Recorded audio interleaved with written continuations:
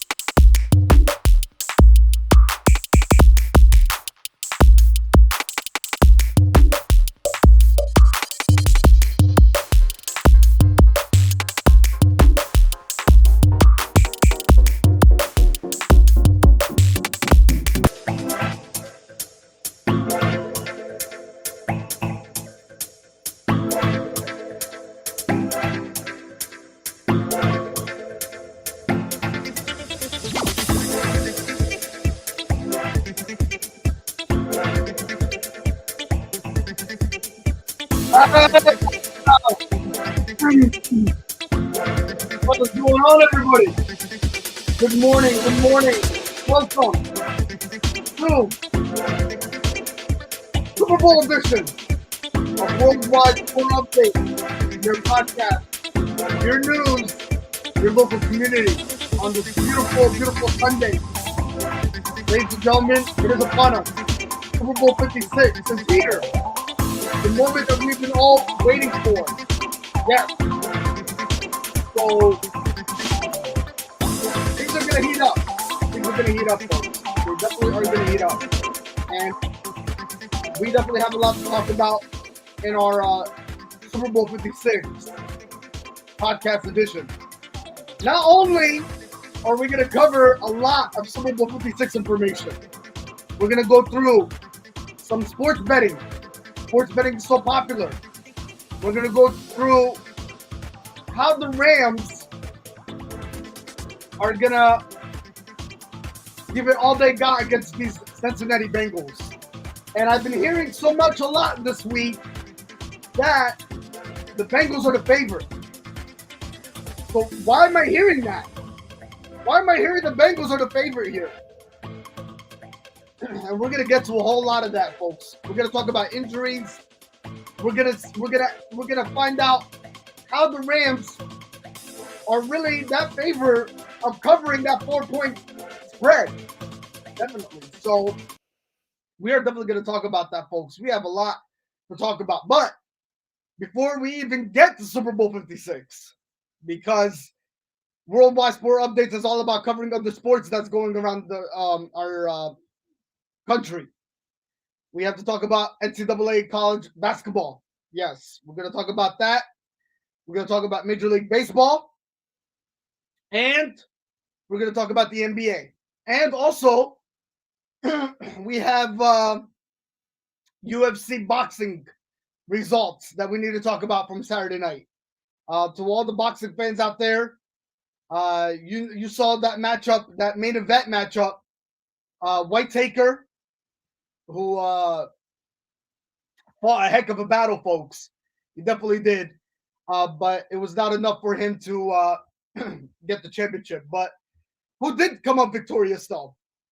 And we have all the latest for that, folks. We'll give you all the latest on everything you need to know here at Worldwide Sport Updates. Excuse me. Your podcast, your news, your local community. First and foremost, happy Super Bowl Sunday to everybody. Also, to everybody out there that's celebrating, to all the couples out there, happy Valentine's Day. Whether you're celebrating today or tomorrow, enjoy it with your loved ones. God bless. And make the most of it. Make the memories of it, though. For sure. All right. So, with that being said, folks, you know that going into today, A lot of people are going to be buying their pizzas, their hoagies, their chips, their buffalo wings, whether they're hot and mild or spicy, whatever you want to call it, barbecue for that matter. Good morning to a viewer that we have this morning. He's saying Joe Burrow is Iceman. He doesn't overreact or underreact, and I hope he gets the chip. All right. Good prediction there. Hopefully it's not a spoiler, but folks, I've been hearing so much. I've been hearing a lot. Why are the Bengals the favorite? Why are people picking the Bengals for that matter? You're talking to a team here that has no Super Bowl experience. None of the players on that roster has Super Bowl experience, folks. But we're going to get to all that, to why. I'm going to break it all down to you with predictions, analysis, also injuries. There's some injuries. There's some players that are coming back. There are some players that they're going to be expected to be out. And also sports betting, folks. Ladies and gentlemen, I'm going to tell you this. This whole past week that I've been watching and going over social media, sports betting is on the rise, folks. It is on the rise. Do you know how many people have sports betting for the Super Bowl? It is amounts of ridiculous. But the good news is that ticket prices for the Super Bowl have been dropping. Yeah, and the reason why is some people are not really fond of the Super Bowl that much. So they think that they're not going to be really expecting a great game out of this. They're really not. So that kind of hurt a little bit of ticket prices here. And not to mention the weather is going to play a big factor too. So ladies and gentlemen, here's what else I heard this past week. That $500 billion stadium, SoFi Stadium, it's a climate stadium, folks. It's a climate built stadium. That means there is no air conditioning and there is no heat in that indoor stadium, folks. Yes, you're not hearing that wrong, folks. There is no heat or air conditioning inside that stadium. It's a climate stadium, folks. A $500 billion stadium. It's a climate orchestrated stadium. But because and you also need to show proof of vaccination. So COVID is also playing a big factor. Thank you for bringing that point up. Yes, folks, COVID is also playing a big factor into this situation. So if you're not vaccinated, you can't watch the game. That's a big blow. That is a big blow. I mean, and talk about how many people put so much money to even attend this game. I mean, you're talking ticket prices of what? Like for one ticket, folks, it is what? Almost $6,000 to almost $10,000. Well, even more. The higher, I mean, the higher you want, the higher you're gonna spend, really. And not to mention, food. If you want to buy food while you're at the game, it plays a big factor as well. So a lot of cards on deck, folks. But the weather is also going to play a big factor too. I mean, I think they are under a heat advisory. Yes, they're under a heat advisory. Temperature by game time, 3:30 Pacific time, folks. Yes, around 25K. Yes, thank you so much. You could have brought it any better than that. It is ridiculous, folks. It is ridiculous. Yeah, ticket prices are outrageous for this. This is not, ladies and gentlemen, this is not like an ordinary regular season game. You're talking about a Super Bowl event here, and it's ridiculous. It's ridiculous. A lot of people are spending their hard-earned money, but then at the same time, COVID is still playing a big, huge factor, even though the masks mandated have been lifted. Yeah, yes, folks, you heard that right. Masks are not required anymore. A lot of states are now uplifting the mask mandate, where you no longer need to wear a mask anymore. But ladies and gentlemen, again, the proof of vaccination still plays a key part into this Super Bowl event going into this afternoon. So again, the game is scheduled for 3:30 p.m. Pacific time, 6:30 p.m. Eastern time. And folks, when you go to the game, the temperature is expected to be anywhere from 85 to almost 90 degrees this afternoon in Los Angeles, folks. They're under a heat advisory. So, again, talk about being indoors with that so much of a crowd. And they got no heat and they got no air conditioning inside that stadium. It's a climate stadium. And it's ridiculous, folks. At the same time, it really is. But a lot is playing on the cards here, and they're going with it. Los Angeles, the city of Los Angeles, is going with it. Unfortunately.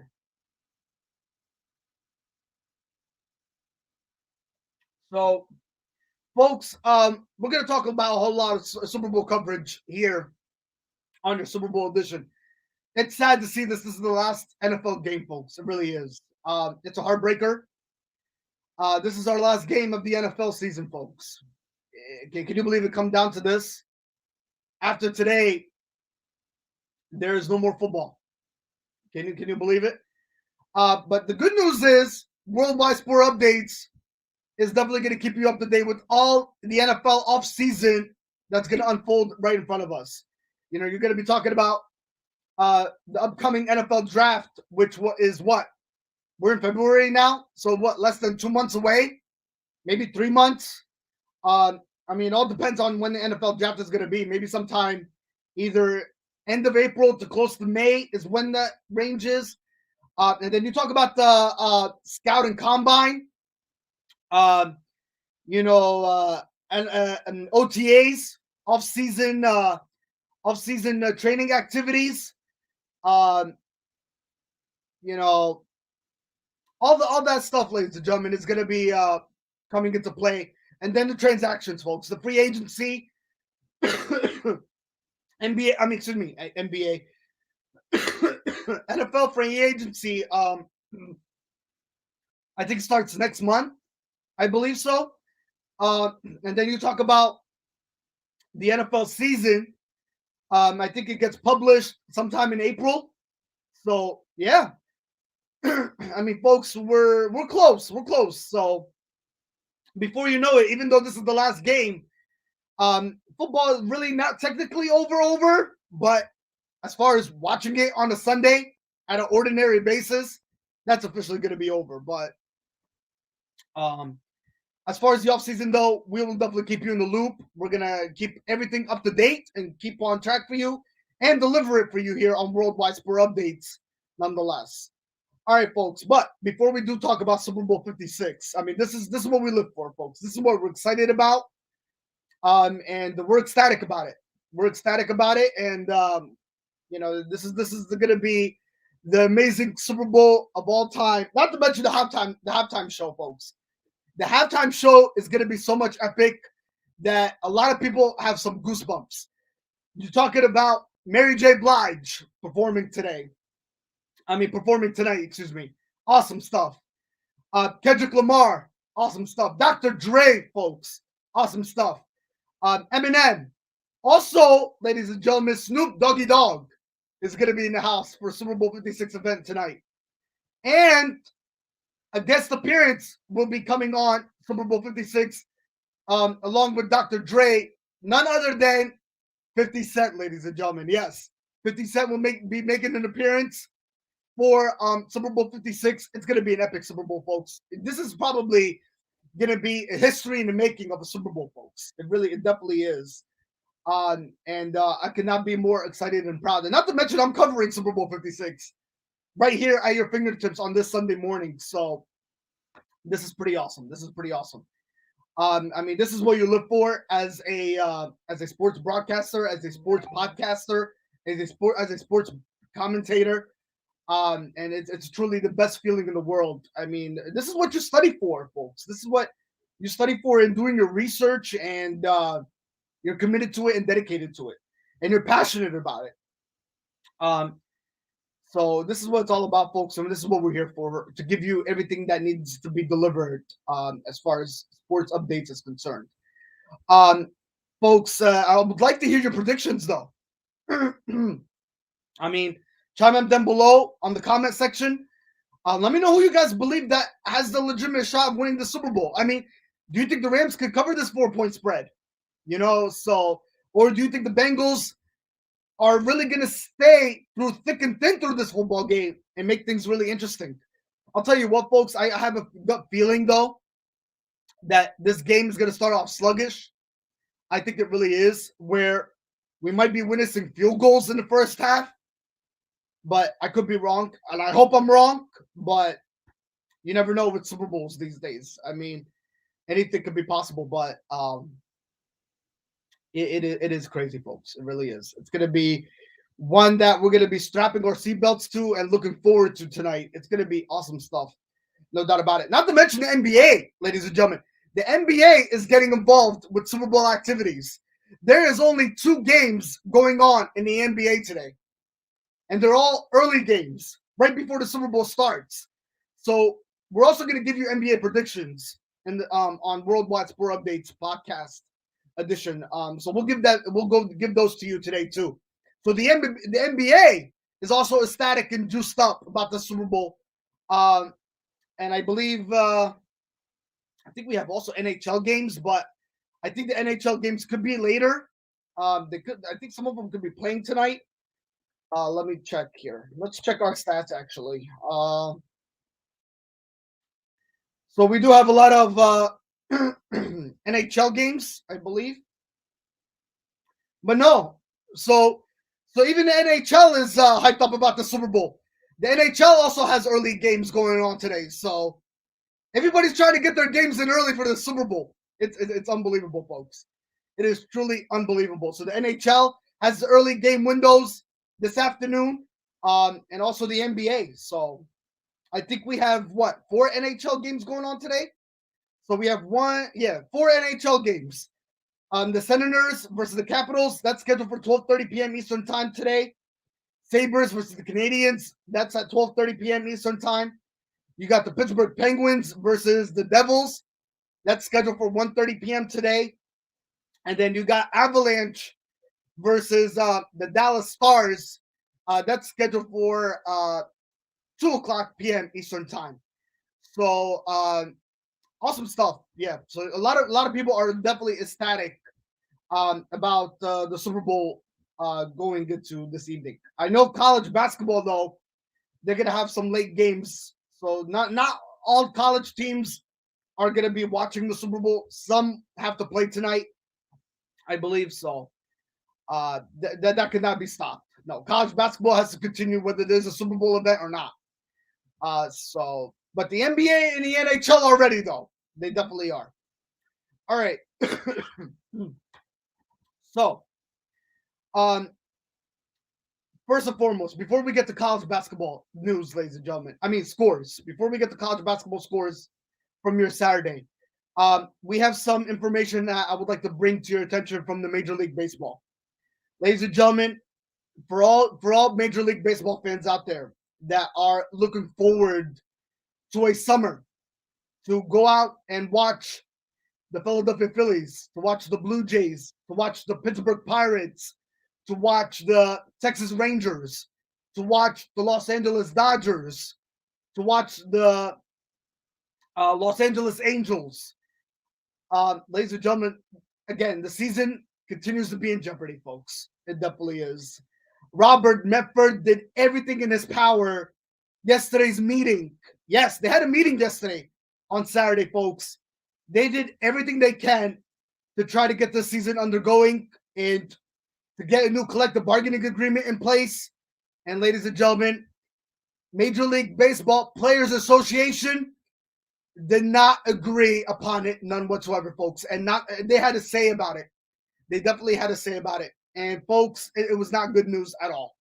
It was not good news at all coming from Major League Baseball Players Association, folks. Robert Medford, folks, at this point, he did everything in his power to make sure the Major League Baseball season has a season, and they did not go along with it, none whatsoever. But the good news is that Major League Baseball, they tried to tweak some tax rules and minimum their salary.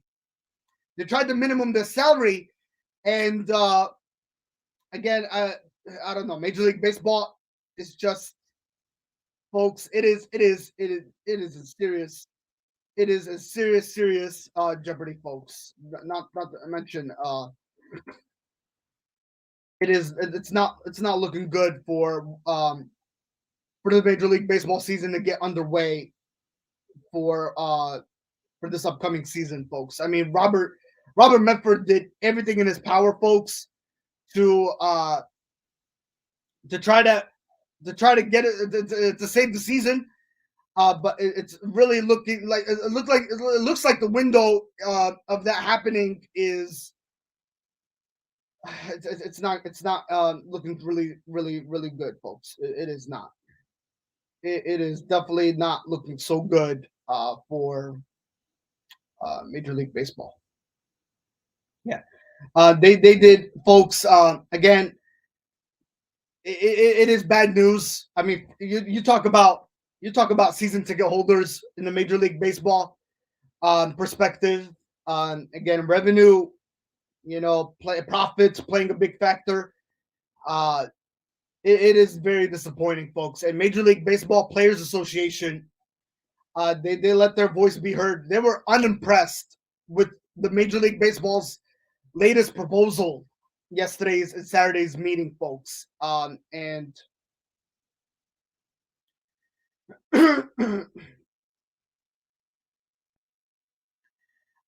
it's and folks, it's very disappointing. It's very disappointing. I mean, not to mention, going into this summer, all you're really gonna witness is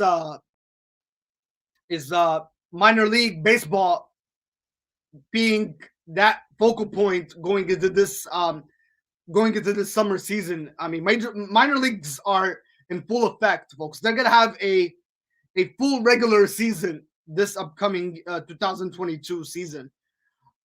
So again, you'll be able to go out and watch all your minor league baseball teams, including the Iron Pigs, for all the local Lehigh Valley community out there, and also the Reading Fighting Phils, not to mention. So they're also the part of the minor leagues.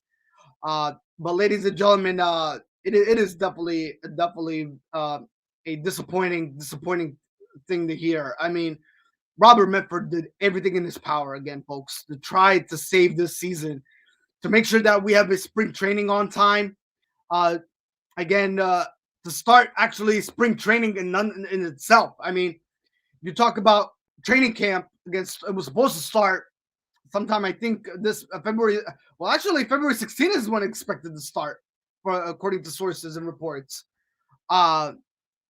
And folks, it's not gonna, again, and to make sure the season's in full swing, it's highly impossible at this point. Yeah, it really is. I mean, you're talking almost halfway point through the month of February closing out, and we're almost going into month of March, where usually spring training happens in the month of March down in Clearwater, Florida, folks. And at this point, it looks like a disappointing season for Major League Baseball and Robert Medford, folks. They just have nothing. They did everything in their power, folks, to try to save their season, and nothing is going in their favor right now. Nothing at all. Nothing is going at this point. At this point, Robert Medford wants to give up because, again, what other options are on the table for Robert Medford to save this season? I mean, he did everything he can, folks. He did everything again. I mean, you talk about going back to the winter meetings in the month of December to the month of January, right after Christmas. Again, the collective bargaining agreement, the old contract, it expired on December 1st at 11:59 p.m. That was the deadline, folks. And it put this Major League Baseball season in total jeopardy, and it continues to be that way as we get closer and closer to spring training and Major League Baseball regular season, which really kicks off in the beginning of April. So it is right now a tight window to even think of a miracle or magically way to how to save this season, folks. But we're gonna keep our eyes and ears open though. If anything that Major League Baseball could definitely do to try to do everything in their power to save to have the season. I mean, again, you're a couple weeks away from the end of February, so there's still a little bit of time, but not so much time. I mean, this is the time to act right now. And at this point, there's just nothing going in Major League Baseball's favor, and it's very disappointing. It really is. It's heartbreaking too. It's heartbreaking that they did everything in their power to try to save the season, and again, nothing was going for them. None whatsoever. All right. So with that being said, we're gonna go over to college basketball, folks. We're gonna go over those scores for you. All right.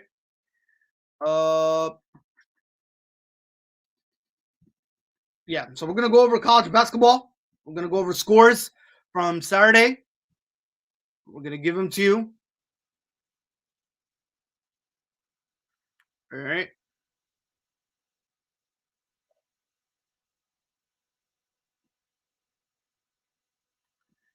All right. So we're gonna give them to you, folks. We had some good games. We definitely had some good games. We had some good games. Okay, I'm hearing my voice here. All right. We had some very good games on your Saturday, folks. All right. And we're gonna go over them. All right. So let's start off, ladies and gentlemen, NCAA college basketball. And we're gonna I'll give all the scores for you. First and foremost, St. Joseph's at Massachusetts. Massachusetts, they beat St. Joseph's 69-67 in your final score.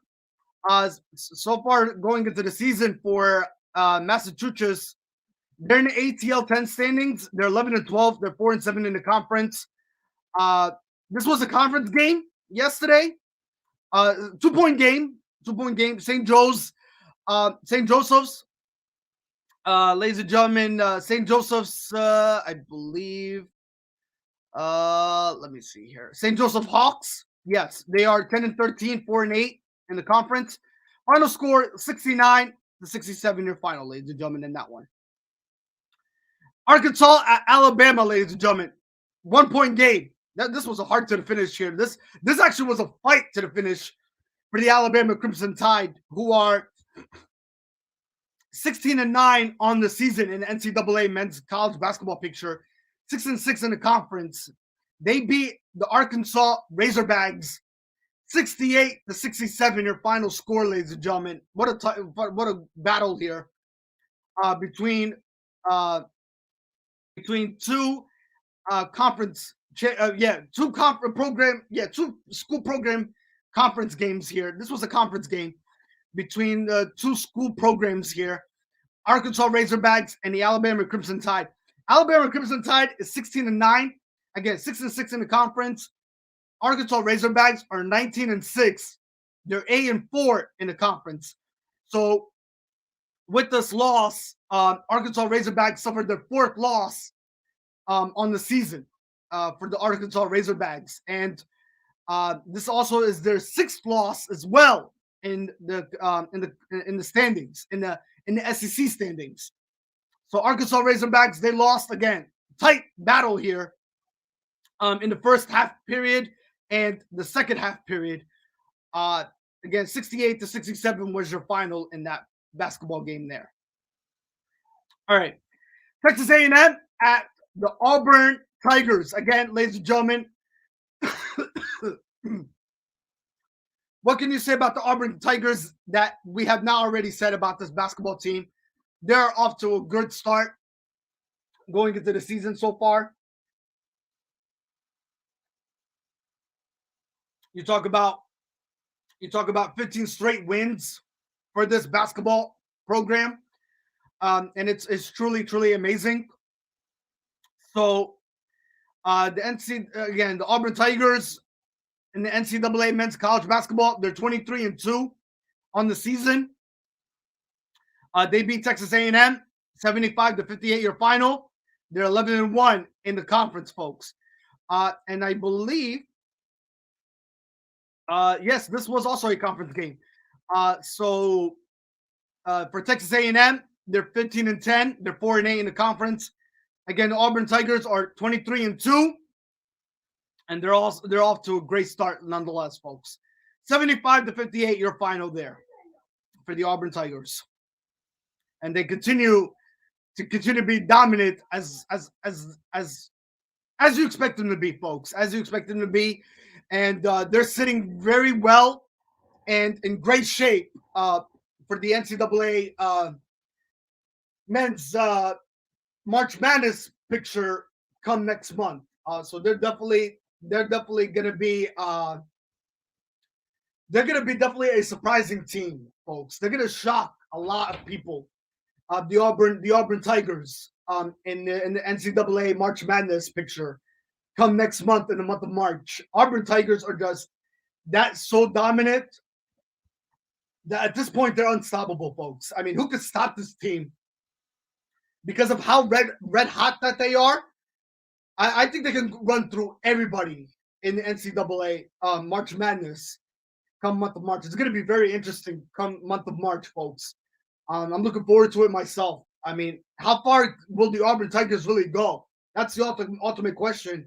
And who could dethrone them? Who could get them out of the picture? That's the thing too. So who will be up? The question is, who will be up for the challenge in knocking off the Auburn Tigers? I mean, you talk about the Baylor Bears, who are still they're going to be the team that's going to be defending their NCAA title that they won last year, and then you got Gonzaga, ladies and gentlemen, the Gonzaga Bulldogs, who are also maybe that could play a key role here in knocking off the Auburn Tigers. I mean, again, you can never take away from the Gonzaga Bulldogs, not to mention the Duke Blue Devils. The Duke Blue Devils could make a run, a huge run, especially with Coach K's final run of the season before he retires after this college basketball season closes out, folks. So Duke Blue Devils, do not sleep on the Duke Blue Devils, folks. They're gonna do everything in their power to make sure that Coach K goes out with a title and with a bang, folks. They're gonna do everything in their power to do that. They definitely are. So they're not gonna disappoint Coach K, and I don't think Coach K in his final season wants to be disappointed either. So things will be very interesting. I mean, again, I don't want to say the NCAA is predictable. Again, what kind of sports is not predictable nowadays, right? So we shall see, though. But again, ladies and gentlemen, when it comes to sports, people look for any type of story. Yeah, they look for any type of story and they go after it, folks. They definitely do. When they look for a story, the story is there for the taking, and they go after it. They go after it, believe it or not. So, they don't want to disappoint Coach K, and I have a feeling, Duke Devils are going to be knocking on the door whether people like it or not. So, I think that's the way it is, right? Yeah, that's the way it is. All right. So Auburn Tigers again, they beat Texas A&M 75-58 your final. All right, Texas. The Texas Longhorns. They lost to Baylor Bears. So speaking of the Baylor Bears, they also lost their man yesterday too. Somebody went out with an injury during the game from the Baylor Bears. Disappointing blow for the Baylor Bears. And losing their guy yesterday in that basketball matchup. It was definitely a big blow for the Baylor Bears. ladies and gentlemen, that they had to lose their guy. But unfortunately, they did pick up a victory though. Final score was 80-63. The Baylor Bears are 21-4 in the Big 12 standings, 9-3 in the conference. And for Texas, ladies and gentlemen, well, they're 18-7. They just suffered their 7th loss in the Big 12 standings, and they suffered their 5th loss in the conference as well. They're 7-5 in the conference for the Texas Longhorns. Again, for the Baylor Bears, they picked up their 9th win in the conference. They're 9-3, and they're 21-4 on the season. So 80-63 was your final for the Baylor Bears, folks. All right. Now, the question is going to be looming for the Baylor Bears. How much that injury is going to play a big factor for the Baylor Bears, that they lost their guy due to an injury yesterday.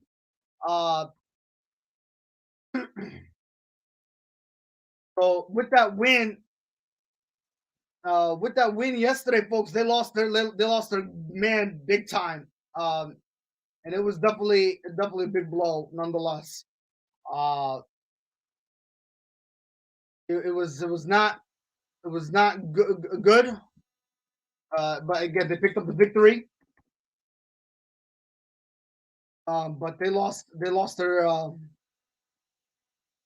their man for sure. The question is now, how long will he be out for? Is the injury serious? Again, we shall wait and see. But again, our thoughts and prayers definitely go out to Jonathan, though. Jonathan is the player that got hurt for the Baylor Bears basketball team against the Texas Longhorns after the Baylor Bears beat them 80-63. Again, was the final score there. So again, our thoughts and prayers go out to Jonathan. And again, the question looms now: how serious is that injury, and how's it going to affect them going into the NCAA March Madness going into next month too? So that's a major blow. That's a major blow for the Baylor Bears basketball team. So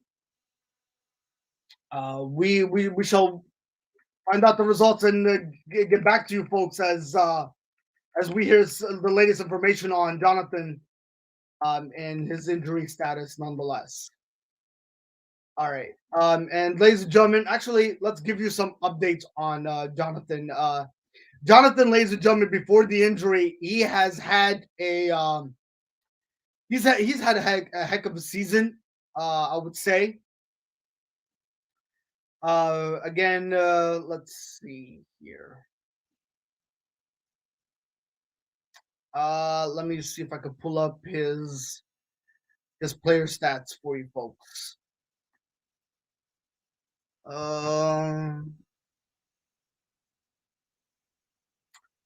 Trying to pull up his stats for you folks. Give me 1 second here.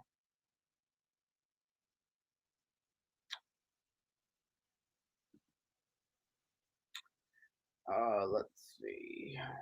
Okay, this is not the guy we're looking for. Okay, this is not the guy we're looking for. Is this the guy we're looking for?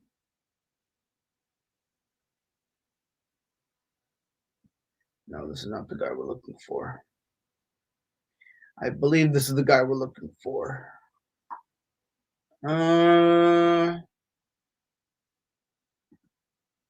Maybe this is the guy we're looking for. All right, let's see. Yes.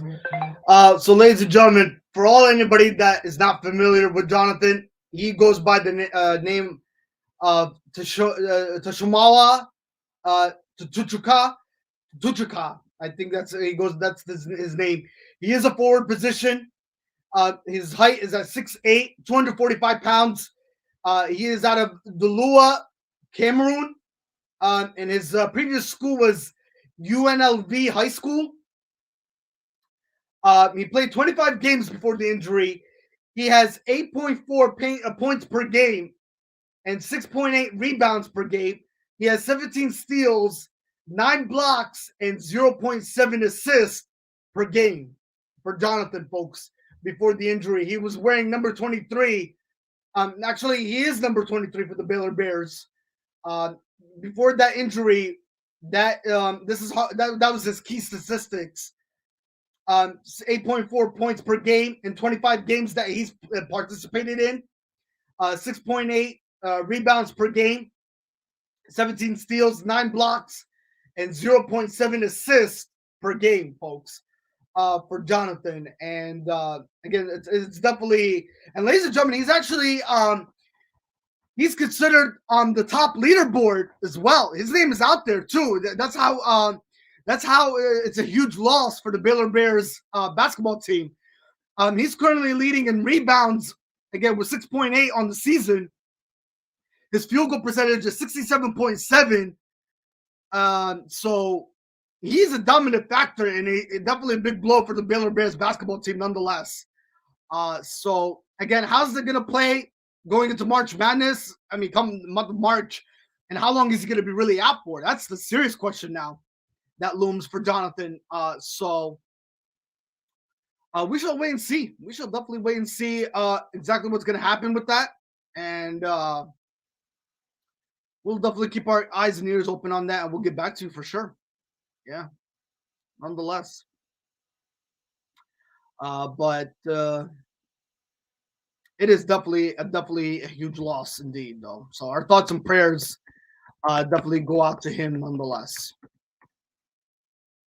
All right, let's continue, folks. Creighton at Georgetown. Ladies and gentlemen, for that one, Creighton, they beat Georgetown 80-66 was your final score there. Lafayette at Lehigh. Lafayette, they beat Lehigh 73-69, your final score there. American U at Boston U. Boston U, they beat American U 85-67, your final.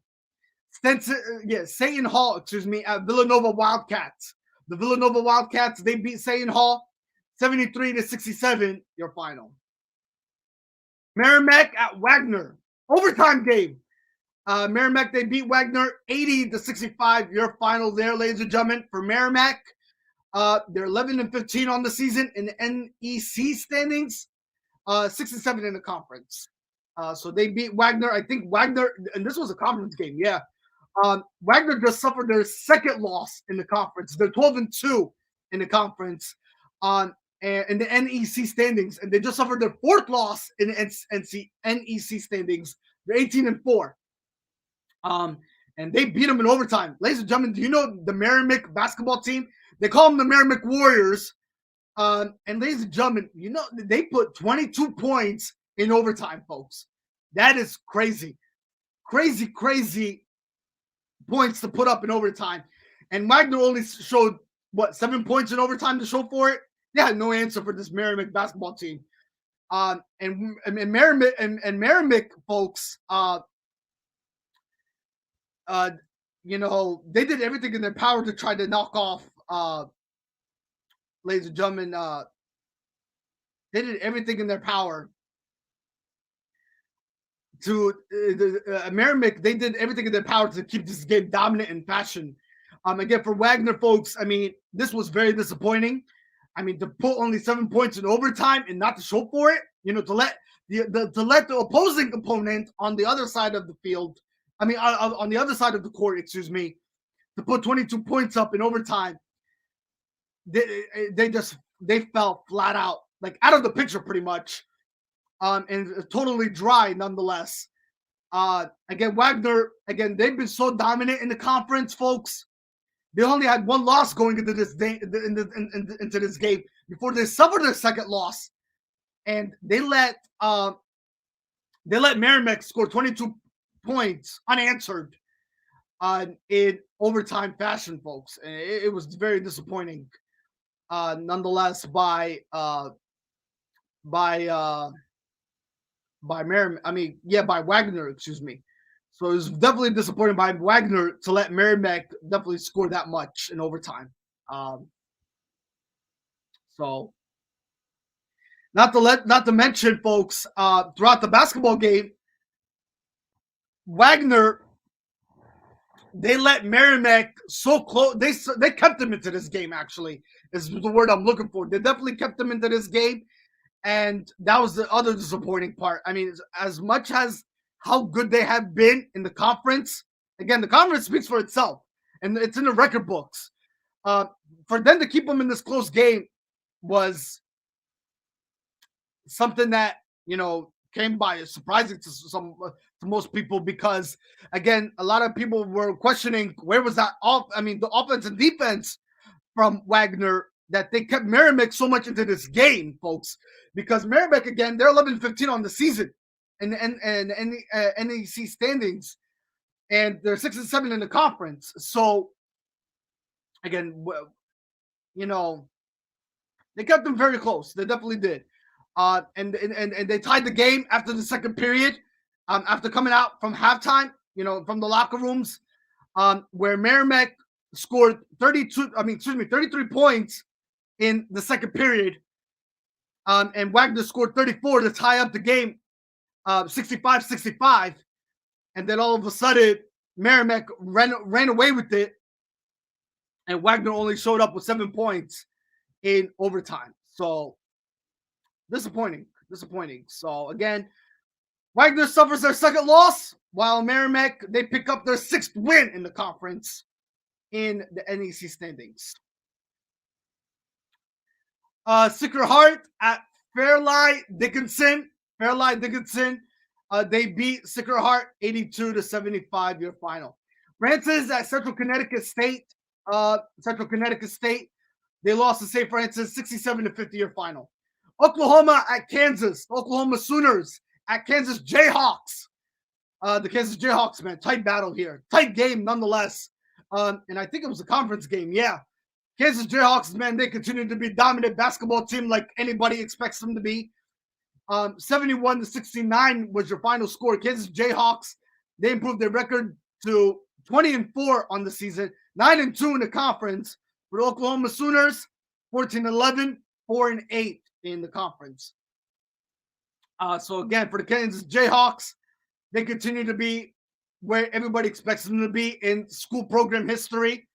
And they're much in the driving seat to punch their ticket to the NCAA March Madness come next month, along with the Baylor Bears. They're in the Big 12. The Kansas Jayhawks are also in the Big 12 standings. They're actually in first place in the Big 12 standings. So Baylor Bears are right behind them at 21-4, but the Kansas Jayhawks are 20-4. They have the best record right now in the Big 12 standings, and they're the best team right now out there. So they're proving it to the whole world, nonetheless, in school program history. So they're in the driving seat, though, for the March Madness next month. So we will see how far, for sure, the Kansas Jayhawks will continue to ride the ship and see, especially to prove to the whole world how dominant of a basketball team that they truly are. Come, especially where it really matters. I mean, again, everybody can punch their ticket to the NCAA March Madness, folks. But where it matters the most is how truly good of a basketball team that you are when you go up against contenders and championship caliber teams.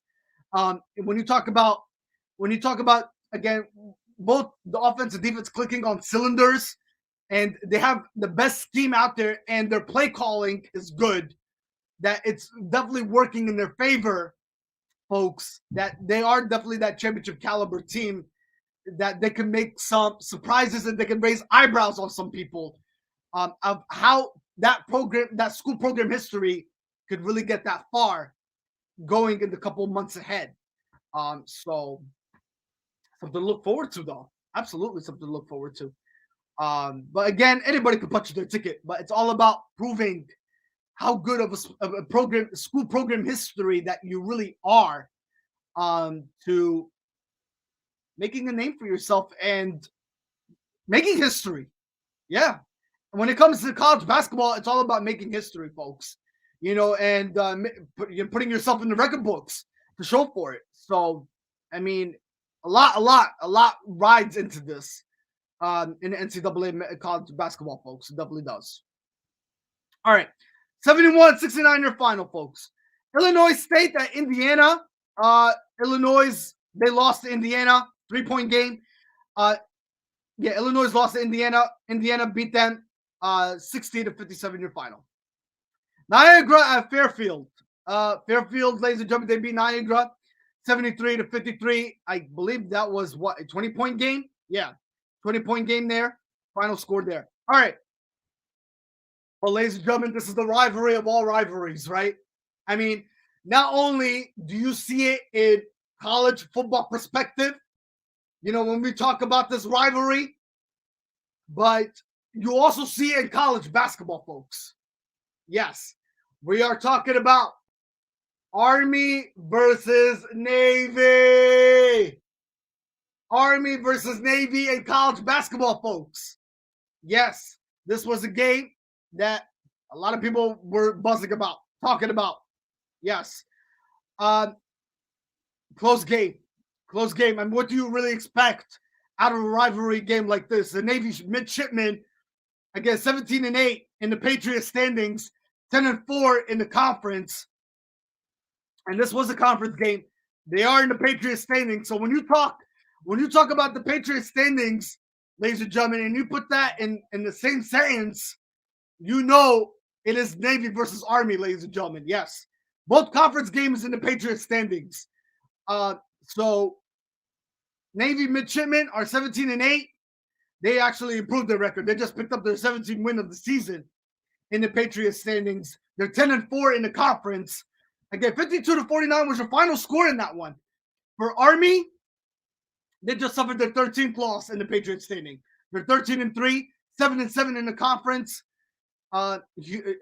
So our Army had nothing to really for this basketball team. Navy midshipmen, they continue to ride the co-shipment of all shipments.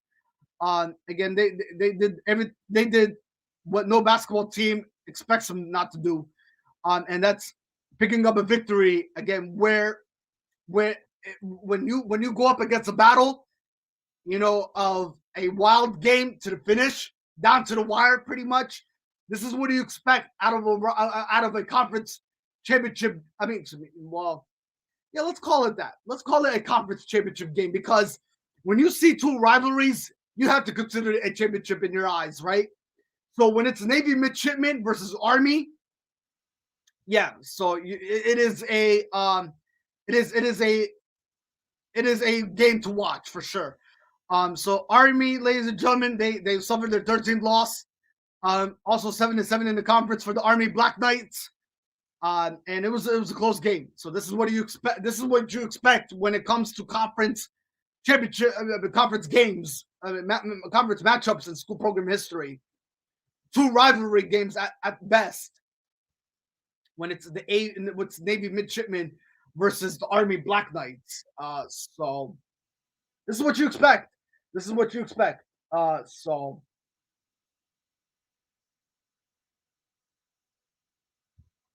Yeah, that's what it was all about. That is what it was all about, folks. Oh, by the way, has anybody seen my Super Bowl cup? Look at this. Super Bowl 56, huh?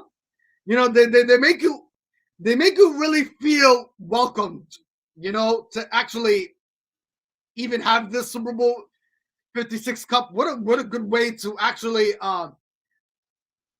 promote Super Bowl 56, right? To have your own cup. This is truly awesome. Not to mention I have my cinnamon coffee in there too. Oh, it's not.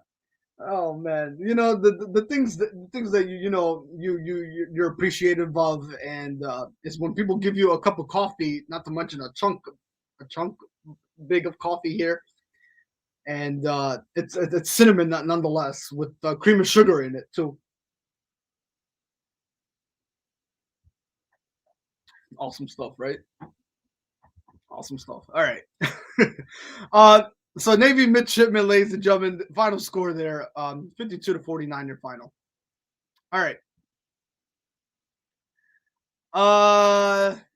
Let's see.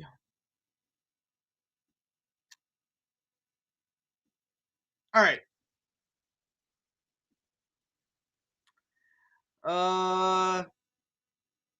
Okay, so 52-49 your final. Northern Arizona at Montana State. Close game there. Montana State, they beat Northern Arizona 72-70 your final. Charleston Southern at Gardner-Webb. Gardner-Webb, they beat Charleston Southern 82-65 your final. Bryant at LIU. LIU, they beat Bryant 99 to 88 your final. Ball State at Buffalo. Buffalo, they beat Ball State 80-74 your final score there. South Carolina at Georgia. South Carolina, ladies and gentlemen, they beat Georgia 80-68 your final. Chattanooga at Furman. Chattanooga, they beat Furman 64-58 your final score, ladies and gentlemen. George Washington at Dayton. Dayton, they beat George Washington 80-54 your final score there. Davidson at Rhode Island. Rhode Island, they beat Davidson 72-65 your final. Northeastern at Drexel.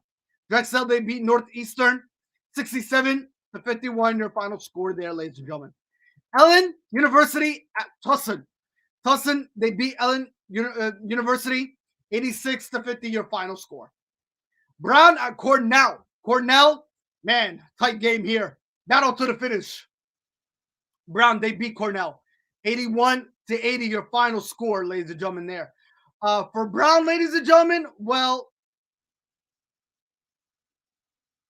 I believe they're 12-13 in the Ivy League standings, 4-6 in the conference. And for Cornell, they're 13-8. They're 5-5 in the conference. The only team that is doing so good right now with a winning record in the Ivy League standings is Yale. Yeah. And we are talking about Yale University here, who's 14-9. They're 8-1 in the conference. That's the Yale Bulldogs. So they're doing pretty good so far into the season in the Ivy League standings. So we don't really talk much about the Ivy League unless, somebody's doing very good in that league. And so far, the Yale Bulldogs are doing so well. So good to see there. But for Brown, ladies and gentlemen, they beat Cornell 81 again to 80 your final. All right. New Hampshire at Binghamton. New Hampshire, they beat Binghamton 69-60 your final. West Virginia at Oklahoma State. Oklahoma State, they beat West Virginia 81-58 your final. Rutgers at Wisconsin Badgers. Rutgers, they beat Wisconsin Badgers 73-65 your final. Georgia Southern at Coastal Carolina. Coastal Carolina, they beat Georgia Southern 79-58 your final. Florida State at North Carolina. North Carolina, they beat Florida State 94-74 your final, ladies and gentlemen. That one was a 20-point game deficit there. North Carolina took Florida State by trenches. I'll tell you that. For North Carolina State, however, this was a conference game. Yes, it was. North Carolina improved their record to 18-7 on the season in the ACC standings. They're 10-4 in the conference. For Florida State, they fall to 13-11, 6-8 in the conference for the North Carolina Tar Heels. For the Florida State Seminoles. So Florida State Seminoles are 13-11. For the North Carolina Tar Heels, they're 18-7, 10-4 in the conference. Again, final score, ladies and gentlemen, 94-74. Yale at Columbia. Yale beat Columbia 84-59, your final. Hartford at Pennsylvania. Pennsylvania, they beat Hartford 82-74, your final score there. North Carolina Central at Morgan State. North Carolina Central beat Morgan State 74-64. 10-point deficit there. Your final score there, ladies and gentlemen. All right. Temple at Tulane. Tulane, they beat Temple Owls in overtime. So the Tulane Green Waves, 92-83, your final score there against the Temple Owls. All right. Holy Cross at Bucknell. Bucknell, they lost to Holy Cross 78-72, your final. Texas State at UL Monroe. Texas State, they beat UL Monroe 63-54, your final. Texas Arlington, yes. Texas Arlington at UL Lafayette. UL Lafayette, they went overtime, ladies and gentlemen, against Texas Arlington. Texas Arlington, they beat UL Lafayette in overtime, 80-77, your final score, 3-point game there. Let's give out the standings here for that basketball game. I think that was a conference game too, wasn't it?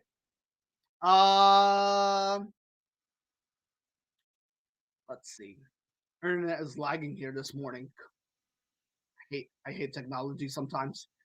All right, for the Texas Arlington Mavericks, ladies and gentlemen, 10-14 on the season, 6-7 in the conference. For UL Lafayette, ladies and gentlemen, they're 10-13, 5-8 in the conference. So UL Lafayette, disappointing loss, but they did everything in their power. Again, fight to the finish. But again, 3-point game there. Texas Arlington beat them 80-77 your final. North Dakota and Western Illinois. Western Illinois, they beat North Dakota 70-68 your final. IUPUI at Cleveland State. Cleveland State, they beat IUPUI 83-45 your final. Miami, Florida at Wake Forest. Miami, Florida, they beat Wake Forest 76-72 your final. North Carolina State at Pittsburgh Panthers. Pittsburgh Panthers, they beat North Carolina State 71-69 your final. Actually, for the Pittsburgh Panthers right now, ladies and gentlemen, well, they're at the bottom of the barrel, 10-16, 5-10 in the ACC standings. For North Carolina State, they're also at the bottom of the barrel, 10-16, 3-12 in the conference, but they fought hard in this conference game, 71-69. But again, their records have nothing to show for it in the ACC standings, and their conference record does not either. But for North Carolina State, though, for Pittsburgh Panthers, though, they did pick up their 5th win in the conference. For North Carolina State, this is their 12th loss in the conference. But for Pittsburgh Panthers, they picked up the victory, 71-69, your final score there. All right. Sam Houston State at Chicago State. Sam Houston, they beat Chicago State 72-59, your final. North Texas at Rice. North Texas, they beat Rice 67-44, your final. Memphis at Houston. Cougars. For the Houston Cougars, they lost 10 points against the Memphis Tigers. For the Memphis Tigers, again, 69-59, 10-point game. For the Memphis Tigers, ladies and gentlemen, they're 14-8 in the American Athletic standings, 8-4 in the conference. For the Houston Cougars, this is their 4th loss in the American Athletic standings, 9-2 in the conference. They also suffered their 2nd loss in the conference and 4th loss in the American Athletic standings. 10-point game there. So final score, 69-59, your final, ladies and gentlemen, for the Memphis Tigers. And this was an upset, too. It's shocking to see the Memphis Tigers pick up this victory against the Houston Cougars, who've been on an incredible run as of late. To get this loss was a very, very disappointing fashion, nonetheless. And Memphis definitely ran away with it. Again, they put up 41 points in the second period after halftime against the Houston Cougars. Houston Cougars only put up 28. So, yeah, they had nothing to show for it. Nonetheless. All right. North Carolina State. Actually, did we go over that game? I believe we did. Okay, so all right.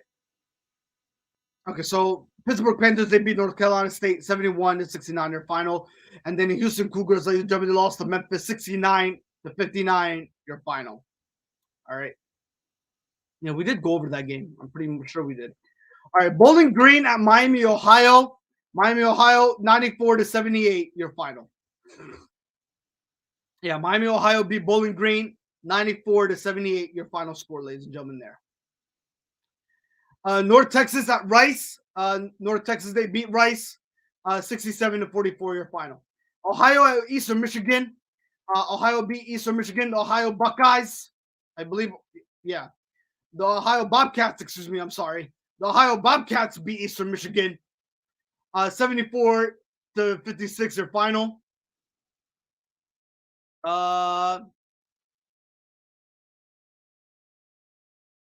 Yeah. So Ohio Bobcats, they beat Eastern Michigan 74-56. Your final score there. For Ohio Bobcats, they're 21-4 in the MAC standings, 12-2 in the conference.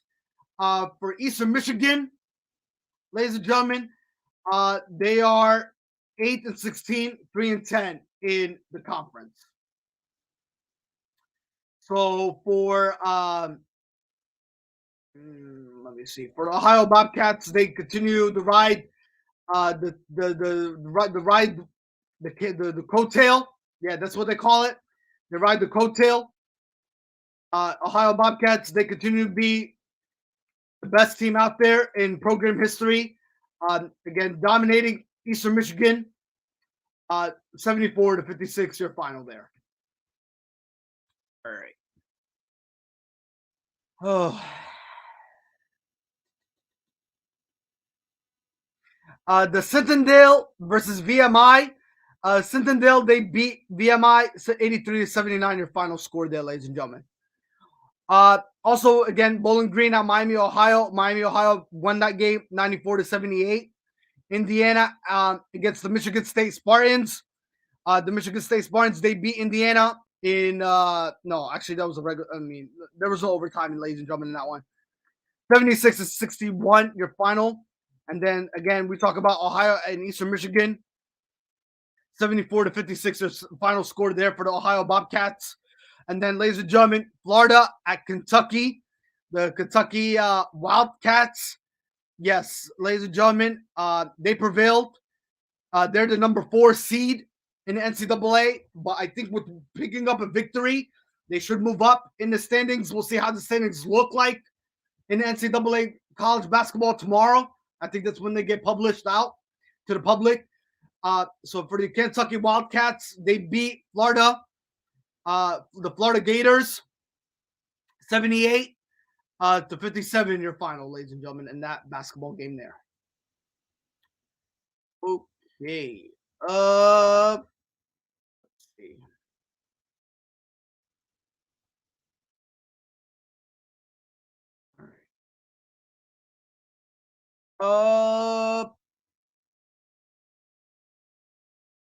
Yeah, so 70 so yeah, 78-57 your final, folks. All right. South Carolina State, Coppin State. Coppin State, ladies and gentlemen, they lost to South Carolina 66-58 your final. Texas Christian at Texas Tech. Texas Tech, they beat Texas Christian 82-69. Your final score there, ladies and gentlemen. All right.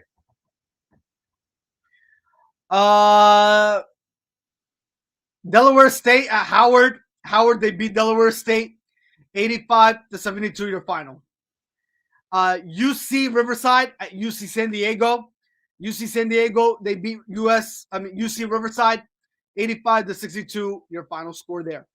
Maury State at Morehead State. Maury State, they beat Morehead State 57-53 your final in that one. Southern Utah at Sacramento State. Southern Utah, they beat Sacramento State 83-57 your final, ladies and gentlemen, in that basketball game there.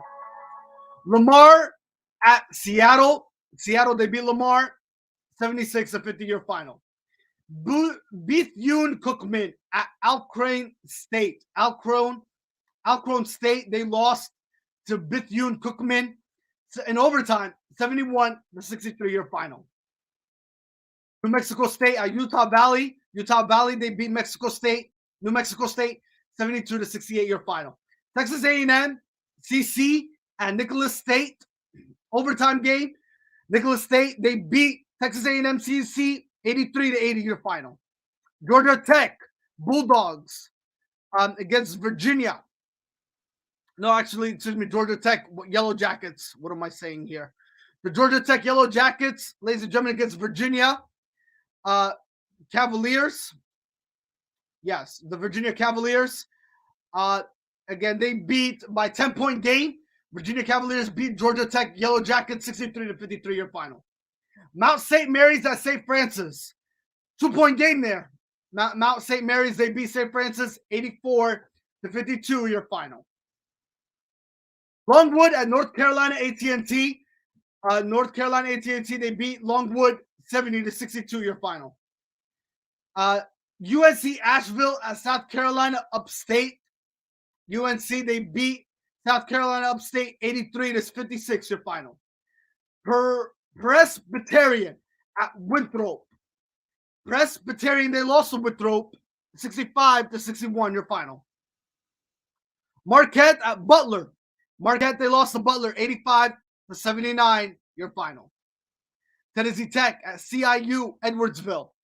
Edwardsville, they beat Tennessee Tech 61-60 your final. Tennessee Martin at Eastern Illinois.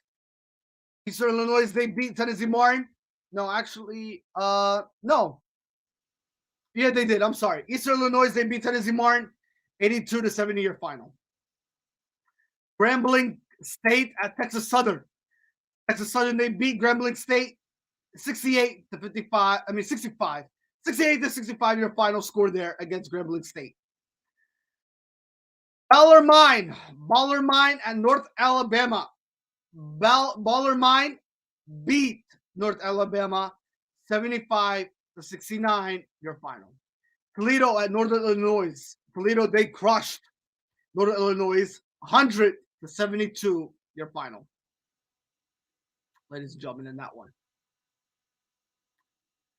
All right.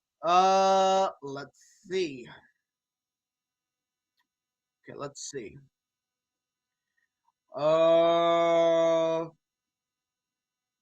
Yeah. All right. Eastern Kentucky at Lipscomb. That's what they call them, I believe. Lipscomb.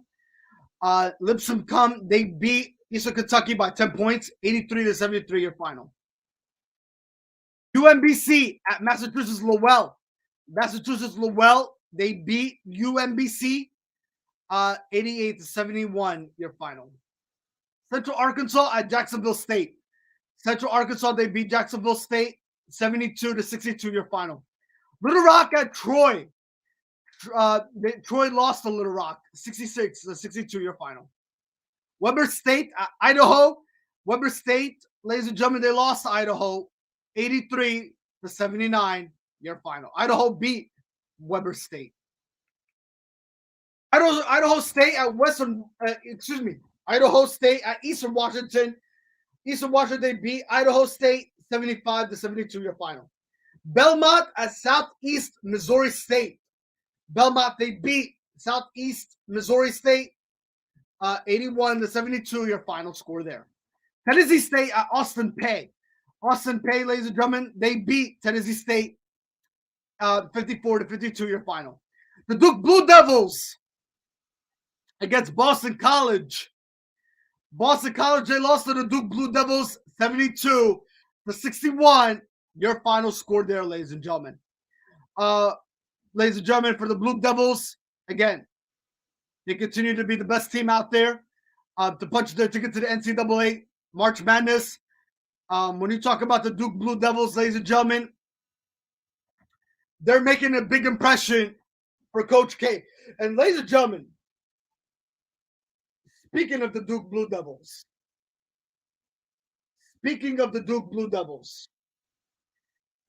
congratulations to Coach K on picking up 1,118 wins. Ladies and gentlemen, that is so impressive by Coach K. Yeah, picking up that victory and picking up 1,118 118 wins, ladies and gentlemen. Very, very impressive by Coach K, nonetheless.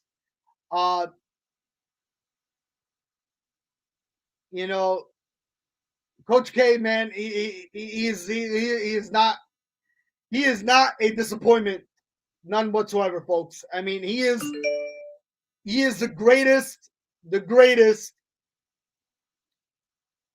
head coach of all time in Duke Blue Devils program history.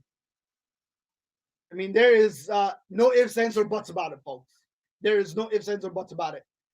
So again, congratulations to that school program history and for Coach K on picking up 1,118 total wins in program history, folks. What a great way.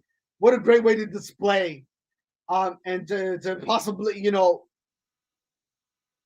go out. I mean, once the season's over for him to announce his retirement. I mean, and you know what? This is not the end. He's going to continue progressing and keep winning. Before the season ends, right? So, nonetheless, 1,118 is very, very impressive for Coach K. Nonetheless, I mean, the greatest of all time head coach in school program history. So, with that being said, let's talk about the Duke Blue Devils and how they are so good right now. Again, they beat the Boston College basketball team 72-61. They're 21-4 in the ACC standings, 11-3 in the conference. And let's give out some shout outs, ladies and gentlemen, to your team leaders. Paulo Benchero, currently leading is your team leader with 17.0 points in the season. Wendell Moore Jr., currently leading in assists with 4.0 assists on the season. Benchero, currently leading in rebounds with 8.7 rebounds. Also, ladies and gentlemen, Mark Williams, field goal percentage, 71.6. And then you have Keels, Travis, ladies and gentlemen, Trevor Keels, excuse me. Trevor Keels, currently leading in 1.5 steals. And then Mark Williams, currently leading in 3.0 blocks in the season, folks, for the Duke Blue Devils. This team is on a hot run going into the season so far for the Duke Blue Devils. And they're doing everything in their power, folks, to give a good impression, to give a good impression to Coach K, ladies and gentlemen, as he picked up 1,118 wins in college basketball program history, folks. That is truly tremendous. Truly tremendous, nonetheless.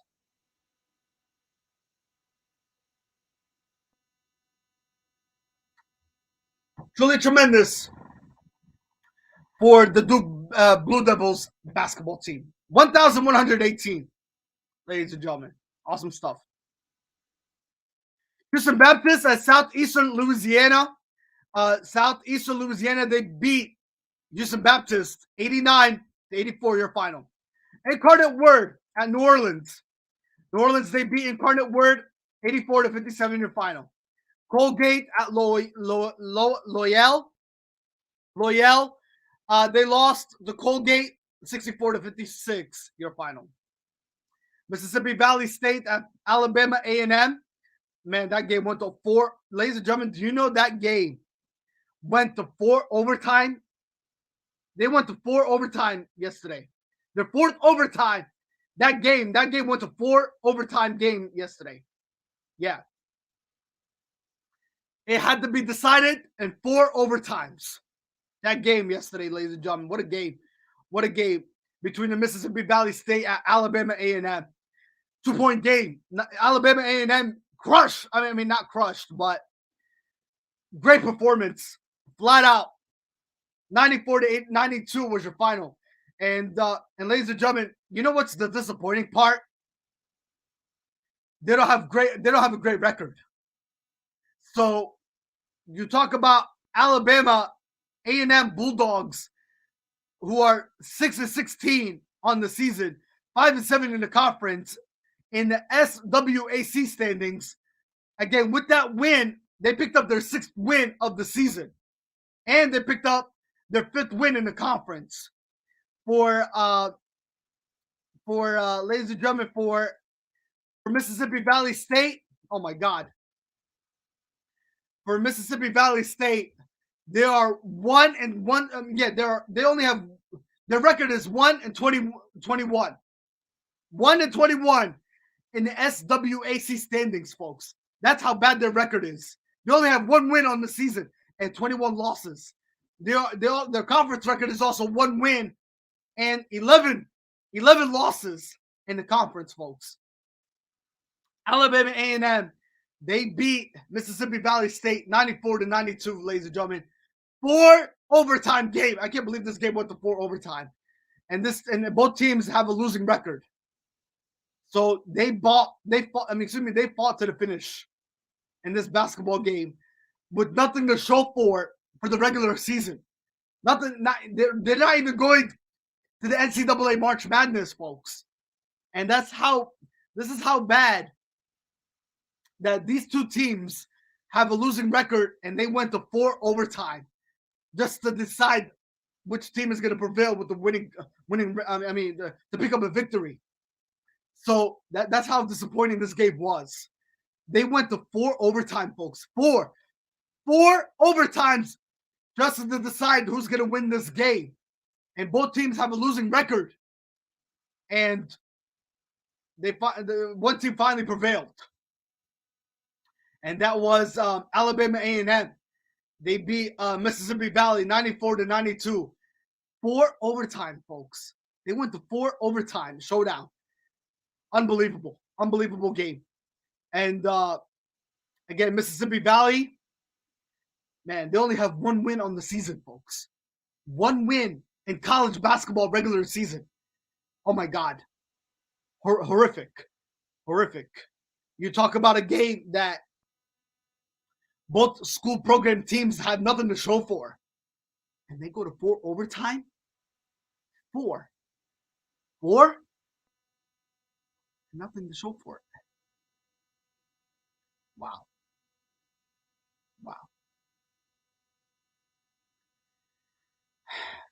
94-92 is your final, folks. All right. Nebraska Omaha at South Dakota State. South Dakota State, ladies and gentlemen, they beat Nebraska Omaha 82-61, your final. Fordham at the Duskin.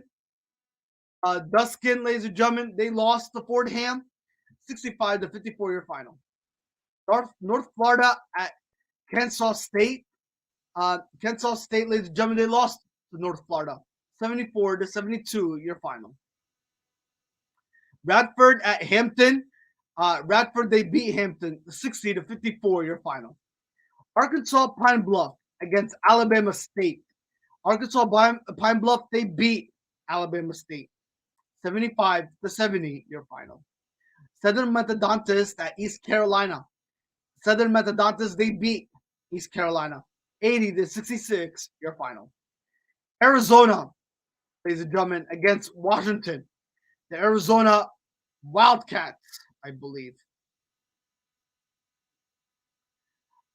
Yes, the Arizona Wildcats, ladies and gentlemen, they prevailed 92-68, your final against Washington. Maryland Eastern Shore at Norfolk State. Norfolk State, ladies and gentlemen, they beat Maryland Eastern Shore 70-63, your final. Campbell at High Point. Campbell, they beat High Point 60-42, your final. San Francisco at Santa Clara. San Francisco, they beat Santa Clara 74-58, your final score. Liberty at Jacksonville. Jacksonville, they beat Liberty 73-69, your final. Syracuse at Virginia Tech. Virginia Tech, they beat Syracuse 71-59, your final. Ohio State. Yes, the Ohio State Buckeyes. Ladies and gentlemen, they lost to the Michigan Wolverines.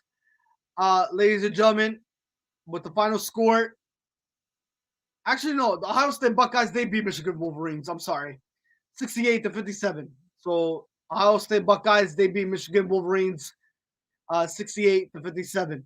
For the Ohio State Buckeyes, they are 15-6 in the Big Ten standings, 8-4 in the conference. For the Michigan Wolverines, 13-10, 7-6 in the conference, ladies and gentlemen. So congratulations to the Ohio State Buckeyes in that one.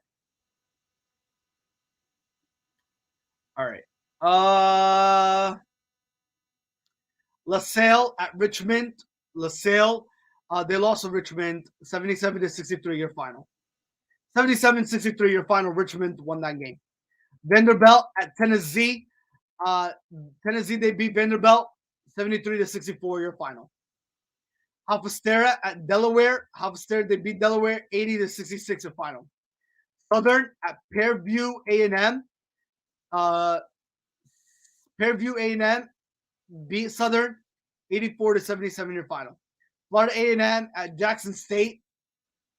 Jackson State beat Florida A&M 60-56 your final. DePaul at Providence, overtime game. Providence, they beat DePaul 76-73 your final. Notre Dame Fighting Irish against the Clemson Tigers. Notre Dame Fighting Irish, they beat Clemson Tigers 76-61 your final. Central Michigan against Western Michigan. Western Michigan, they beat Central Michigan 77-63 your final score there. Charleston against UNC Wilmington. UNC Wilmington beat Charleston 85-79 your final. Western Carolina at Wofford. Wofford, they beat Western Carolina 69-57 your final. Kansas at Merced. Merced, they beat Kansas 71-70 your final. Arkansas State against South Alabama. South Alabama, they beat Arkansas State 70-51 your final. Illinois Chicago at Purdue Fort Wayne.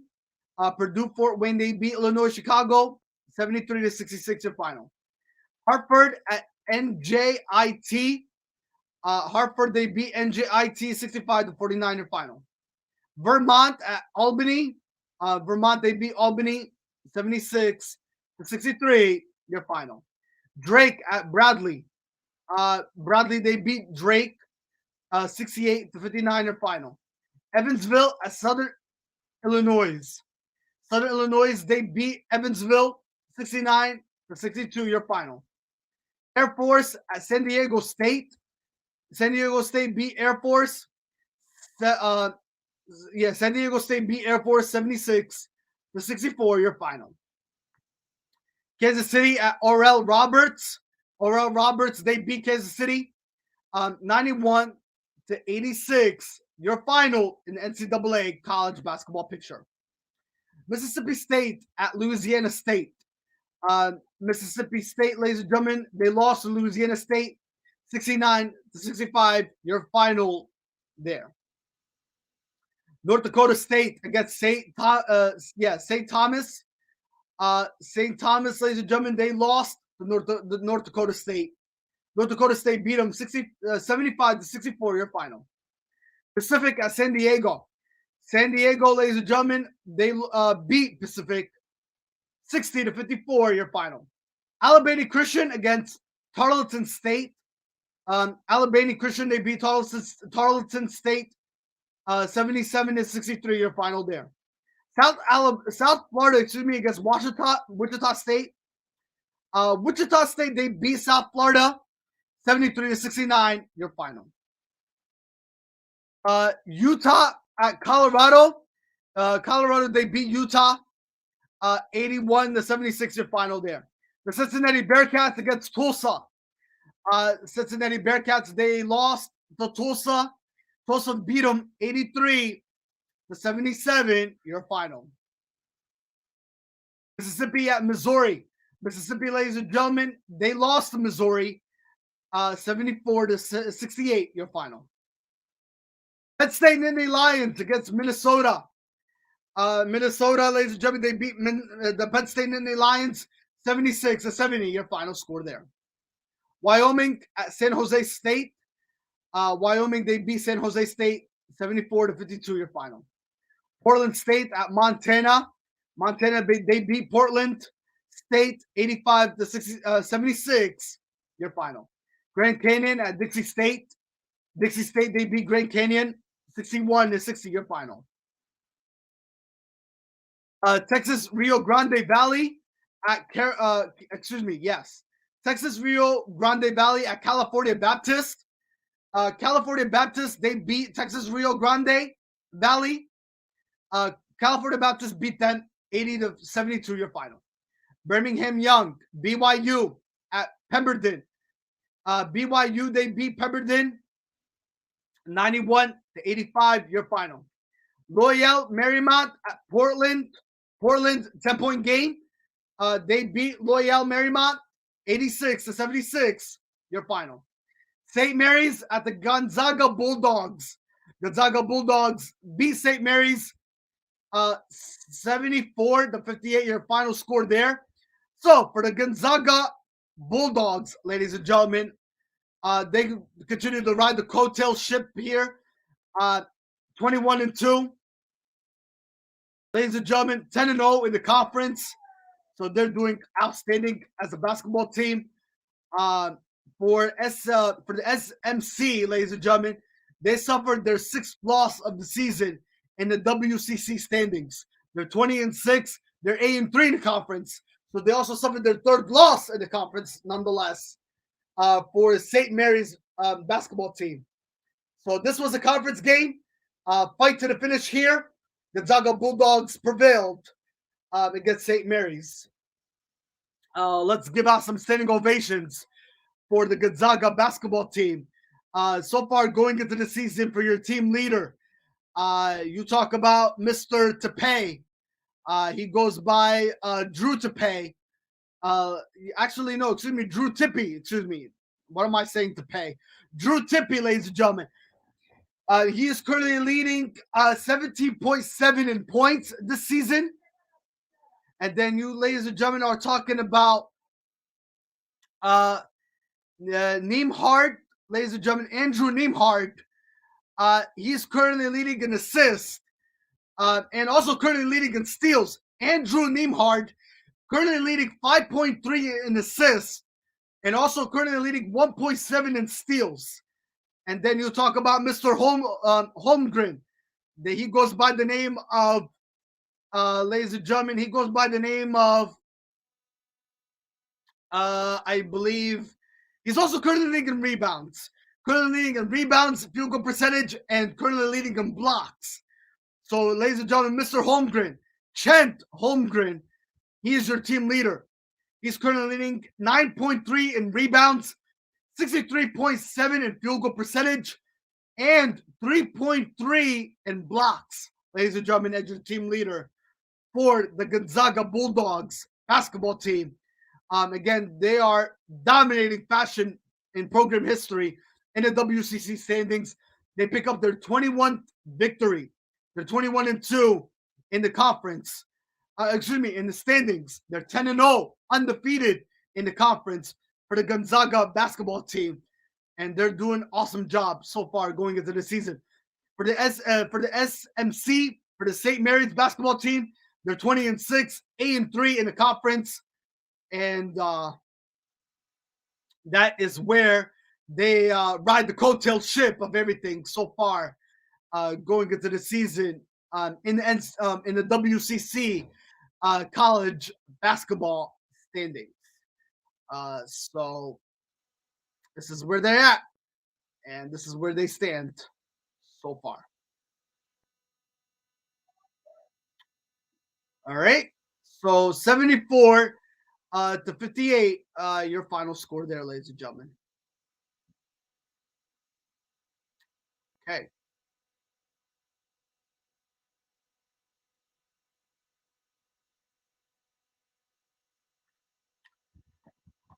All right.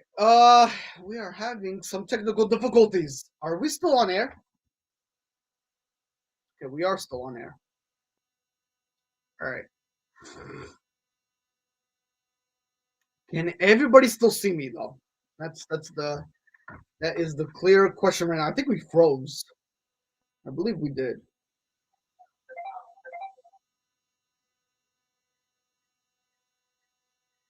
Let me see here. What's going on?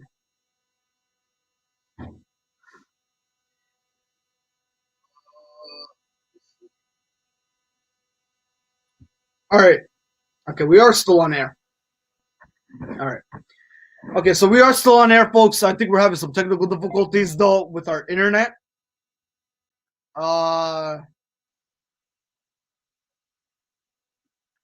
So bear with us here. Yeah, we're having some technical difficulties.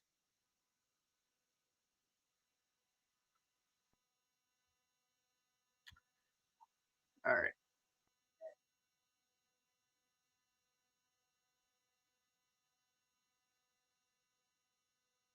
All right. Let me see here what we could do. Okay. All right. Bear with us, folks. We're cutting off a little bit. Unless for anybody out there, can you guys still see us on air? Because we are having some technical difficulties, I believe. Yeah, we're having some software issues, apparently. All right. Let's see. Now let's see what's going on here. All right. Folks, we're gonna take a commercial break. We're gonna see what's going on here. Because as of right now, we are going through technical difficulties with the internet. We are definitely having trouble as it is.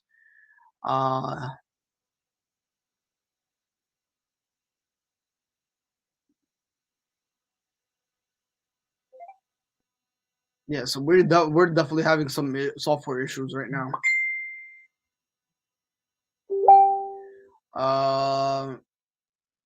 Let's see here.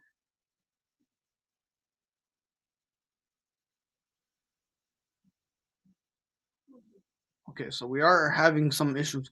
For anybody out there that, if anybody's actually tuning in, can you guys please let us know if you see us on air?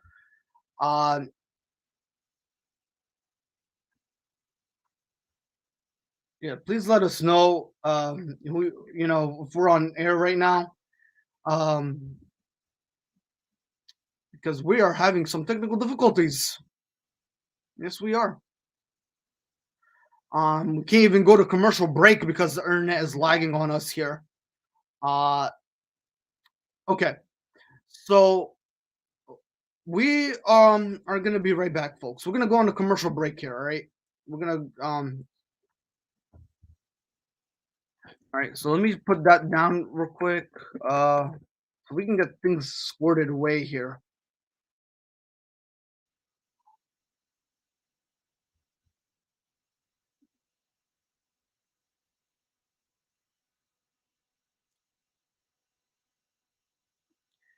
All right, yeah, we're having some technical issues. We keep cutting off. The internet is lagging on our end right now,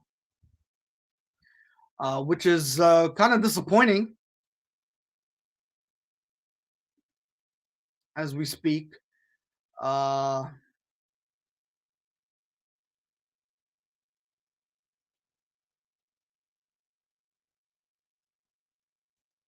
internet is really lagging on us. All right.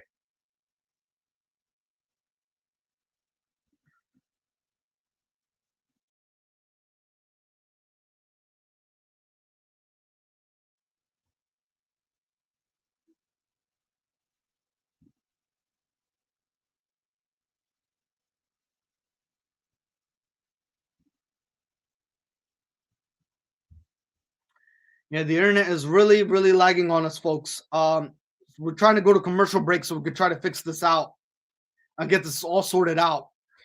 So bear with us, folks. We're trying to get back on the air here. Unless everybody can see me on my end, please let me know. Again, we're lagging big time right now. And it's very, very disappointing. I don't know if we're still on air. Um, so it's kind of bothering me right now. Because the internet is really, really lagging on our end. So we are gonna go to commercial break. We're gonna definitely go to commercial break here.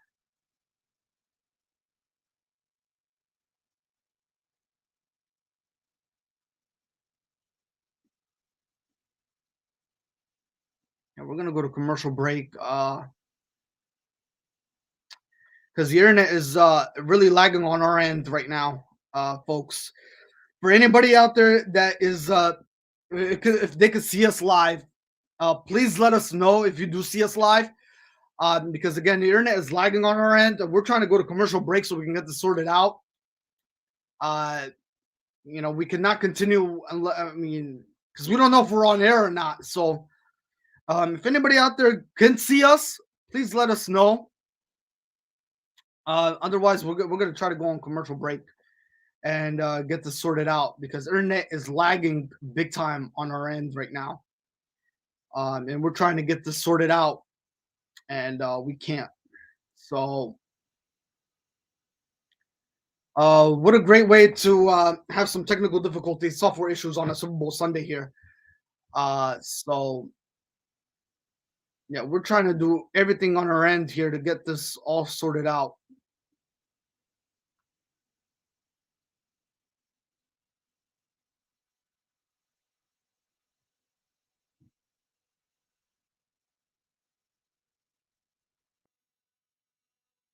Yeah, I'm trying to stop the camera here and go take this to commercial break.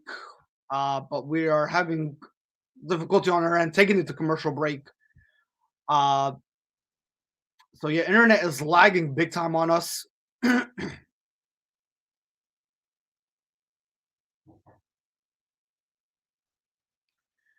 So let me know if you guys still see us on air. I mean, right now we're just having so much difficulty here. Internet is lagging on our end. Software is definitely becoming a major issue. Uh,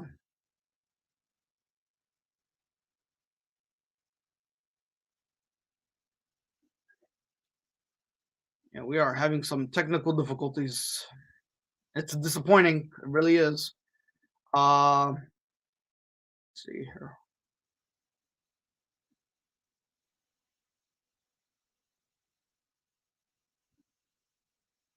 All right. All right. Let's see.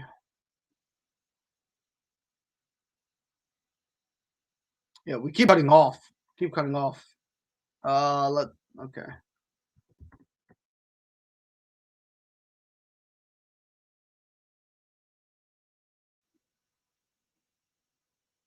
All right.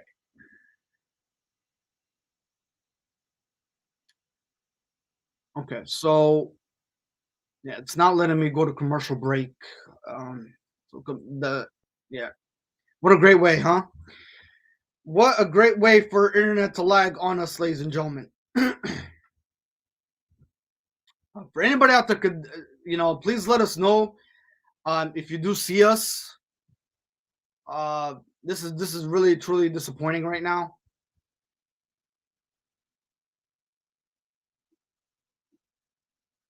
All right, so we're gonna go to commercial break.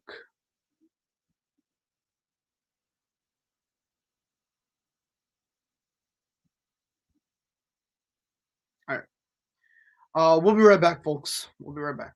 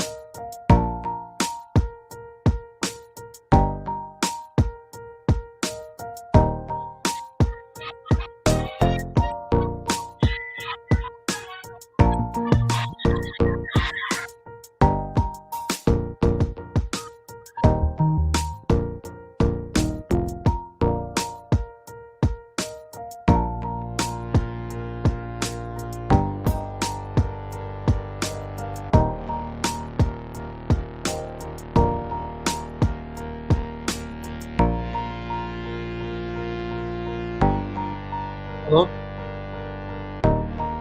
Hey, what's wrong? Sorry, I hanged up on you.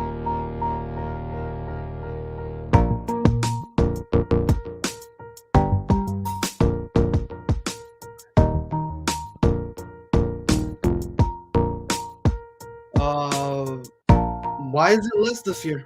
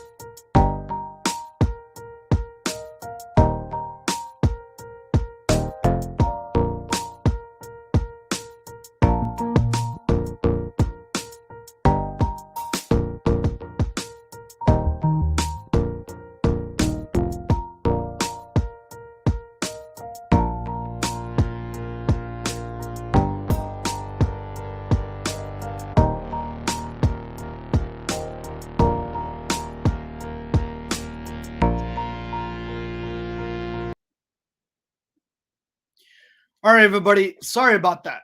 All right, we had technical difficulties. Yes, we did. I don't know what happened. The internet lagged, and it cut us off the air.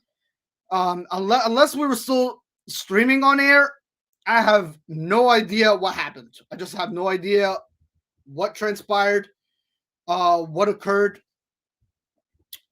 So with that being said, it really did hurt us for a lost cause. We had to go on commercial break just to find out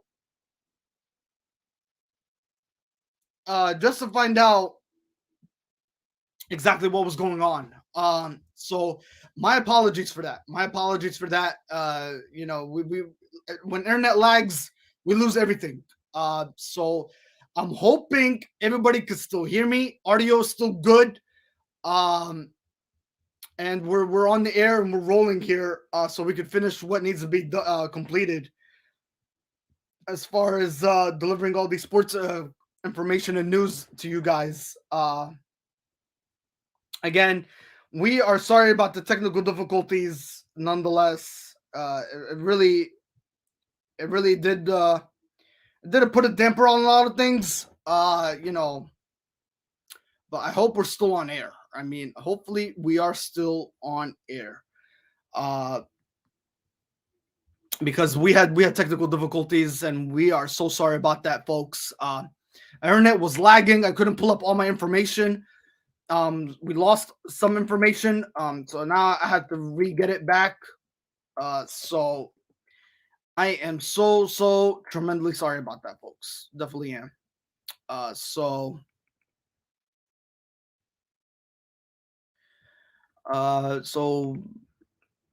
again, it was very disappointing that, you know, happened on a Superbowl Sunday.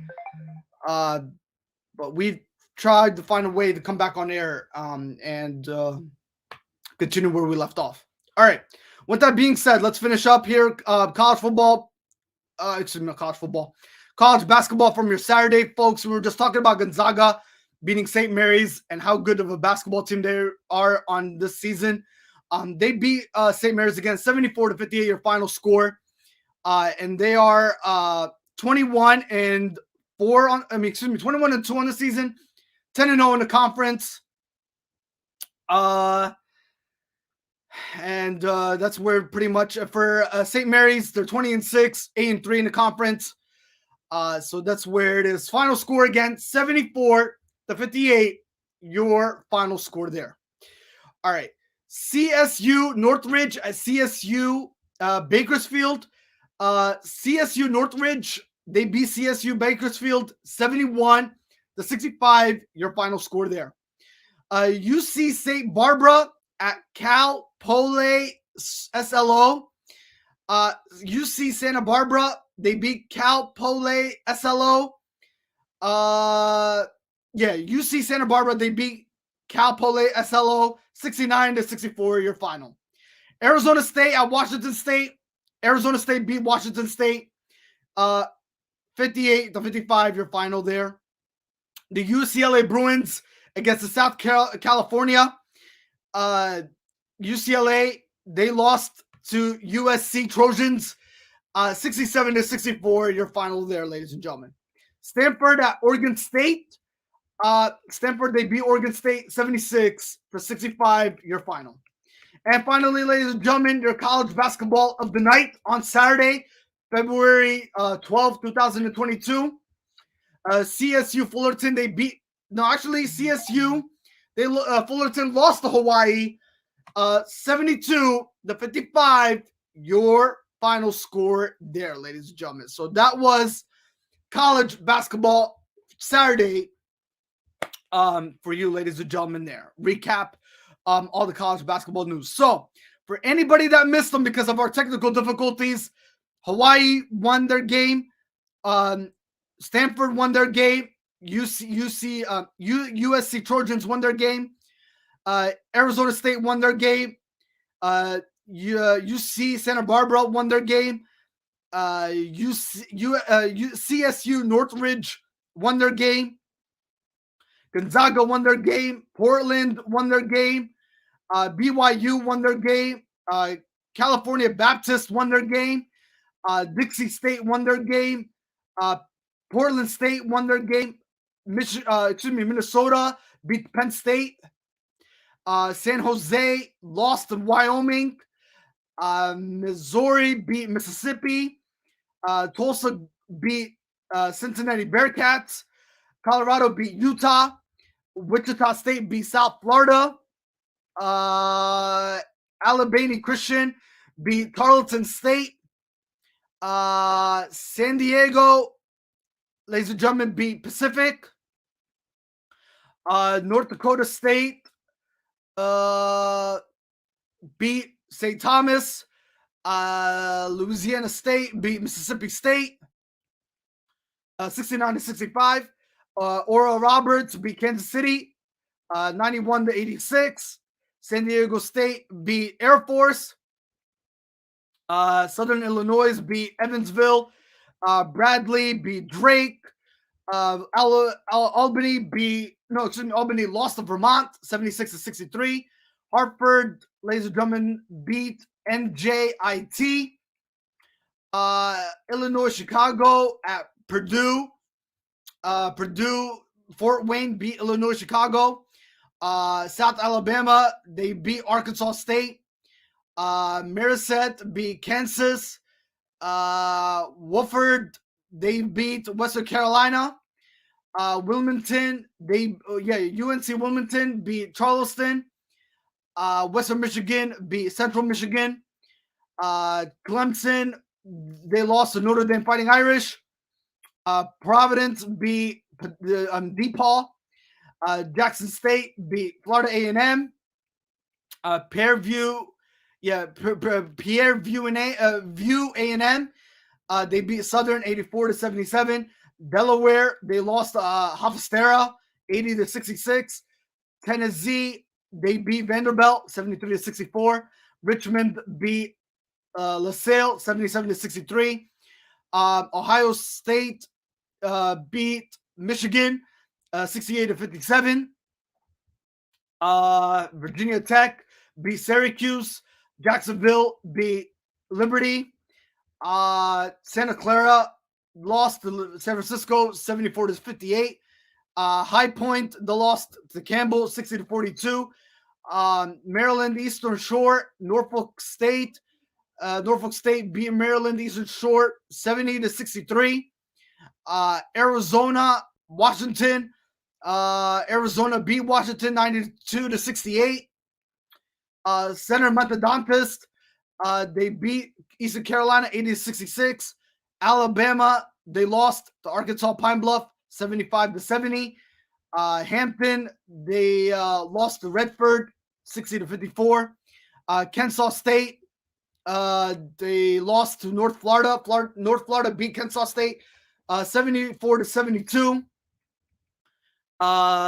Fordham beat Duskin. Fordham beat Duskin 65-54. Nebraska, Omaha, South Dakota State. South Dakota State beat Nebraska, Omaha 82-61.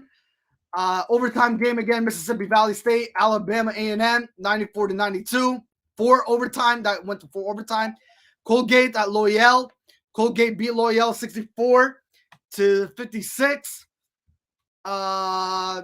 And then you had New Orleans beat Incarnate Word 84-57. Southeastern Louisiana, they beat Houston Baptist 89-84. Boston College, they lost to Duke Blue Devils 72-61. And Coach K picked up his 1,118th win in school program history. Tennessee State at Austin Peay. Tennessee State, ladies and gentlemen, they lost to Austin Peay 54-52. Ladies and gentlemen, Belmont, Southeast Missouri State. Belmont beat Southeast Missouri State 81-72. Eastern Washington beat Idaho State 75-72. Idaho beat Weber State 83-79. Little Rock at Troy. Little Rock beat Troy 66-62. Central Arkansas, Jacksonville State. Central Arkansas beat Jacksonville State Loyal, Massachusetts Loyal at UMBC. Massachusetts beat Massachusetts Loyal beat UMBC 88-71. And North Alabama, they lost to Bellarmine. Bellarmine beat them. Bellarmine beat North Alabama 75-69. Texas Southern, they beat Grambling State 68-65. EIU beat Tennessee Martin 82-70. Edwardsville beat Tennessee Tech 61-60. Butler beat Marquette 85-69. Winthrop beat Presbyterian 65-61. South Carolina Upstate, they lost to UNC Asheville 83-56. Longwood at North Carolina AT&T. North Carolina AT&T beat Longwood. North Carolina AT&T beat Longwood 70-62. Mount St. Mary's, they beat St. Francis 54-52. Georgia Tech at Virginia. Virginia, ladies and gentlemen, they beat Georgia Tech Yellow Jackets 63-53 by 10 points.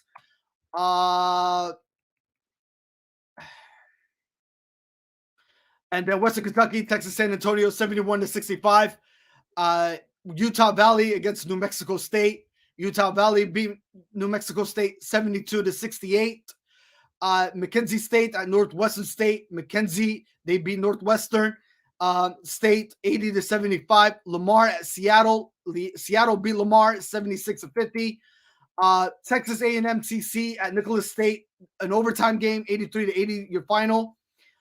Maury State at Morehead State, 57-53. Maury State beat Morehead State 57-53, your final.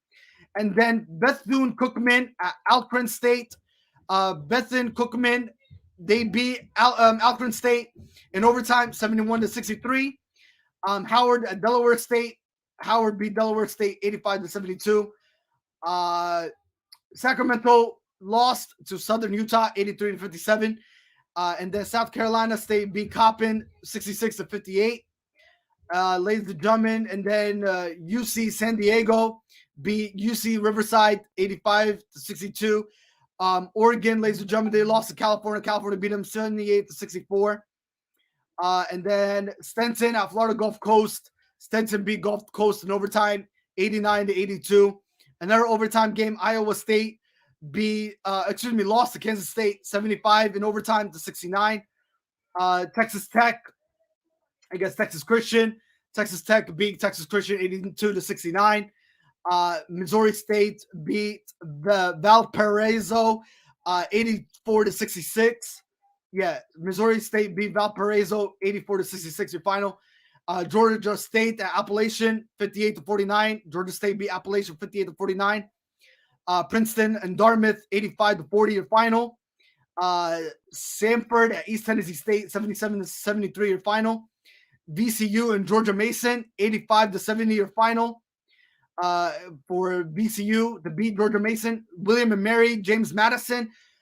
James Madison beat William and Mary 69-55. South Dakota and Denver. South Dakota beat Denver 84-76. And then Kentucky against Florida. Kentucky beat Florida 78-57.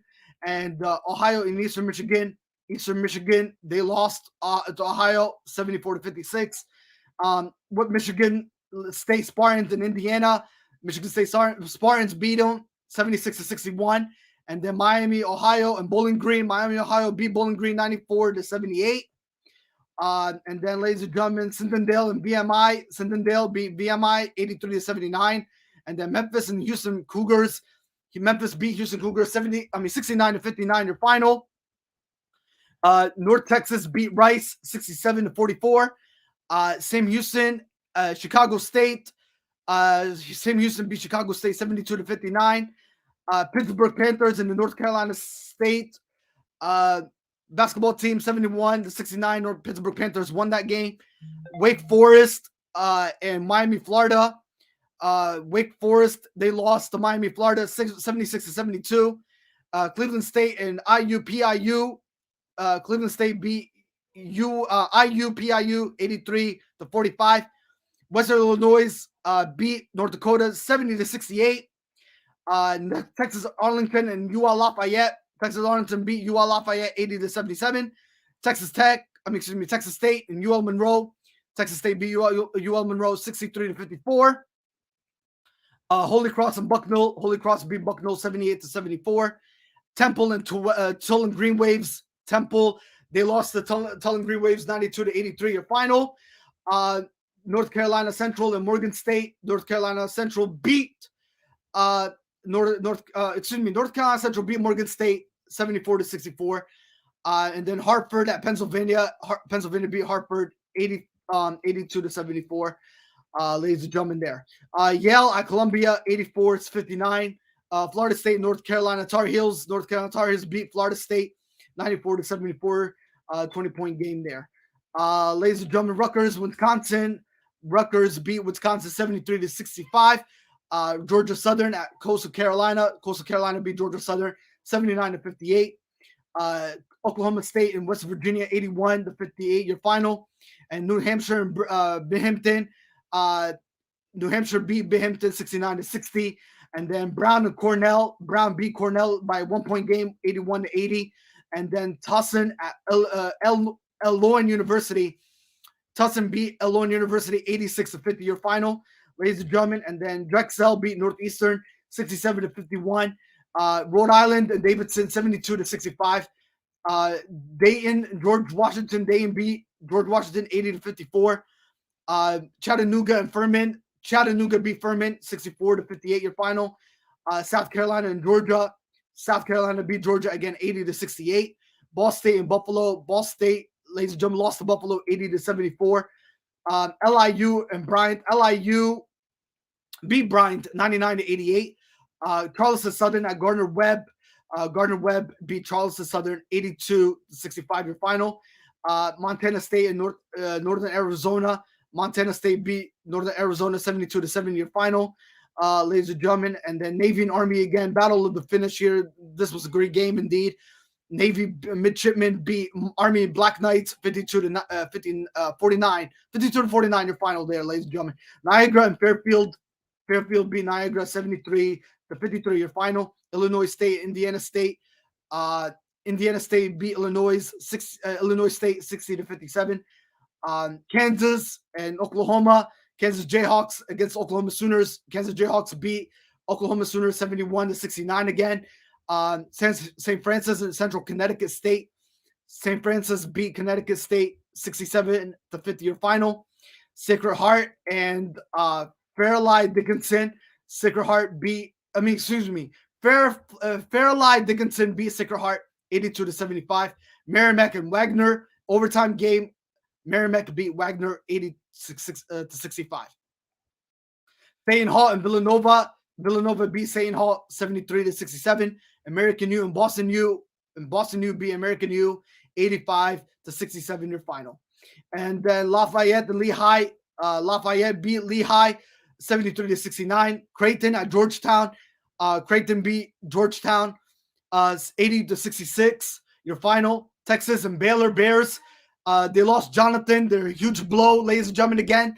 80-63 against the Texas basketball team. So Baylor Bears beat Texas basketball team 80-63. Your final again.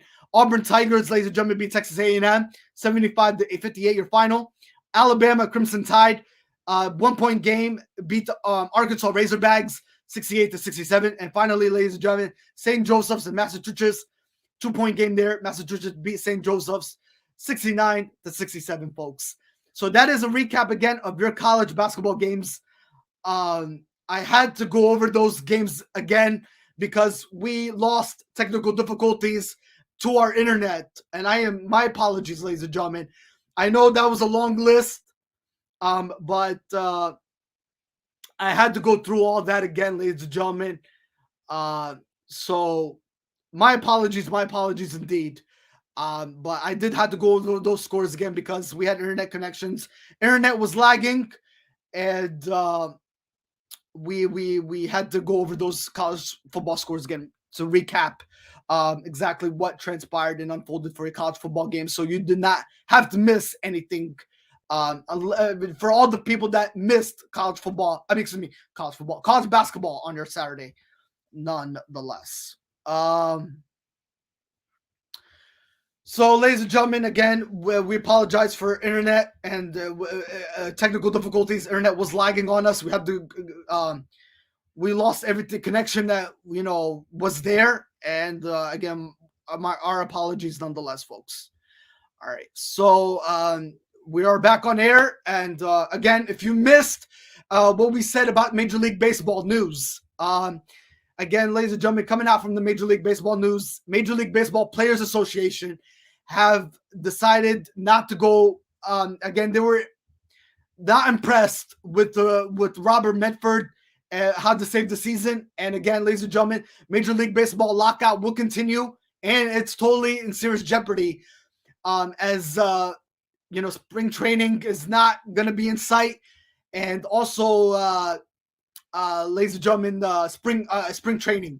So the regular season and the spring training are in serious jeopardy. All we can now hope for going into the summer season is that we will be having a minor league baseball season in full effect. But again, Robert Medford did everything in his possible, but Major League Baseball Players Association were not impressed with the results in Saturday's meetings for Major League Baseball to save their season. And the Major League Baseball lockout will continue in full effect as we speak. Major blow, very disappointing. It's going to hurt a lot of profit, season ticket holders, revenue, sales, you name it, folks. It's going to hurt big time as they try to figure out how to come up with a new collective bargaining agreement. And as of right now, there is nothing. Yeah, it does. It's a major blow for baseball, indeed. It really is. It is a major blow for all baseball fans, nonetheless. So it is heartbreaking. Robert Medford, ladies and gentlemen, the commissioner for Major League Baseball, he did everything in his power, folks, to do everything to save the season. To get everything in full swing. You talk about March and April being here right before our eyes, before you know it, and they didn't do anything they can to save their season. Yesterday, they had a meeting on Saturday over the weekend. I mean, Robert Medford did everything in his power to host a meeting on your weekend on Saturday to try to get Major League Baseball up and rolling. And as of right now, nothing is set in stone, folks. It is a major blow for Major Baseball, for the Major League Baseball organization in itself, and for all the teams that are impacted, nonetheless. So it hurts a lot. But the good news is, again, minor league baseball will be in full effect, and also for all my video gamers out there, look out for Major League Baseball, the new video game. Shioni Otani is on the cover, so that's something to look forward to. I think the game debuts April 5th. It goes out to all the video game platforms: PlayStation 4, Xbox, PlayStation 5. So that's good news there. But again, Robert Medford could not do anything to come up with a new collective bargaining agreement contract.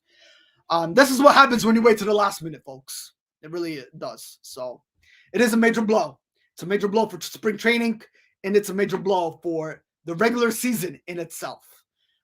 So again, we'll keep our eyes and ears open in the loop, and we'll see what's going to be set in stone for Major League Baseball moving forward as the months progress and we get into the season of summer and the season of spring as we close out the winter season, nonetheless. All right. Again, my apologies, folks. Again, internet was lagging. I don't know if our information even came across to all the viewers that were tuning in. So we did go over college basketball scores. I did go over a lot of results, and I did talk about some information. If you missed it, my apologies. All right. I did talk about Coach K getting his 1,118th regular season win. Congratulations, utmost respect to Coach K. in his final season before announcing his retirement after the season's over. We did give a lot of college basketball news. So I'm sorry you guys missed it, but we had to go through all the scores because we are now definitely on a tight budget here, and we need to definitely keep the ball rolling. Time is always a major factor, folks. It really is. When you have to gather all your information and give it out here on Worldwide Sport Updates, your podcast, your news, your local community. So this is what we're all about, and it shows that we are dedicated and committed folks. But at the same time, we are also on a tight budget here. So other than that, hopefully everybody enjoyed college basketball Saturday, and hopefully you enjoy your college basketball games for your Sunday. There is college basketball going on today, along with the Super Bowl. So also we have 2 NBA games going on, and also you have NHL games going on today. So enjoy those games nonetheless. Now let's move over to NBA. We are going to talk about NBA trades that transpired this week. What, ladies and gentlemen, I'll tell you what we witnessed in the NBA trade picture was truly epic, truly amazing in itself. And first and foremost, we have NBA news. Before we get to the NBA trades and breakdown analysis, and also recap NBA basketball from your Saturday, along with my predictions for your Sunday. We only have 2 games, and I will give those to you in a couple minutes here. Congratulations to LeBron James. Yes, even though despite the loss against the Golden State Warriors yesterday, congratulations to LeBron James on passing Kareem Abdul-Jabbar in regular season and postseason wins. He is the all-time scoring leader, ladies and gentlemen, and he surpassed him nonetheless. So again, congratulations indeed are in order to LeBron James on regular season points, surpassing Kareem Abdul-Jabbar. Again, total regular season points for LeBron James is 36. For the all-time combined points, again, 36,519, ladies and gentlemen, is the regular season points. Kareem Abdul-Jabbar, 38. He had 38,387. I think Kareem Abdul-Jabbar still holds that. Yeah, he does. He definitely does still hold that in regular season points. But as far as total points as your all-time scoring leader, LeBron James did surpass that. But as far as Kareem Abdul-Jabbar leading in regular season points, Kareem Abdul-Jabbar currently still holds that at 38,387. But for LeBron James, he's at 36,519 regular season points. However, LeBron James did surpass his all-time scoring leader in playoff points. Kareem Abdul-Jabbar is at 5,762 in playoff points. LeBron James is at 7,631 playoff points. He surpassed that. Congratulations to him. Also, in total points, 44,150 for LeBron James as your all-time scoring leader in regular season plus playoff all-time scoring leader, your king here. Kareem Abdul-Jabbar was leading.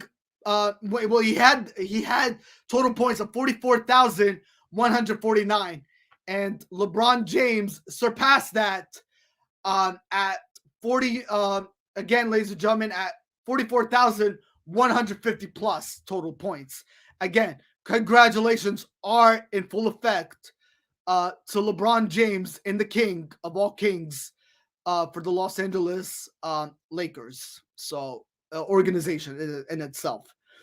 So congratulations are indeed to LeBron James, your king scoring leader, who is your, again, all-time scoring leader. And he did it against all-time history. We witnessed definitely history in the making for LeBron James and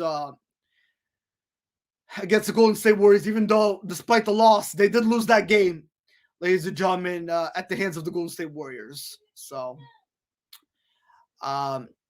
if you think about it, folks, if you think about it, let's go back here. LeBron James, folks. Let me see. LeBron James, folks, against the Golden State Warriors, despite the loss and making history, ladies and gentlemen. Again, your all-time scoring leader. Ladies and gentlemen, he put 26 points up. Yes, again, 26 points up, 15 rebounds, 8 assists. And 33 field goals. There's a 33 field goal percentage. Ladies and gentlemen, last night against the Golden State Warriors, Klay Thompson was on his A game. Final score in that one, ladies and gentlemen, Golden State beat the Los Angeles Lakers 117 and 115 in their final. Klay Thompson put 33 points up. He was on fire, folks. 5 rebounds, 5 3-points made. Yes. And 55 field goal percentage, ladies and gentlemen, on the court. Awesome stuff by Klay Thompson indeed. So awesome stuff by Klay Thompson, folks. And he did it against the Los Angeles Lakers. And again, despite LeBron making history, folks, despite making history, he still came up short. He still came up short nonetheless. So yeah, it is what it is, right? At this point, it is what it is. It is what it is. But again, he put 26 points up as we speak.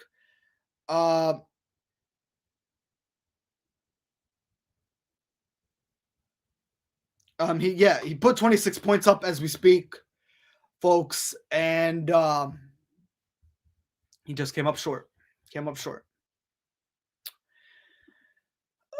So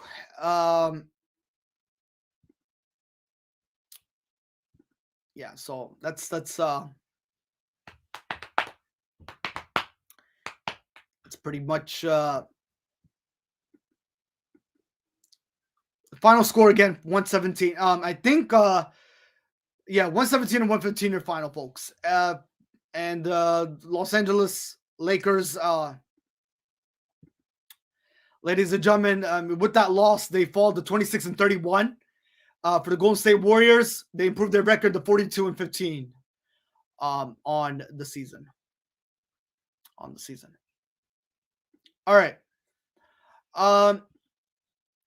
Again, folks, that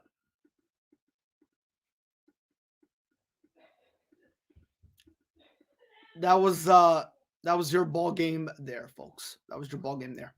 All right.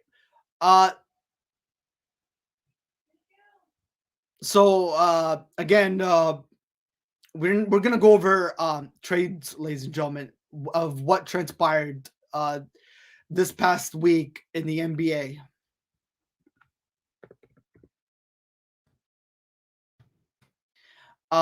Ladies and gentlemen, I'll tell you what, the NBA had the NBA, ladies and gentlemen, had some incredible trades this past week. And I'll tell you what, it was somewhat impressive. You know, the trades that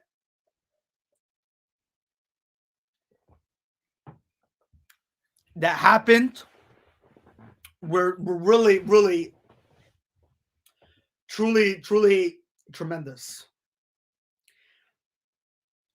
I mean, the first trade that I want to talk about, the hottest topic I want to talk about, ladies and gentlemen, is the trade between the Philadelphia 76ers and the Brooklyn Nets. So,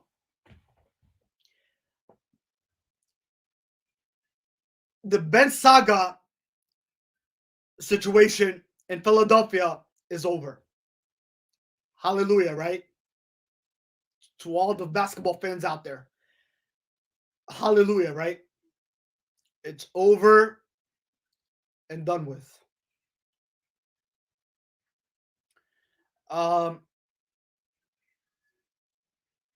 Yeah, so it's over and done with. Hallelujah, it's over and done with. But folks, look at this. Look at this trade that occurred this past week. The Brooklyn Nets traded James Harden and Paul Millsap to the 76ers for Ben Simmons, Seth Curry, and Andre Drummond, and 2 first-round picks. And 2 first-round picks. Yeah. 2 first-round picks for Andre Drummond, for Seth Curry, and Ben Simmons. And the 76ers, they got James Harden and Paul Millsap. Paul Millsap and James Harden. Ladies and gentlemen, this was the hottest trades of all trades. Now, the blockbuster of all trades, if you might ask, if you might say. So, the question on everybody's mind is, who won this trade? Who won this trade? Exactly who won this trade? You know, a lot of people say Brooklyn won this trade. A lot of people say Philadelphia won this trade. So, personally, folks, and I hate to speak for everybody. I kind of do. I really do hate to speak for everybody. But at this point, it's kind of a wait and see ball game. It is. It is. Between the Philadelphia 76ers and the Brooklyn Nets, you cannot exactly pinpoint on exactly who won that trade, because it is a wait and see ball game. You have to wait and see, because we're looking for answers. In this blockbuster trade, we're looking for answers, folks. All right? There is nothing yet set in stone until we look for those answers. Right now, all we could do is ask the questions and wait for those answers to pop up right in front of our eyes. So, there's a lot of questions that need answers. There's a lot of questions that need answers. It is right now a wait and see moment, because you're going to have to wait and see exactly how that James Harden and Paul Millsap thing is going to work out in Philadelphia's favor. Yesterday, according to reports and articles, according to social media in itself, I saw James Harden land in Philadelphia. His plan landed in Philadelphia. Yes. He landed in Philadelphia International Airport. Him and Daryl Morey got together. Shook hands. And I'll tell you what, that relationship is off to a good start. It gives you goosebumps. It gives you goosebumps. Are you hearing me right now, city of Philadelphia? You guys are about to sell out your arena. You're gonna. I think moving forward in that Wells Fargo Arena, you guys are gonna start having some sellout crowds. Your tickets are gonna get sold out because that chemistry between Daryl Morey and James Harden can make you pinch your nipples right now. I am not trying to sound, what's the word? Nasty, but I mean, you gotta love the nature of sports right now. You gotta love the nature of sports. It makes you just so ecstatic right now of what to look forward to these upcoming months in the NBA basketball picture. It makes you like so happy of what's to come in the NBA basketball picture right now, because that James Harden and Daryl Morey, I just have a feeling it's gonna work out for Philadelphia. It's gonna work out for Philadelphia, folks. Can you imagine during the months of the season of summer, folks, grabbing your tickets? Purchasing your tickets and grabbing them, driving to Philadelphia or flying out to Philadelphia. For all the people, the viewers that are tuning in right now, or all over the country that are hearing this podcast, whether you're driving to Philadelphia or flying out to Philadelphia, folks, this Philadelphia Sixers team is scary moving forward. I'll tell you right now. And for anybody that, you know what? I'm going to hashtag this good friend of mine. Yesterday, ladies and gentlemen, this good friend of mine, he was at the game. And he witnessed history. And folks, when you go to a Sixers game, you are making memories. I kid you not. You are making memories. When you go to a Sixers game, you are making memories, folks. I just hashtagged this good friend of mine. He was actually at the game, and he posted a Facebook Live yesterday of James Harden. He was on Facebook Live. A good friend of mine, a good buddy of mine that I met. I just hashtagged him. Hopefully he comes on the air and says hello. He was on Facebook Live and he witnessed James Harden history of the making night behind Wilt Chamberlain. We're gonna get to that. Joel Embiid had a historical night, folks. Passing Wilt Chamberlain, ladies and gentlemen. He was on Facebook Live and he witnessed Joel Embiid putting a Cleveland Cavaliers player as a poster boy. As he put him on his poster, folks. I'll tell you what a game. What a game by the Philadelphia 76ers last night. What a game indeed. I'll tell you what, it was truly amazing. I mean, he put him, and folks, when I say he put him on a poster, he put him on a poster. Yeah, he put him on a poster, folks. He put him on a poster.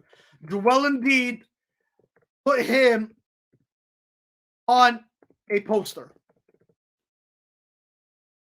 Yeah, he put him on a poster. And Jared Allen, folks, he did not even see it. He did not even know what was expecting from Joel Embiid. Joel Embiid was shooting free throws. And he just had that look in his eyes that it was his night. It was his night to triumphant the Cleveland Cavaliers. What a night. What a historical night. For anybody that did go out to that game, you definitely got your a heck of a night of witnessing history in the making. And when I say history, folks, Joel Embiid, folks. Oh my God. Talk about a guy, again, who dominated the courts, folks, last night against the Cleveland Cavaliers. So first and foremost, let's get right to it. Joel Embiid, ladies and gentlemen, behind Wilt Chamberlain. Wilt Chamberlain, dating back to March 8th, 1968, to February 24th, 1967, to February 14th, 1966. Ladies and gentlemen, Joel Embiid posted 40-plus points, 10 rebounds, 10 assists in one game. In that game in itself, against the Cleveland Cavaliers, he put up 40-plus points, folks. Tremendous. Tremendous. Tremendous. For anybody that did go out to that game. Final score against the Cleveland Cavaliers, 103-93 in that basketball game, folks. 103-93. And ladies and gentlemen, an historical night. An historical night for Joel Embiid. 40-plus points, folks, is what was displayed on Joel Embiid's performance. It was incredible performance by Joel Embiid. Incredible. For the 76ers, they improved their record to 34-22. For the Cleveland Cavaliers, they fall to 35-22. Folks, again, when you talk Joel Embiid, he had 40 points, folks. Again, 10 assists, 14 rebounds in 33 minutes of basketball being played. That is tremendous. Tremendous by Joel Embiid. A round of applause. A round of applause to Joel Embiid. Again, ladies and gentlemen, consider yourself lucky. For anybody that did go out to that basketball game last night, consider yourself lucky. You actually picked a great night to witness history in the making. Nonetheless, for Joel Embiid to do that, to post up 33 minutes of basketball played, 40-plus points behind Wilt Chamberlain, folks. Amazing night. It gives you goosebumps. And this is what it's all about, folks. In the nature of basketball, when you go out to some events like that, you make memories. You cherish those memories, and you're going to be like that. And maybe in the next couple years, you're going to be like, oh man, I was at that game back in that day, and I witnessed that live, truly in person. And it's truly an amazing feeling. It is truly an amazing feeling nonetheless. So talk about a heck of a game. Going out there to Wells Fargo Arena and witnessing a heck of a night by the Philadelphia 76ers.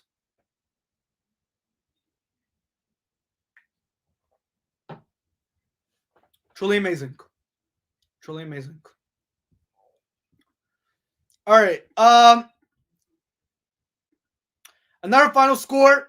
Portland Trailblazers, they beat the New York Knicks 112-103. Ladies and gentlemen, here are some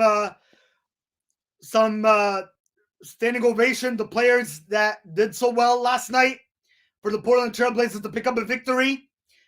Josh Hart, in his debut with the Portland Trailblazers, posted 23 points, 2 assists, 7 from 12 on the courts, 58 percentage from the threes.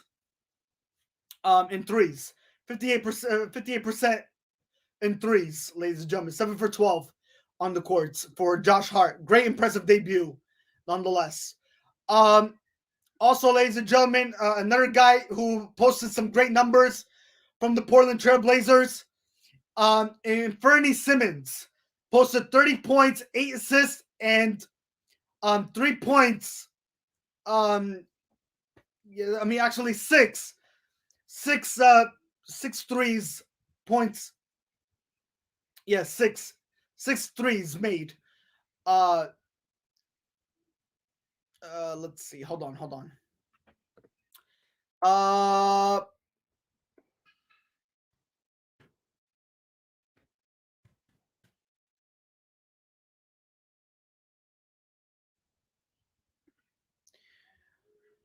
Okay. So yeah, he made 6 threes points. Yeah. So he made 6 of them. 6 of them. Okay.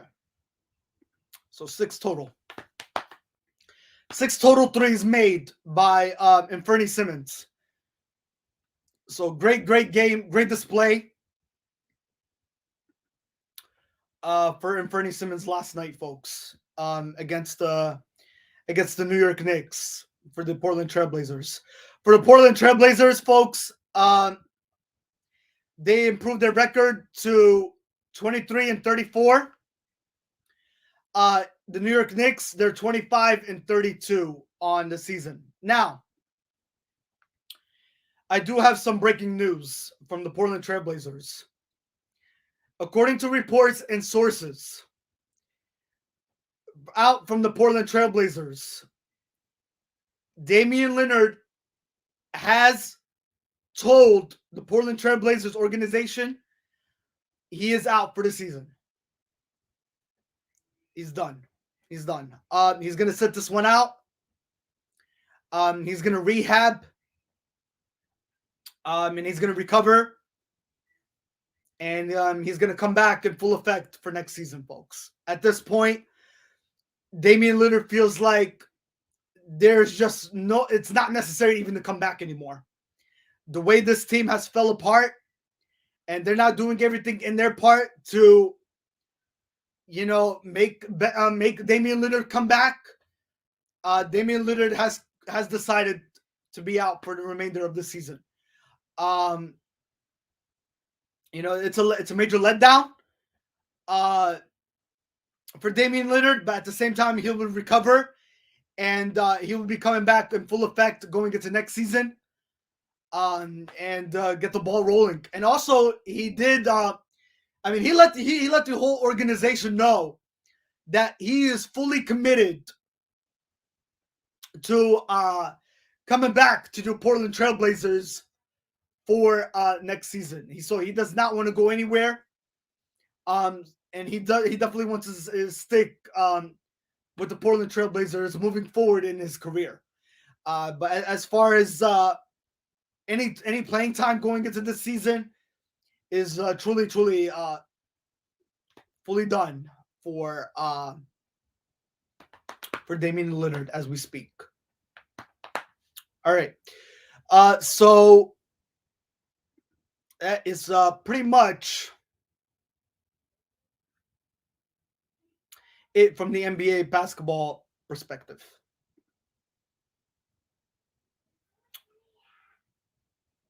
All right. So again, final score, ladies and gentlemen, and that one.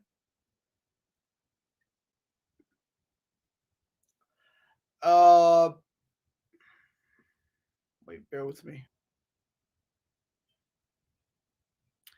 Final score. Yeah.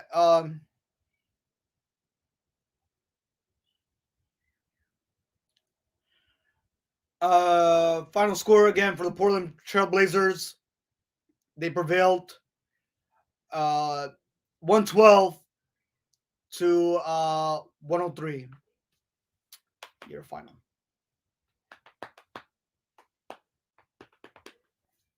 All right.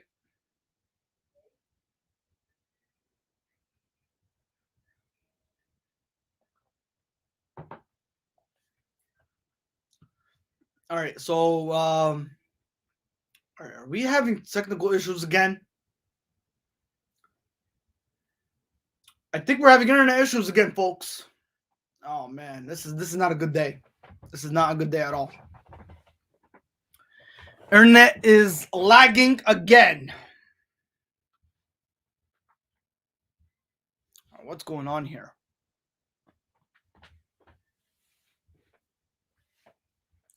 What is going on? What is going on?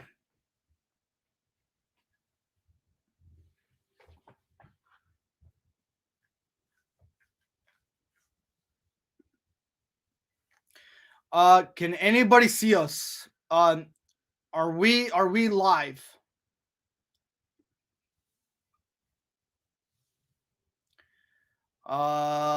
Please let me know if you guys can see us. We are definitely having lagging issues again, folks.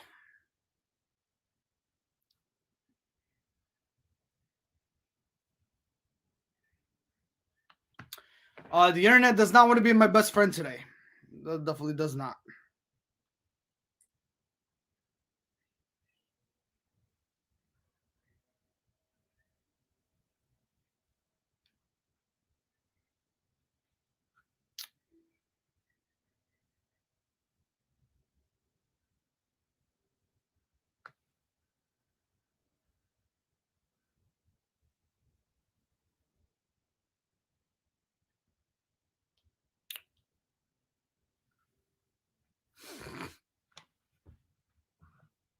All right, can anybody see us out there, folks? What I don't know what's going on here.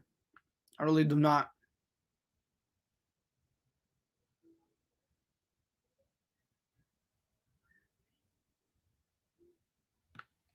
I have no idea what is going on.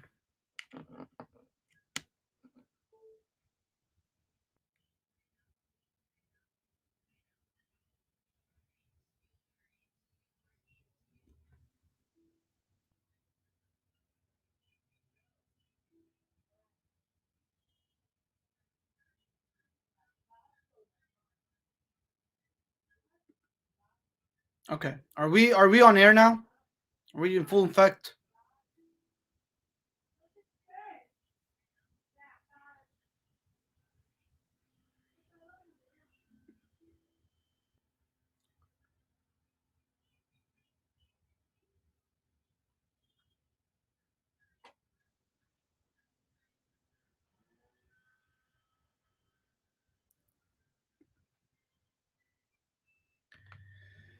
Oh boy, we are definitely having issues with the internet.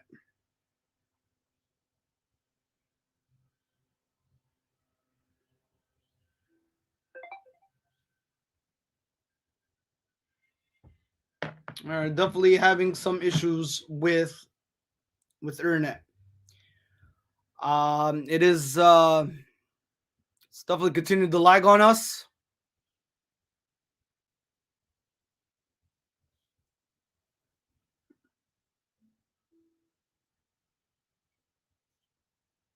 As we speak.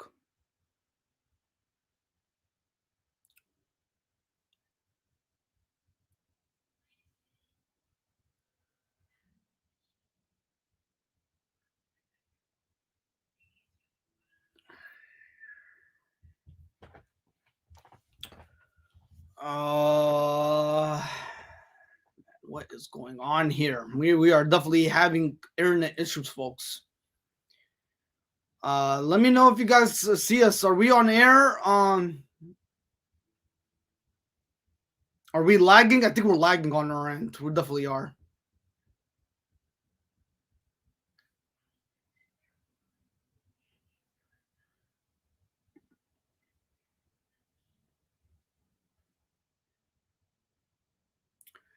We are truly lagging, folks.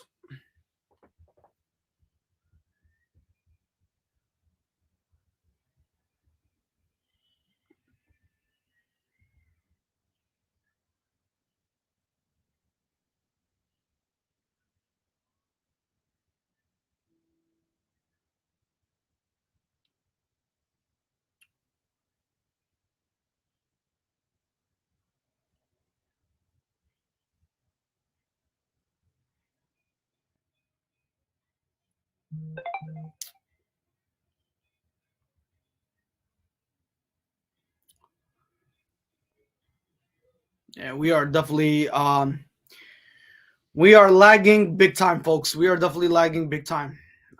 This is not so good at all. Let's see.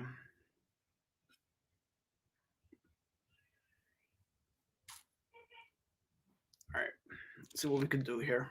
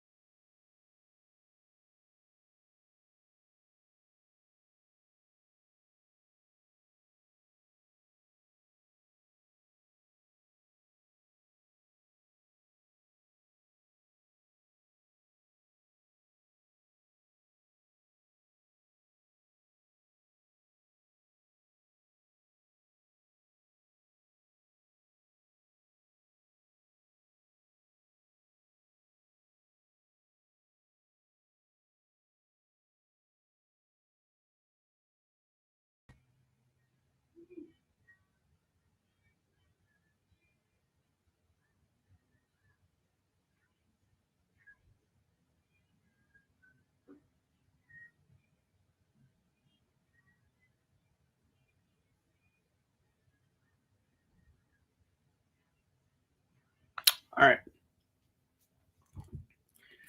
we should be back on air. I believe now we are going through technical difficulties on this Sunday.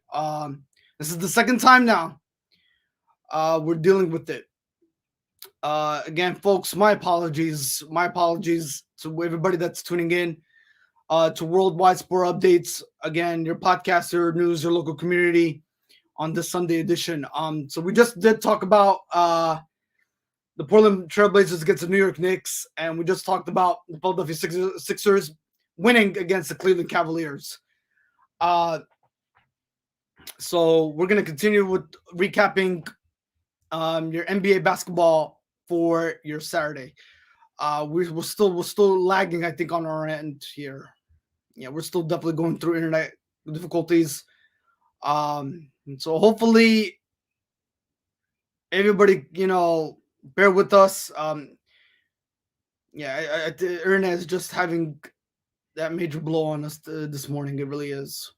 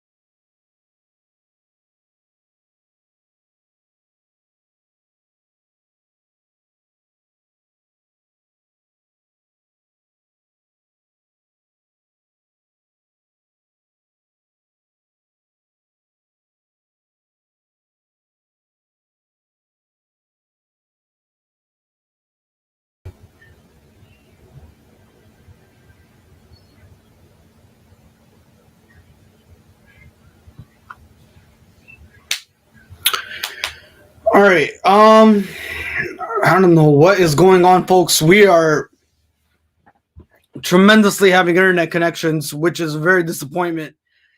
Definitely on a Super Bowl Sunday edition of our Worldwide Sport Updates, your podcast, your news, your local community. And I am truly sorry for all this that is actually happening right in front of us right now. So I don't even know if we're still like even airing right now. I don't even know if we're live. I don't know what is going on. This is pretty serious right now.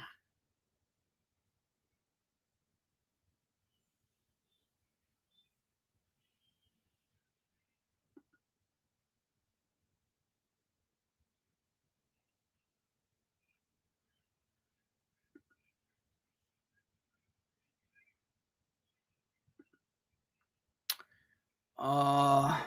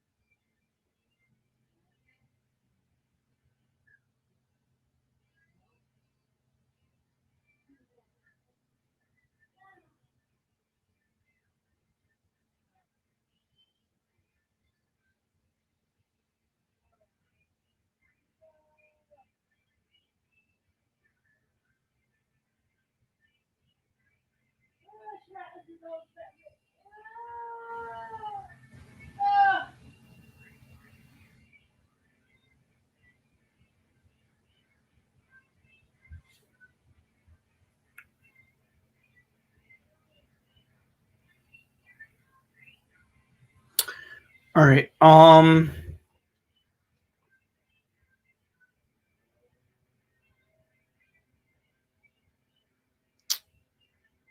Are we I mean, I think the internet is still lagging, folks. It really is.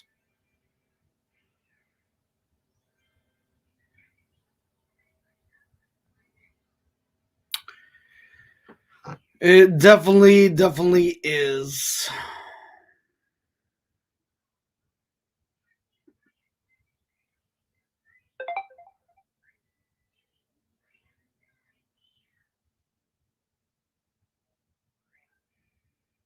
Okay. Are we live now? Are we? What's going on here?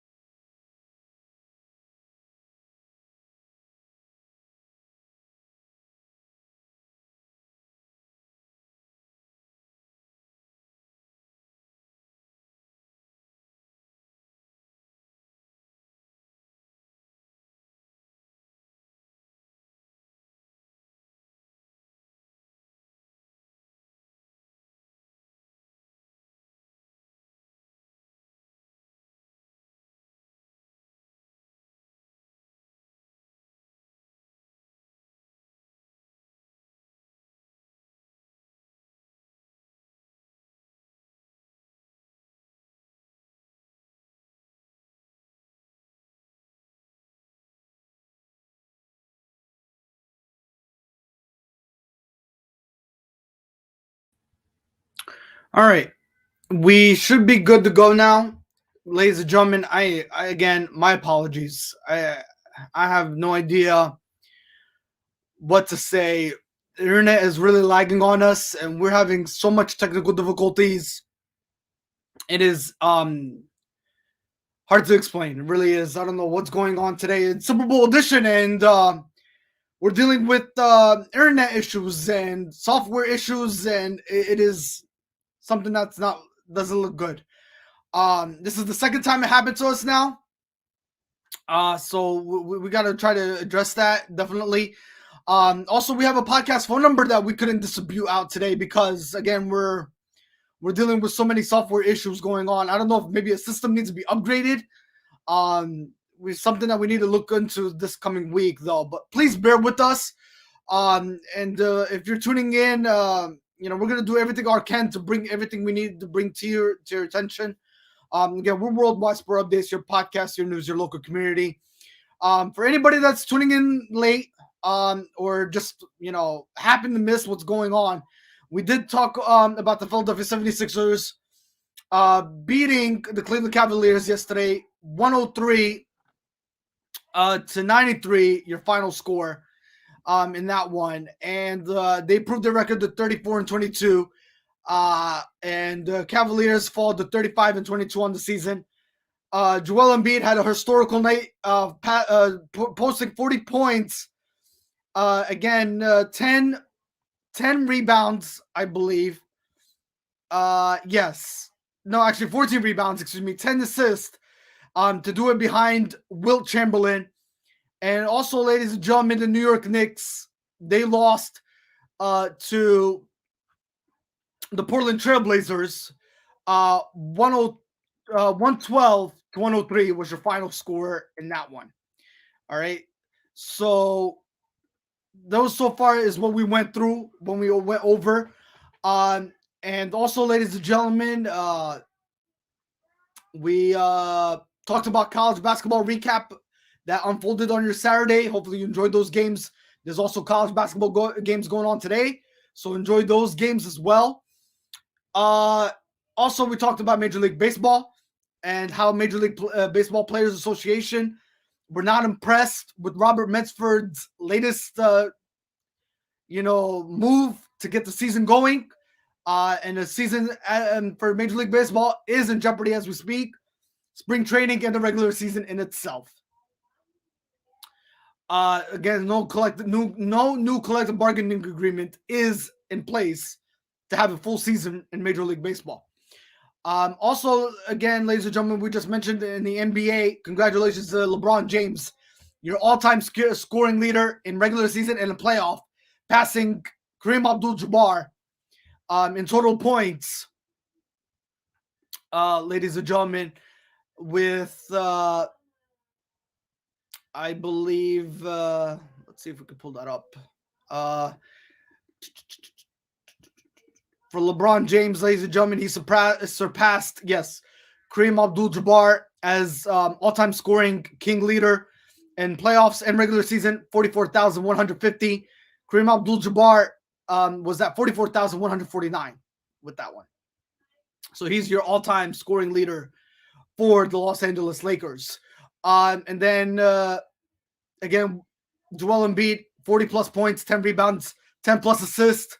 He had a total of 14 assists in one game against the Cleveland Cavaliers, passing Wilt Chamberlain, folks. So that is pretty much where we at right now. We haven't went over the trades yet. Besides, we talked about the blockbuster trade between James Harden and Paul Millsap going to the 76ers and sending Ben Simmons, Seth Curry, and Andre Drummond for 2 first-round picks. I believe first. Hold on, let me see what it was. I think it was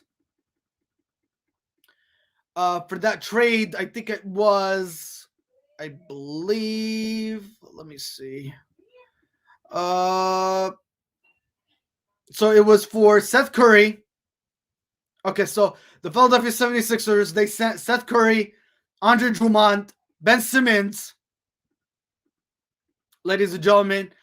Again, and the 76ers got Jeff Harden and Paul Militia. And also the Brooklyn Nets, not only did they get Ben Simmons, Seth Curry, Andre Drummond, but they also got 2 first-round picks as well. So that's so far the trades there. But ladies and gentlemen, let's go over more NBA Saturday games with you and recap what truly transpired on your Saturday.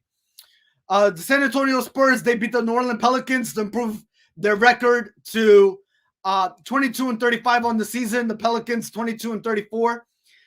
Spurs beat the Pelicans 124-114. The Memphis Grizzlies beat the Charlotte Hornets 125-128, your final.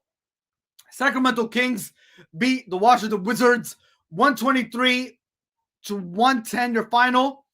The Denver Nuggets, they beat the Toronto Raptors 110-109, your final score there. Miami Heat, they just gave the Brooklyn Nets their 11-game losing streak. Jimmy Butler and the Miami Heat beat the Brooklyn Nets 115-111, your final, as the Brooklyn Nets fall to 29-27, and the Miami Heat improved their record to 37-20. Ladies and gentlemen, I want to talk about that game real quick. Despite everything that's going on with the Brooklyn Nets, they're on an 11-game winning streak, and they still have a winning record. They're 29-27. 29-27, and they still have and they're on an 11-game winning streak, but they still have a winning record. Crazy, right? Crazy, but hard to believe at the same time.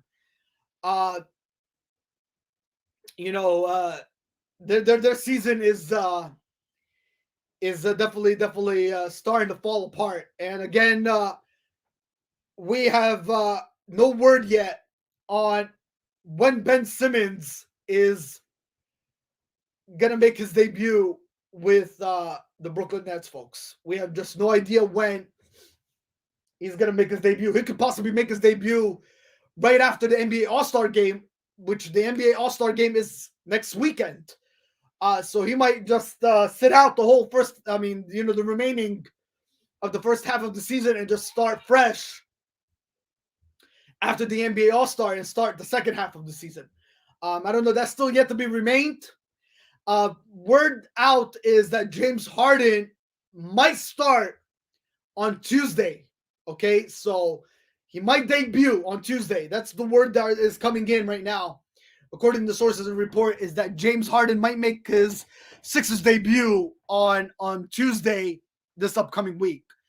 So we shall remain and see on that one. Again, folks, I went back and I talked about that topic, that blockbuster topic of all trades. It's going to be a wait and see moment to how truly it's going to play out. Who won that trade between the Philadelphia 76ers and the Brooklyn Nets. It's definitely going to be a wait and see moment. It really is. Truly, who has the upper hand? Who's going to be really playing that major of a factor of having a tremendous season, going into these next couple months leading up to the NBA playoffs and the NBA finals nonetheless. So we shall see, folks. We shall see. And also the nature of Ben Simmons. I mean, will this guy even get along with Seth Curry and Andre Drummond, who he really hurt the most when they were part of the Philadelphia 76ers? So there's a lot of cards on deck that are going to be playing into factor here for the Brooklyn Nets organization these next couple months, folks. It's going to be a wait, shall and see moment for sure. Moving forward to exactly see how things are going to play out. So it is definitely a wait and see moment, folks. It definitely is. So we shall truly wait and see how and who really won this trade nonetheless. All right. Again, we go back to the NBA games, folks. Miami Heat, they gave Brooklyn Nets their 11th straight loss. Now, speaking of the Brooklyn Nets, folks, I got some more history I would like to share with everybody regarding the Brooklyn Nets organization. If anybody hasn't recalled, When James Harden, folks, when he was a member of the Brooklyn Nets, James Harden, Kevin Durant, and Kyrie Irving played 16 games together. Okay? 16 games they played. Playing 16 games together, they were 13-3. Okay, they were 13-3. Playing 13 games together, they were 13-3. They went 8-2 in the regular season and 5-1 in the playoffs. Dominating. That was actually last year. Yeah, so they played 16 games together. Actually, the 16 games together, I think, has to do with some of it last year going into this year, I believe. Maybe I could be wrong, but yeah, they went 13-3 all overall, 8-2 in the regular season, and 5-1 in the playoffs. Yeah, so they had a great record. They had a great winning record when they were all together, but at the same time, James Harden felt like he was not ready for a super team, folks. Believe it or not, James Harden just felt he wasn't ready for a super team. With everything that played out, and Brooklyn Nets, they thought they were going to be a NBA championship team, an NBA contender team. It just did not favor in their place. It did not favor in their place. So at the same time, it really did hurt. It did hurt for this basketball organization. It really did.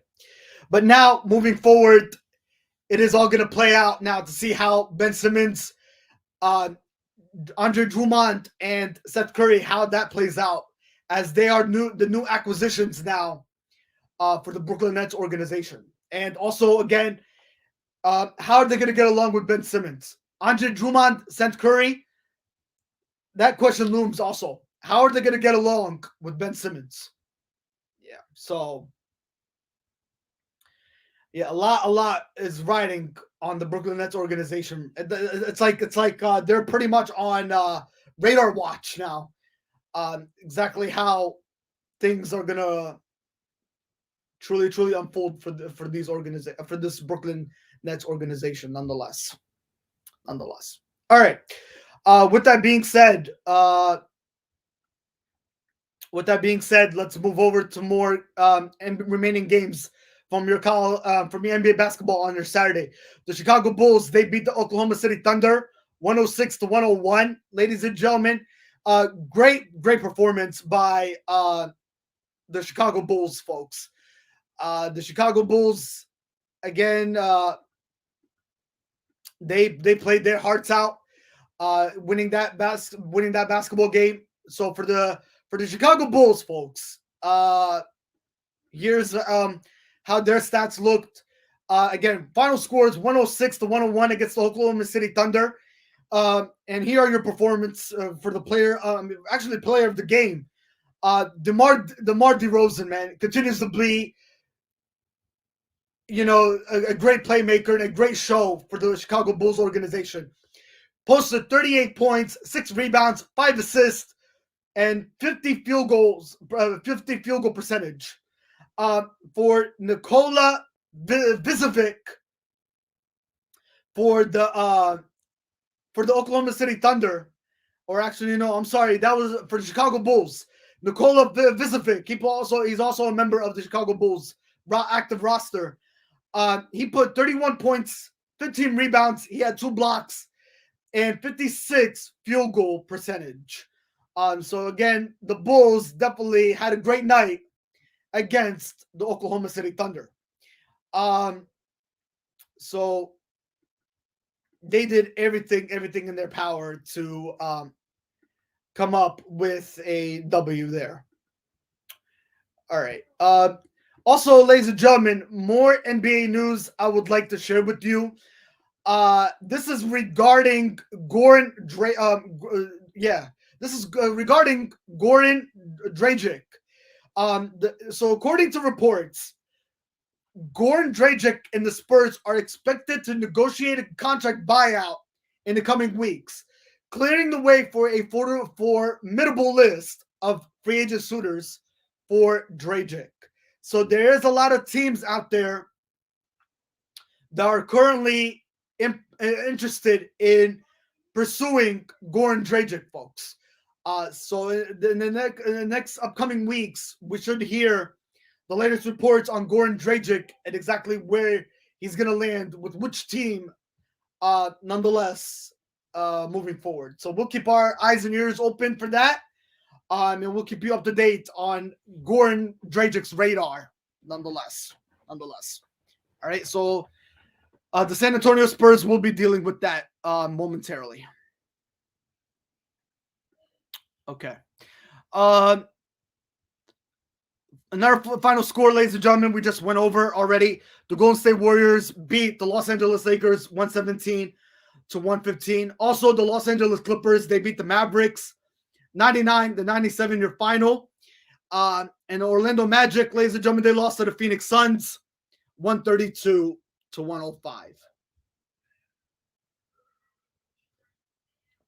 So those were your final scores, ladies and gentlemen, for your Saturday. All right. Let's see. Anything I forgot to share with you folks? Oh yeah. Also, ladies and gentlemen, and more NBA news to share. Oklahoma City Thunder have signed two-way forward Aaron Wiggins to a new 4-year, $6.4 million contract, folks. So Oklahoma City have now brought in Aaron Wiggins to their active roster.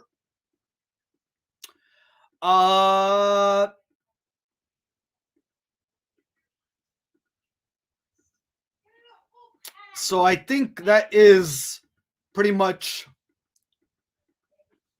the latest reports from the NBA, unless I missed something.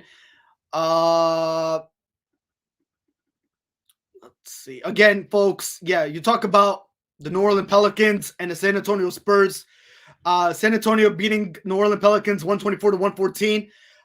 31 points for Murray for the San Antonio Spurs. Murray had a great game. 31 points posted, 12 assists, 7 rebounds, 59 field goal percentage. For the new acquisition member, CJ McCollum, he had 36 points for the New Orleans Pelicans, 11 rebounds, 5 assists, and 63 field goal percentage. For the San Antonio Spurs, again, final score 124-114. Ladies and gentlemen, there. Memphis Grizzlies and the John Morant story as it continues. John Morant continues to be the dominant playmaker for that active roster for the Memphis Grizzlies. And they're putting the NBA team. They're putting the NBA on notice. 125 against the Charlotte basketball team. 125-118 was your final score there against the Hornets. For the Washington Wizards, they lost to the Sacramento Kings again, 123-110 your final. Again, ladies and gentlemen, you talk about Pascal Siakam for the Toronto Raptors and Nikola Jokic. They had a tremendous night. Nikola Jokic with 28 points posted, 15 rebounds, 6 assists. Pascal Siakam, 35 points, 10 rebounds, and 7 assists for Mr. Siakam. Again, 1-point game there. Denver Nuggets edged out a victory against Fred Van Fleet and Pascal Siakam. 110-109 was your final. Again, Miami Heat giving the Brooklyn Nets their 11-game losing streak as they fall. Brooklyn as they fall to Miami Heat 115-111. Ladies and gentlemen, again, you talk about the Luka Doncic versus Reggie Jackson story. The Clippers defeated the Mavericks 99-97. Reggie Jackson posted 24 points, 8 assists, 5 rebounds, 48 field goal percentage Luka Doncic, 45 points, 15 rebounds, 8 assists, and 45 field goal percentage, nonetheless. And then final score, Phoenix Suns beating Orlando Magic 132-105. So, ladies and gentlemen, that is your NBA basketball picture, nonetheless, folks. All right. With that being said, I want to talk about, again, the NBA trades that unfolded right in front of our eyes this past week, folks. We already talked about the blockbuster trade that unfolded between the Philadelphia 76ers and the Brooklyn Nets. Here's more trades that happened this past week. Pistons, they received Marvin Bagley III. The Bucks received Serge Ibaka. Yes, the Milwaukee Bucks have picked up Serge Ibaka. The Kings receive Dante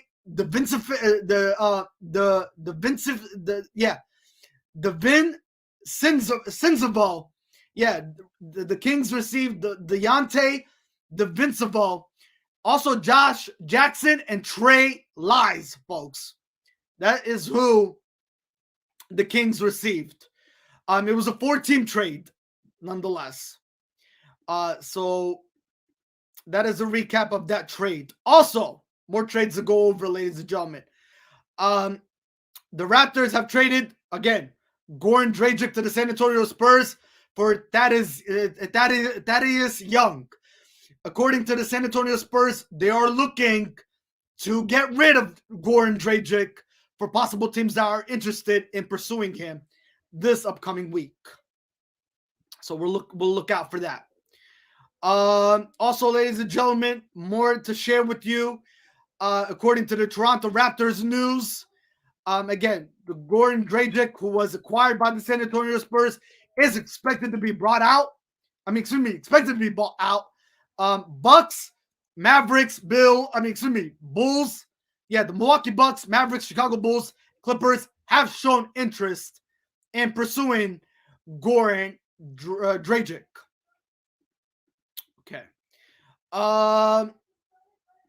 Also, ladies and gentlemen, more NBA trades that have transpired this past week. The Celtics have traded PJ Desire for also Bol and a second-round pick and a cash to the Magic for a second-round pick, ladies and gentlemen. Yes, that's who the Celtics have traded to the Magic, and also a second-round pick to be acquired with that trade. Also, ladies and gentlemen, out of the Orlando Magic, there was also a trade there. There was no trade. They waived Ethan Moore. That's who they waived out of the Orlando Magic organization. So he will be pursuing free agency, and he'll see a window of opportunity for any teams that is looking to pursue him in the long run. Also, this person got traded this past week. The Suns have received Torrey Gregg. And also the Pacers received Jalen Smith and a second-round pick. That's what happened this past week, according to that trade. And I believe, let's see. The Wizards have traded, ladies and gentlemen, again, Aaron Wiggins. Not Aaron Wiggins, Aaron Holiday, The Wizards have traded Aaron Holiday to the Suns this past week, according to that one. According to that trade this past week. Also, ladies and gentlemen, this is another trade. You are talking about Celtics receiving Derek White, the Spurs receiving Jay Richardson, and Romeo Langford for a first-round pick. That's who the San Antonio Spurs received. And also, I believe, ladies and gentlemen, Bradley Beal, according to reports and sources, he is out for the season for the Washington Wizards. That's also according to reports. Also, the Wizards have traded Montrezl Montrezl Harrell to the Hornets for Ice Smith and Vernon Curry this past week. Okay. Also, ladies and gentlemen, let me see here. Also, the Mavericks have traded, which was actually shocking to be honest with you. The Mavericks have traded Kristaps Porzingis, Porzingis to the Wizards for Spencer Dinwiddie. I don't know if that trade really makes sense. I really don't. I don't know what the Dallas Mavericks were thinking. To be honest with you, Kristaps Porzingis and Luka Doncic were the dynamic duos on the Dallas Mavericks roster, and they got rid of them. I don't know if that trade really makes sense to me, to be honest with you. I really do not know. Also, the more going on here this past week, according to the NBA trade deadline, the Celtics have traded Dennis Schroeder to the Rockets for Daniel Thesis, folks. Yes, that also happened this past week in the NBA trade deadline in itself. And I believe, if I missed,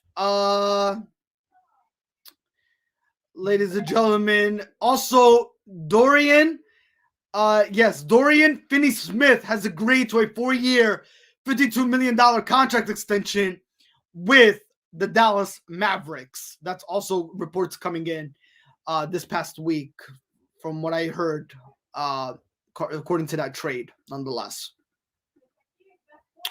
All right, so, and also, ladies and gentlemen, another report came out, is the Brooklyn Nets have waived DeAndre Bembry to create a roster, to create roster rooms, again, this past week as well. So that is the NBA trade deadline, folks, for you, on exactly what transpired this past week. All right, now we have NBA games going on today. I'm going to give you those predictions, ladies and gentlemen. So with that being said, here are the two games that are going on today. You have the Atlanta Hawks versus the Boston Celtics, and you also have the Timberwolves versus the Pacers. I like the Celtics against the Hawks this afternoon at 2 p.m. Eastern Time, and I also like the Timberwolves against the Indiana Pacers, scheduled for 3 o'clock p.m.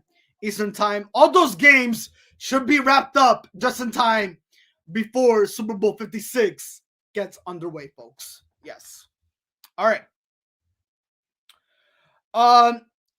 So, ladies and gentlemen, we just talked about Major League Baseball. We covered that.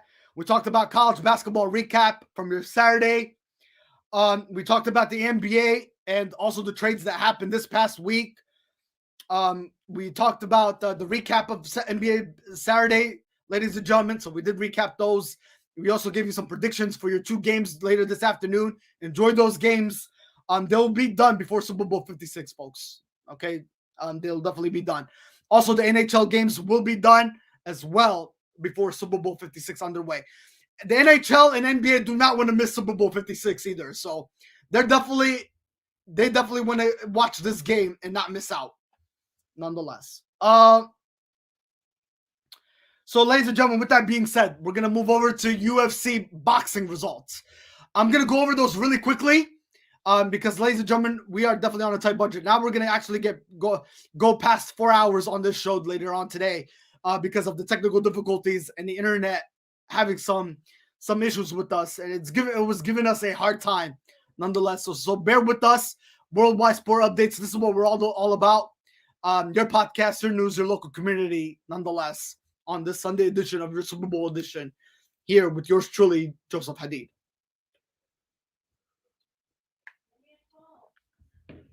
All right, so with that being said, we are going to go over, ladies and gentlemen, UFC boxing that happened, ladies and gentlemen, on your Sunday. Excuse me, on your Saturday. Well, yeah, we're gonna do that for your Sunday. What happened on Saturday? So with that being said, folks, We're going to start off here with, okay, so here are your UFC boxing results. Let me see if I'm missing anything here.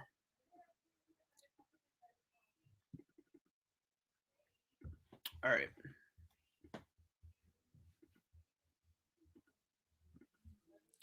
All right, ladies and gentlemen. So, the night that everybody was talking about in the UFC, and it was their main event card. It was Whitaker, ladies and gentlemen, versus Idisana. He's putting his title on the line, the middleweight championship title on the line. Idisana, he is 32 years of age. Whitaker is 31. Idisana is 6'4" his height, and Whitaker is 6.0. The reach for Idisana is 80. For Whitaker, it's at 73. Idisana had 15 finishes in his UFC career so far, and for Whitaker, he also had 15 finishes as well. With that being said, here are your UFC results for your Saturday. Maximum Grishin, he defeated William Knight in an anonymous decision. Also, ladies and gentlemen, Jeremiah Wells defeated Blood Diamond in a submission rear naked chokehold. Also, ladies and gentlemen, Douglas Silvia, Douglas Silvia defeated Andre. I think it's Andre Aiden. Yeah, Douglas Silvia DeAndre. Yeah, he has a hard name. Sorry if I can pronounce that name right. His name goes by Douglas Silvia D. Andrade. Excuse me. So Douglas Silvia D. Andrade. He defeated Sergey Morzarov via technical submission and a rear naked chokehold. Also, ladies and gentlemen, Jacob Mulcoon. He defeated AJ Dobinson in an anonymous decision. Also, ladies and gentlemen, in more UFC boxing results from your Saturday, Ronnie Lawrence,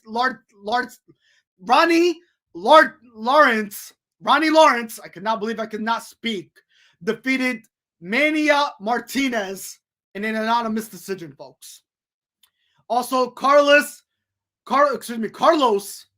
Ulberg defeated Fabio Charant in an anonymous decision.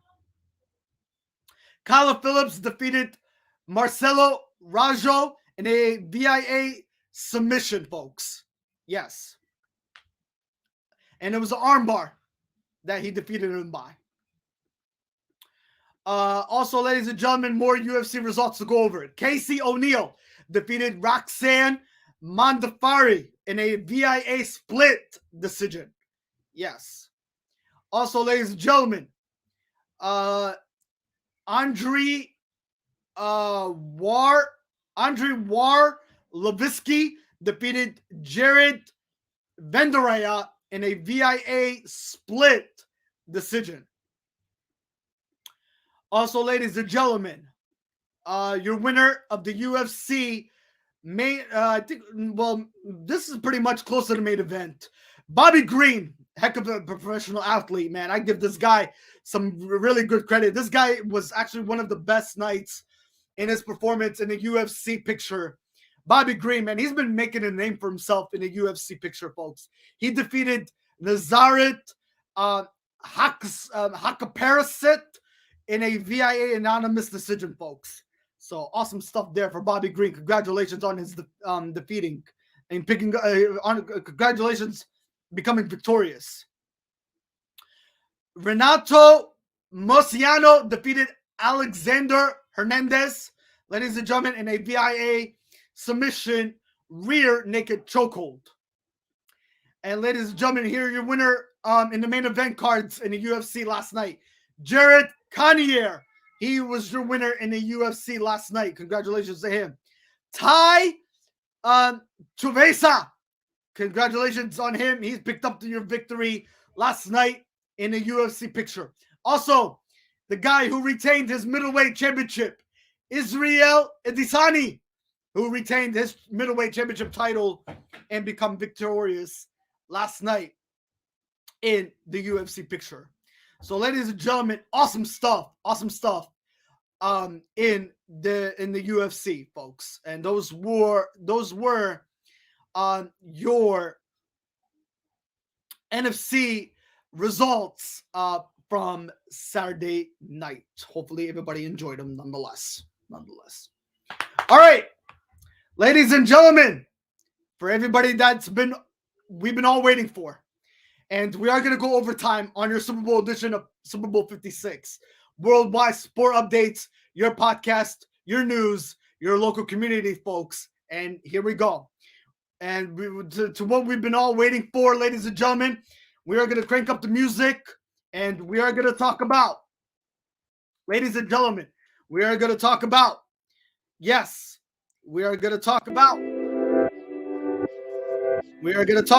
Super Bowl 56, Bengals versus the Los Angeles Rams. Yeah, let's go. Cincinnati Bengals versus Los Angeles Rams, folks. Super Bowl 56.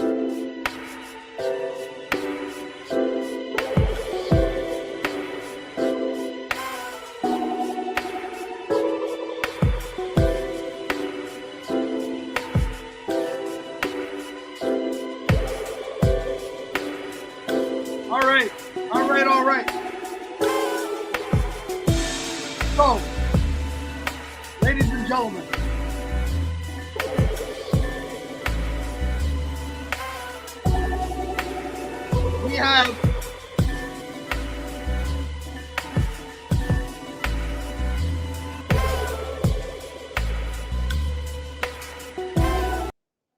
ladies and gentlemen, we have a lot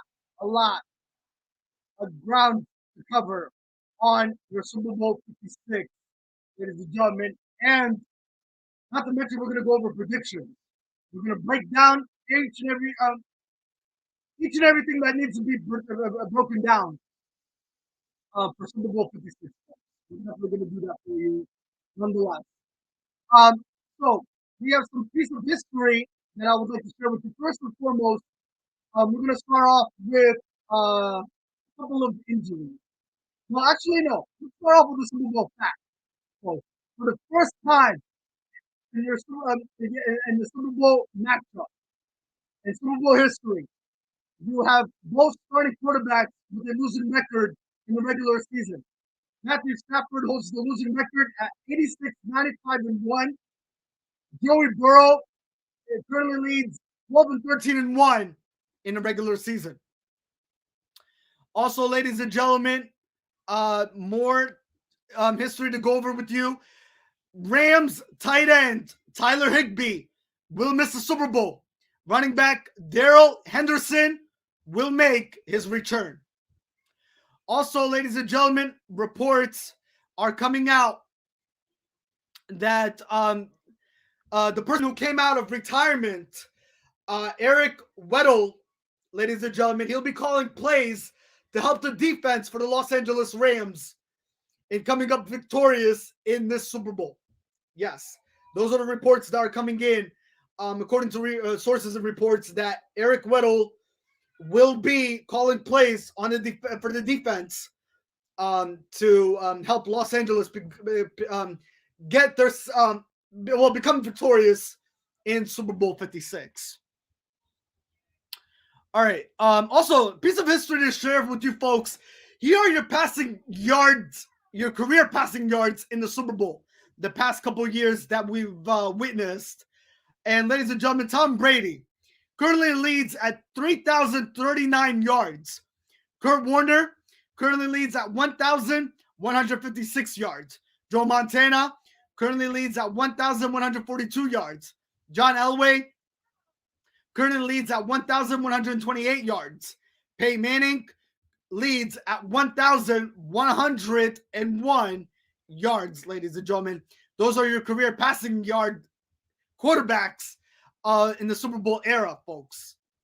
In the past that we have witnessed as your career passing yards. Ladies and gentlemen, NFL news I want to share with everybody. According to reports and sources, this is outside of Super Bowl news. The Saints have come to terms. They will not be trading or getting rid of Michael Thomas, ladies and gentlemen, for next season. So Michael Thomas will be coming back for the New Orleans Saints. So that is, I don't know if that's good news or bad news for the New Orleans Saints, but they want to keep Michael Thomas around going into next season. All right, now, more Super Bowl history I want to share with everybody, folks. So, the winner of the coin toss has lost the last 7 Super Bowls. Keep that in mind. Keep that in mind, folks. The winner of the coin toss has lost the last 7 Super Bowls. The last 7. They lost the last 7. I'm going to break it down to you, folks. Seattle Seahawks against the New England Patriots. Seattle Seahawks won the toss. Who won that game? The New England Patriots. Carolina Panthers against the Denver Broncos, Super Bowl 50. Carolina Panthers won the toss. Who won that game, you guys ask? The Denver Broncos in Super Bowl 50. And not to mention the Denver Broncos dominated that football game where the Denver Broncos trenched the Carolina Panthers in that football game. Super Bowl 51. Atlanta Falcons versus the New England Patriots. Who won that coin toss? The Atlanta Falcons. Who won the game? The New England Patriots. Super Bowl 52. Who won the coin toss? The New England Patriots. Who won the game? The Philadelphia Eagles. Super Bowl 53. Who won the coin toss? The Los Angeles Rams. Who won the game? The New England Patriots. Super Bowl 54. San Francisco 49ers versus the Kansas City Chiefs. Who won that game? Kansas City. Who won the coin toss? The 49ers. Super Bowl 55. Kansas City Chiefs versus the Tampa Bay Buccaneers. Who won the coin toss? The Kansas City Chiefs. Who won the game? The Tampa Bay Buccaneers. Now, Super Bowl 56. Cincinnati Bengals versus the Los Angeles Rams. It is definitely going to come down to the coin toss. Pretty much. It is going to come down to that. It is going to come down to that. So, we shall see. We shall see. We shall truly see. We shall truly see. All right. With that being said, folks, more news I would like to share with everybody.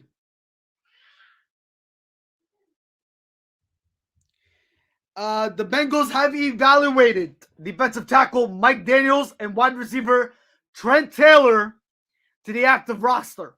So they'll be starting for Super Bowl 56 later this afternoon. Okay?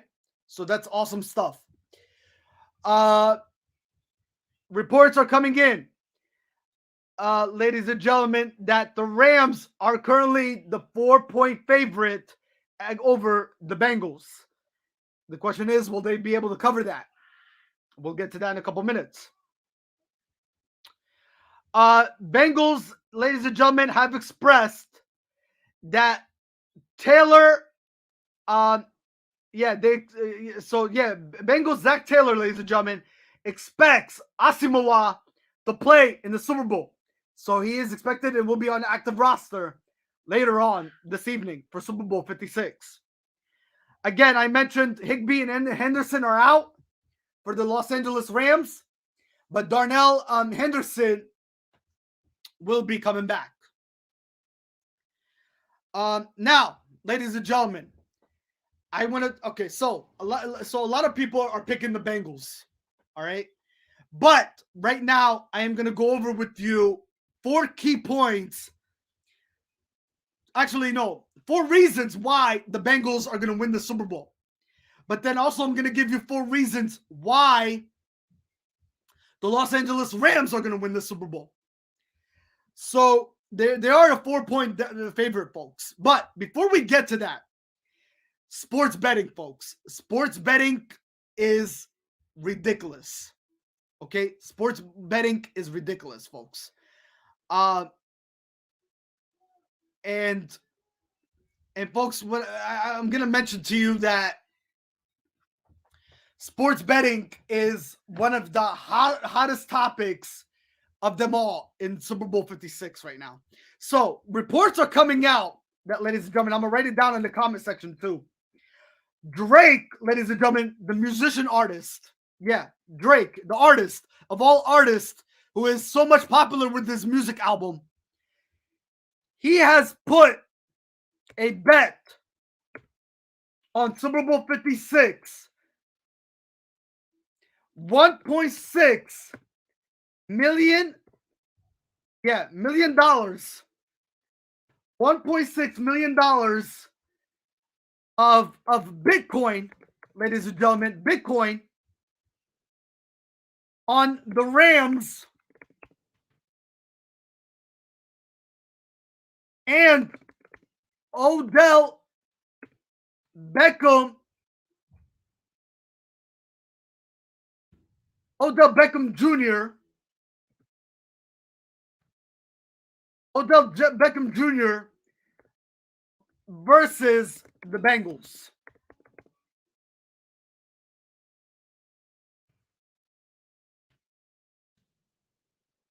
Okay, here it is, folks. Right down at the bottom of your screen. Drake has bet 1.6 million of Bitcoin on the Rams and Odell Beckham Jr.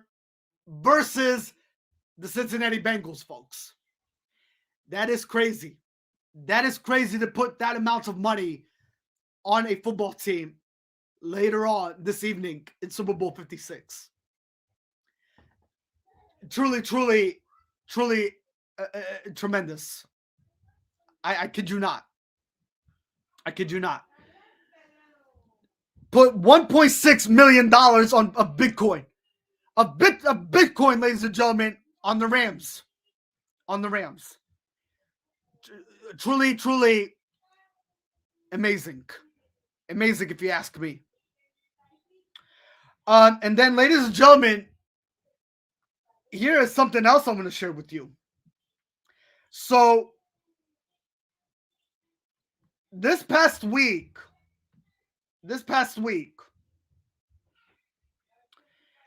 there was reports out that Mattress Mac, ladies and gentlemen, not only, I'm gonna write this down in the bottom section as well. Mattress Mac, ladies and gentlemen, Mattress Mac has bet money on the Bengals. Ladies and gentlemen, he has bet money on the Bengals.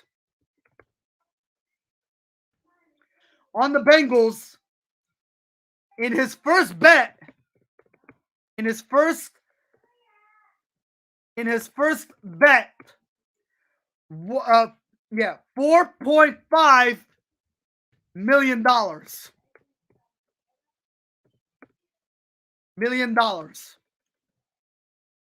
First bet, $4.5 million.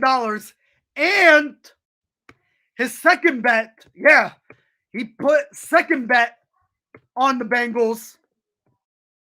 Second bet worth million.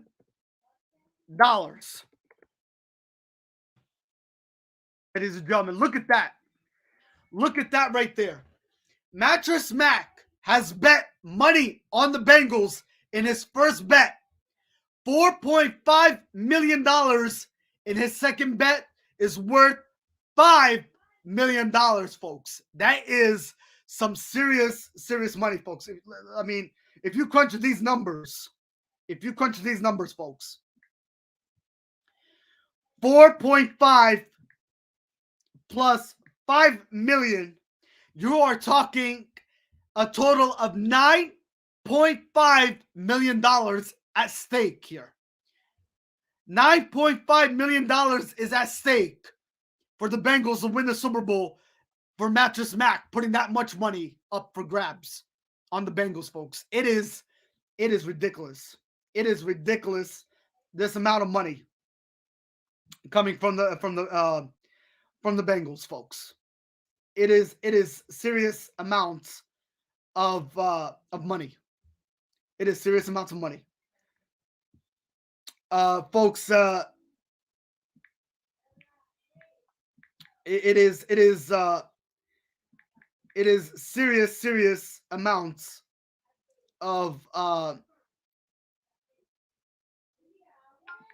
it's serious amounts of money, folks.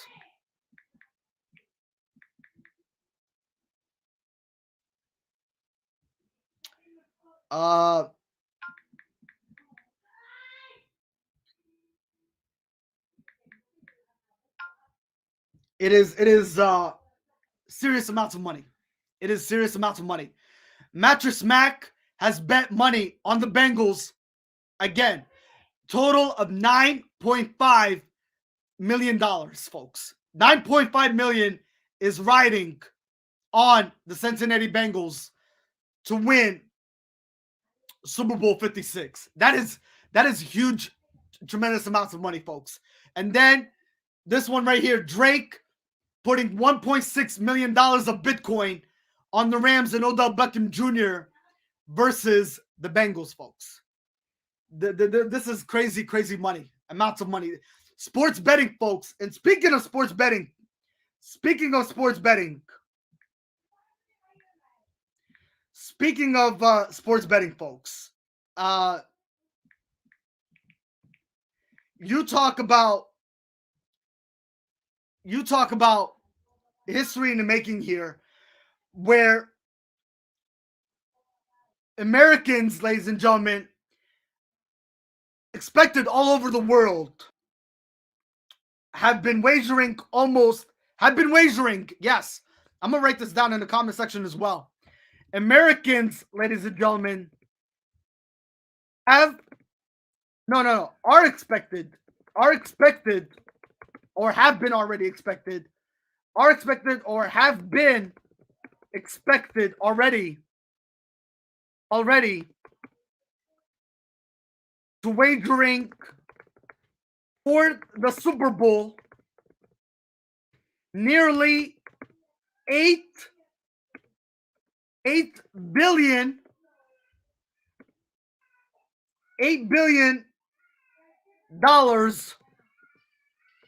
on Super Bowl 56.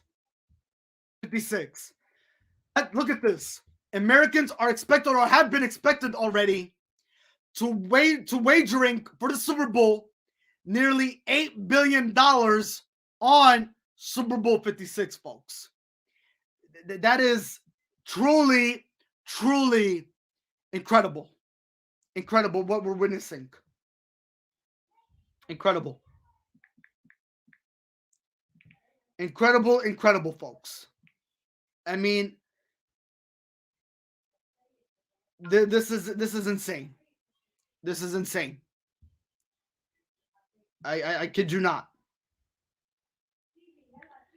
I kid you not, folks. This is incredibly insane. What we are witnessing.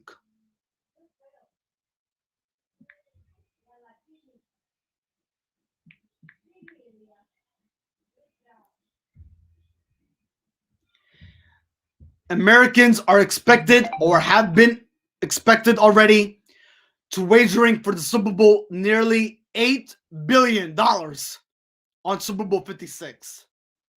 $8 billion. It's history in the making when it comes to wagering that much amount of money for the Super Bowl event in itself, folks. Yeah. Yeah. It is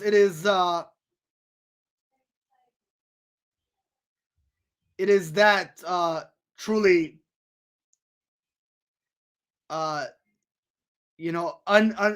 so much amounts of money. So much amount of money is really playing into factor here. Yeah. I mean, folks, think about this, for a minute. Think about this for a minute. It's Americans are again putting nearly $8 billion on wager. It's history in the making, folks. It really is. It is history in the making in itself. It is history in the making in itself, folks. To be witnessing Americans all over the world to be expected to wagering for the Super Bowl event almost $8 billion. Yeah. Yeah, it's a lot. That's a lot.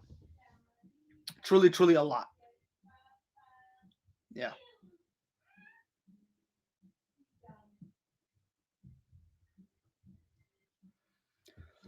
Definitely a lot, folks. All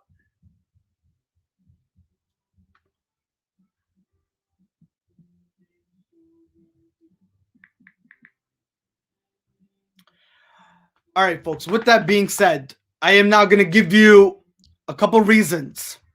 4 reasons why the Bengals are going to win the Super Bowl. Also, I'm going to give you 4 reasons why the Los Angeles Rams are going to win the Super Bowl. So here we go.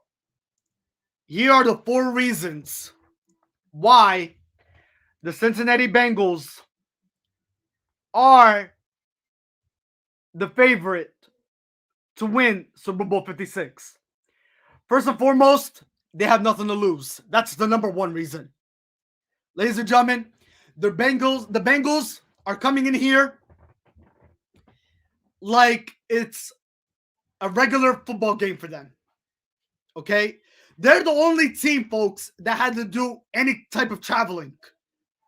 Okay? The Rams did not have to do any traveling. They stayed put where they at. So for the Bengals, again, they have nothing to lose. But they have so much to gain. A lot is riding on this game for the Cincinnati Bengals, folks. A lot is riding on this game. A lot is riding on this game for the Cincinnati Bengals. So that's why they have nothing to lose. That's their number 1 reason. The second reason is a trio of incredible offensive stars with a solid game plan. Now, what does that mean? For the offensive linemen to protect Joey Burrow, folks. Now, if the Bengals offensive line could do what they did against the Kansas City Chiefs 2 weeks ago, then the Bengals have a legitimate shot at this. They absolutely do. No ifs, ands, or buts about it. They have a legitimate shot at becoming victorious in Super Bowl 56. But for that to happen, ladies and gentlemen, it all comes down to the offensive line for the Cincinnati Bengals. And again, we know how effective Joey Burrow is in using his legs, and he can go outside the pocket and do some damage. And if he could get outside the pocket and do some damage, folks, it's there for the taking. It is there for the taking for the Cincinnati Bengals. I'm not saying that it's not possible that they cannot do it. It is definitely possible that they can do it. Okay, it's definitely there. Okay, it is definitely there for the Cincinnati Bengals to do some damage and to put the momentum so much on them. To put so much momentum on them and to make the Rams defense very uncomfortable. And also to slow down, not to only make the Rams defense slow down, but you gotta make Aaron Donald and Von Miller uncomfortable on that defensive line, at that up front defensive line. So it definitely comes down to how that offensive line plays into a major key factor. So that's the second reason why the Bengals have a legitimate shot of winning the Super Bowl. Here's the third reason. Oh yeah, and not to mention their game plan. If it works if their both offensive and defensive scheme works, yeah, they have a shot at this. They definitely have a shot at this. Their third game plan is Jamar Chase and his ability to win the game's most critical matchup. All right? Jamar Chase has to be at his A game, folks. And I mean, he has to be at his 100%, most 100% game plan where it matters the most. He needs to carry this team at all cylinders. And he has to beat Jalen Ramsey, folks. Jalen Ramsey, that matchup between Jalen Ramsey and Jamar Chase, folks, Jalen Ramsey right now has the upper hand more than Jamar Chase does. I kid you not, folks. There's no ifs, ands, or buts about it that Jamar Chase, ladies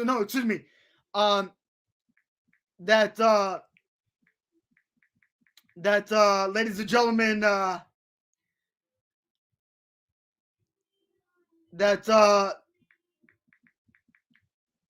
Jalen Ramsey has the upper hand here. He has the upper hand more than Jamar Chase does. And this is what I talk about, ladies and gentlemen. This is what I talk about when the Bengals roster, ladies and gentlemen, does not have any players on that roster that has Super Bowl experience. But then when you talk about experience, you talk about them being fresh out of college. All right. And not to mention Jamar Chase just achieved Rookie of the Year award that he just got. It was announced this past week. So congratulations to him on that. And we're going to get to those NFL awards in a couple minutes here, but Jamar Chase just got an Rookie of the Year award. So Jamar Chase, ladies and gentlemen, he has to be on his A game, nonetheless. I kid you not, folks. He has to be on his A game here. He definitely does. That's the third reason. The final reason is that defense has the chance to make the Rams a one-dimensional side affair. They have, ladies and gentlemen, the Bengals defense, they have the ultimate opportunity that they cannot let this go. They have the upper hand here. The Bengals defense, they have a legitimate shot at making the Rams offense off their A game. They can get them off their A game here, folks. They have all the ability to do it. And what I mean by that is they can get the Rams off to a sluggish start in the first half.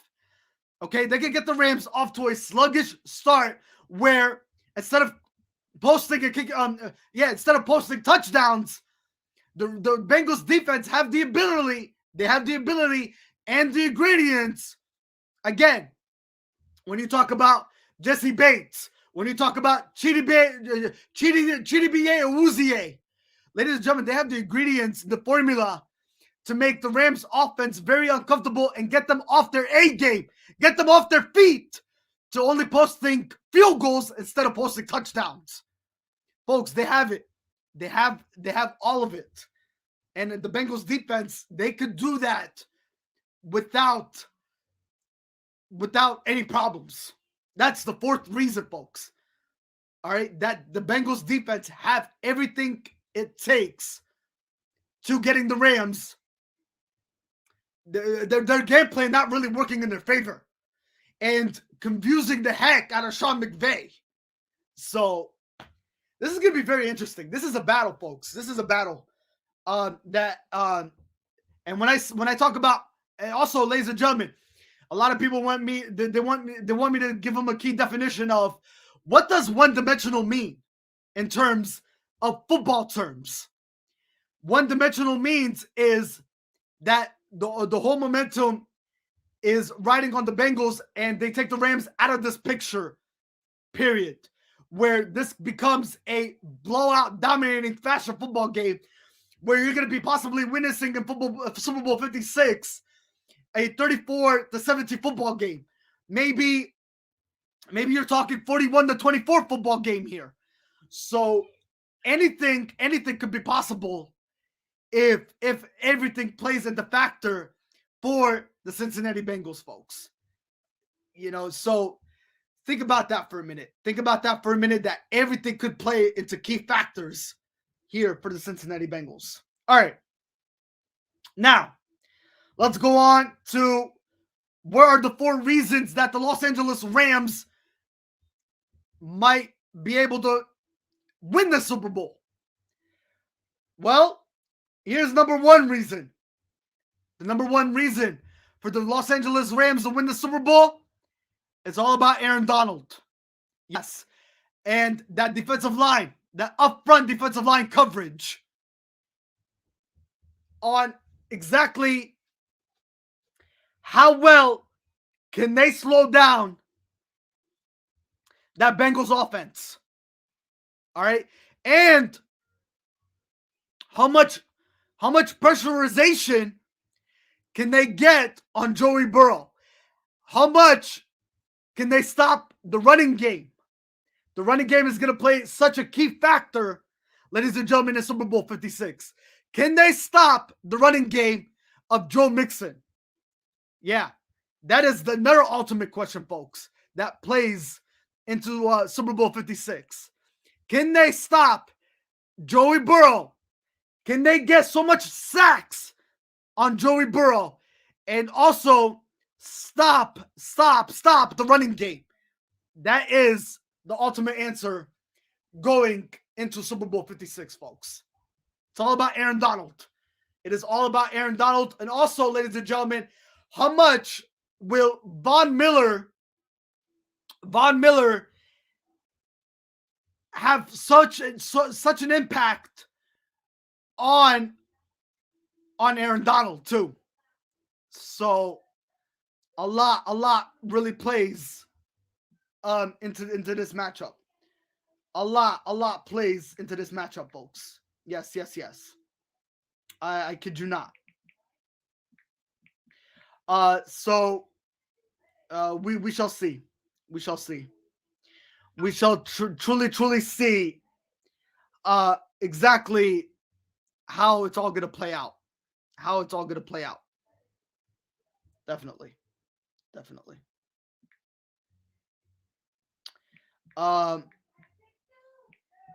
So again, it is all eyes again are gonna be on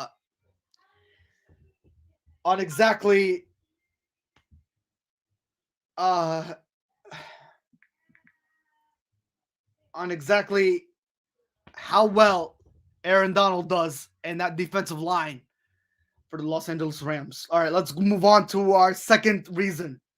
The second reason the Los Angeles Rams will win the Super Bowl is a lockdown corner, Jalen Ramsey, folks. That is the second reason. Again, if you get a lockdown corner in Jalen Ramsey, folks, Jalen Ramsey will be doing some serious damage in that lockdown corner position spot. I mean, again, Jalen Ramsey could easily pick up 2 interceptions in this ball game, folks. If they get Joey Burrow off his A game, for sure. For sure, if they get Joey Burrow off his A game in this one, Jalen Ramsey is gonna have a great game, outstanding game, nonetheless. In Super Bowl 56, folks. So, we shall truly see how it's definitely gonna play out for Jalen Ramsey, nonetheless.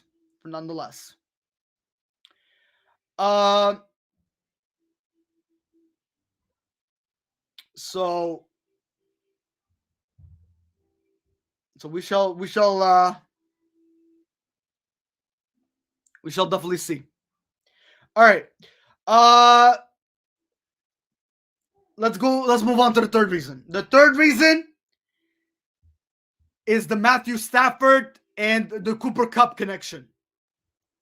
Ladies and gentlemen, for this one, it is going to come down to how much Matthew Stafford and Cooper Kupp are going to have an outstanding evening against the Cincinnati Bengals defense.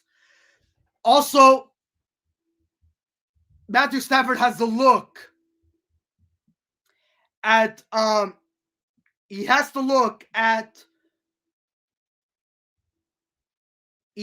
Matthew Stafford has to look at Cooper Kupp's. He has to look at Cooper Kupp's direction. And he has to feed him the ball as much possible as he can. All right? He has to feed him the ball. Matthew Stafford has to feed, ladies and gentlemen, Cooper Kupp so much receptions, so much reception yards, and so much reception receiving yards. Cooper Kupp, ladies and gentlemen, is the ultimate wide receiver complexion to winning this football game.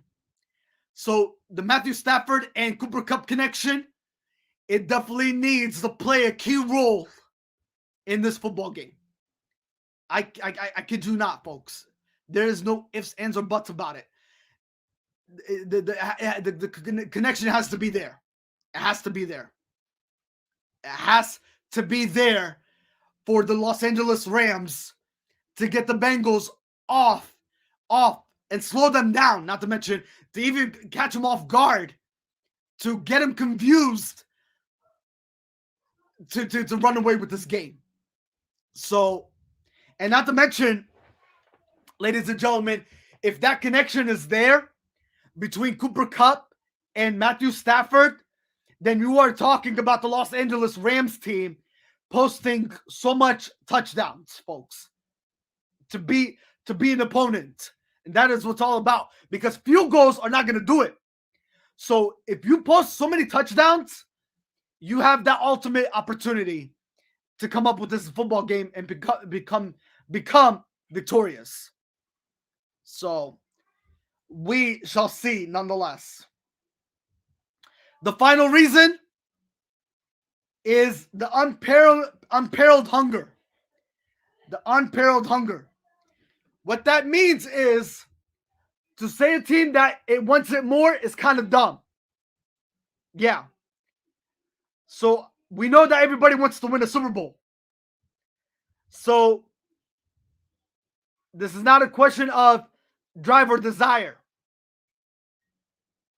So this is all about the Rams and knowing exactly in their window of opportunity how to close it out. And their sense of urgency in their game, where the Cincinnati Bengals are going to lack of. So that is definitely what it's kind of all about. All right. The Bengals are coming in as underdogs, ladies and gentlemen. All right. They're coming in as underdogs. All right. We cannot stress that enough. Okay. They are coming in as underdogs. So there is no unparalleled hunger, folks. Okay. There is no unparalleled hunger. And that also goes to show you, ladies and gentlemen, that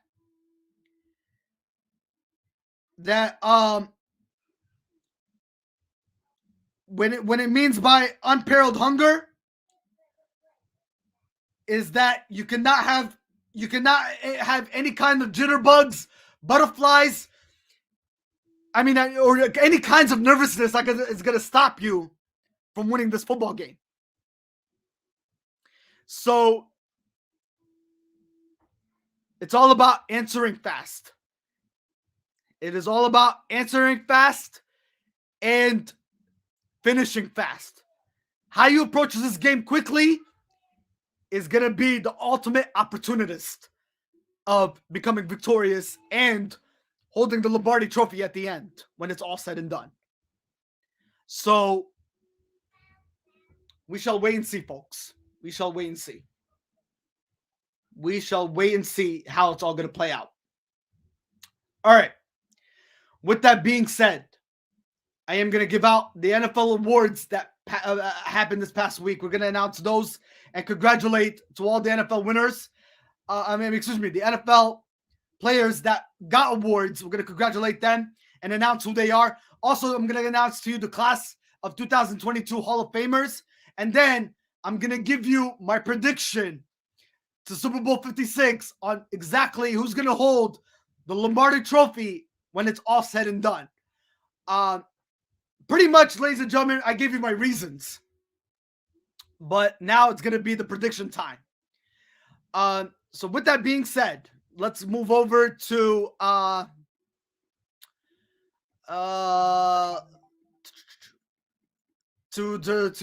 awards. But before we get to the NFL awards, I want to make sure that I did talk about everything that needs to be covered, and I think I did. So we did address everything that needed to be addressed, which is very good. All right. So with that being said, folks, we are going to talk about the NFL awards. The NFL awards. All right. So again, ladies and gentlemen, here are the your NFL awards, ladies and gentlemen, this past week from the NFL Hall of Fame that occurred on Thursday. So, ladies and gentlemen, with that being said, congratulations to, ladies and gentlemen, your FedEx Player of the Year, Tom Brady, who had passing yards of 5,316, and he posted 43 touchdowns. Also, Jonathan Taylor was your Player of the Year, ladies and gentlemen. Congratulations to him. Congratulations to your NFL honor, who they presented Defensive Player of the Year award to T.J. Watt of the Pittsburgh Steelers. Awesome job. He had a tremendous year nonetheless. Congratulations to Comeback Player of the Year, Joey Burrow, who had a tremendous season nonetheless after coming back from a torn ACL injury the previous year. So he deserves Comeback Player of the Year nonetheless. Congratulations to Jamar Chase on achieving Offensive Player Rookie of the Year. Congratulations to Micah Parsons on becoming Defensive Rookie Player of the Year. Also, ladies and gentlemen, congratulations to the Man of the Year, Walter Payton, who also announced that this could possibly be his last run. He could be announcing his retirement at the end of the season, right after Super Bowl 56. That is if the Los Angeles Rams win the Super Bowl by defeating the Cincinnati Bengals. So he did put that up. He did address that to the social media this past week. That Walter Walter, ladies and gentlemen, there's a good possibility. He achieved the Walter Payton Man of the Year award, but Andrew Whitworth, that's the guy who achieved the Walter Payton Man of the Year award. Andrew Whitworth announced that this could possibly be his year if the Los Angeles Rams win Super Bowl 56 by defeating the Cincinnati Bengals. So Andrew Whitworth has told social media reports and according to sources that this could be his last season if the Rams become victorious in Super Bowl 56. So congratulations to him, Andrew Whitworth, ladies and gentlemen, in achieving the Walter Payton Man of the Year award. All right. Also, ladies and gentlemen, congratulations to Aaron Rodgers on becoming your most valuable player of the year award. Congratulations to him on achieving that.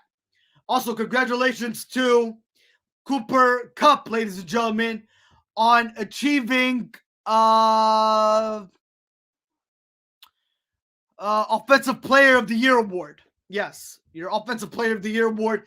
Congratulations to Cooper Kupp on achieving that. Finally, ladies and gentlemen, your Coach of the Year award. Congratulations to Mike Vrabel on achieving Coach of the Year award, ladies and gentlemen. Congratulations up to him. Well deserved, nonetheless. All right, ladies and gentlemen, finally, your congratulations to the class of 2022 Hall of Famers. Tony Baselli, congratulations to him. Your 2022 class of, your Hall of Fame class of 2022. Tony Baselli on achieving that. Cliff Branch is your 2022 Hall of Fame. Leroy Butler, 2022 Hall of Fame. Congratulations to him. Art McNeely, your 2022 Hall of Fame. Congratulations to him. Sam Mills, congratulations to him. Your 2022 Hall of Fame inductee. Richard Seymour, former New England Patriot. Congratulations to him. Your 2022 Hall of Fame inductee. Former Philadelphia Eagles head coach and Kansas City head coach, Dick Vermeil. Congratulations to him. Your class of 2022 Hall of Famer, Dick Vermeil. Utmost greatest coach of all time. He also is a former Super Bowl head coach winner. Nonetheless, congratulations to Dick Vermeil. Well deserved. And ladies and gentlemen, finally, your 2022 class of 2022 Hall of Fame inductee Bryant Young on achieving that award as well. Congratulations to him. Nonetheless, well deserved indeed by your 2022 Hall of Famers inductees nonetheless. So utmost respect to all of them. And they deserve it. They deserve it.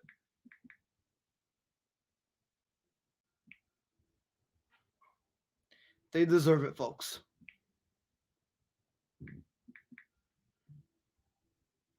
They deserve it. They deserve it.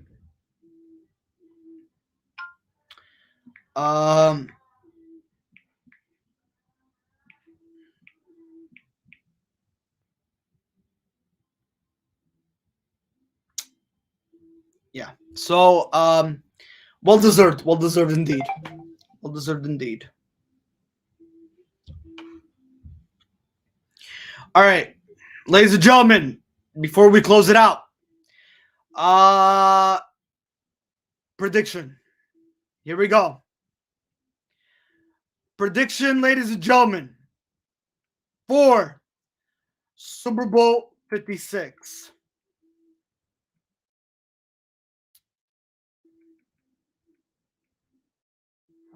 By the way, folks, before I get to my prediction, there's some NFL news I would like to point out to everybody.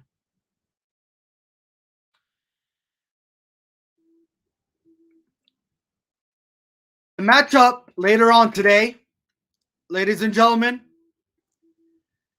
between the Cincinnati Bengals and the Los Angeles Rams. Combine those two teams. Both on offense, both the Los Angeles Rams and the Cincinnati Bengals have 460 points regular season offense. Yeah. Regular season offense. Yeah, 460 points total. 460 points total by both teams. Yeah, for the Cincinnati Bengals and the Los Angeles Rams. On offense. So, crazy stuff. Crazy stuff indeed. All right. This, ladies and gentlemen, for the first time ever, this is actually our 5-hour show. Can you believe it? Well, due to internet technical difficulties, we're definitely committed to giving that to you folks, nonetheless. Okay, before my prediction, I want to break out more information from the NFL. For the players that did not make the 2022 Hall of Fame, wide receiver and kick returner Devin Hester, wide receiver Andre Johnson, wide receiver Torrey Holt, wide receiver Reggie Wayne, linebacker DeMarcus Ware, defensive end Jared Allen, and finally linebacker Patrick Willis. Those are your players that did not qualify and make the 2022 Hall of Fame class. All right.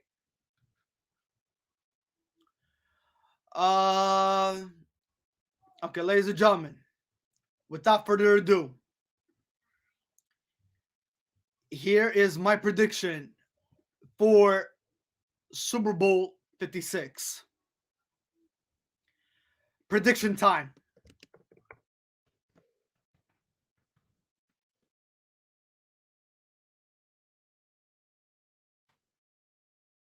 All right, prediction time.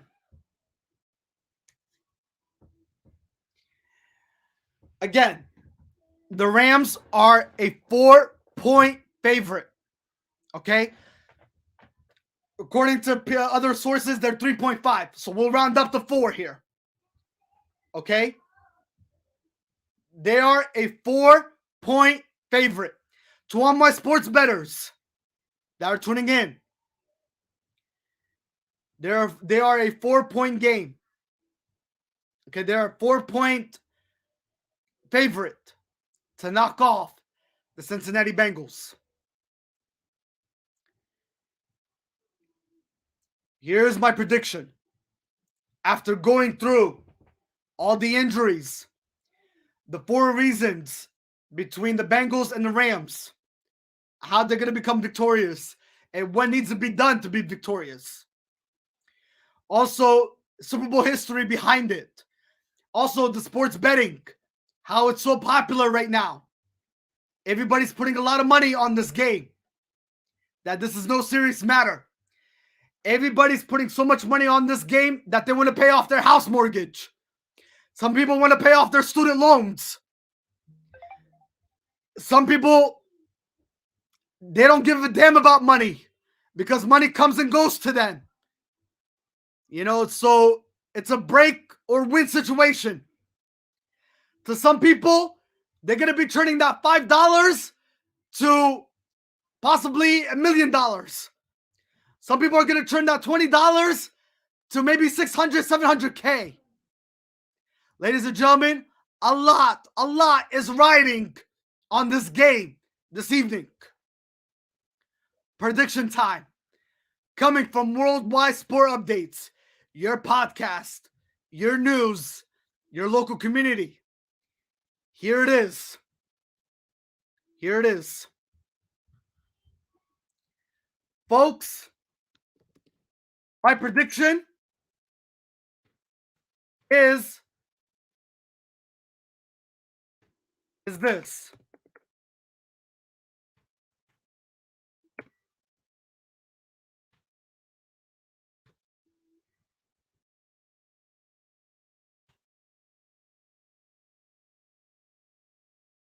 $36-24 Los Angeles.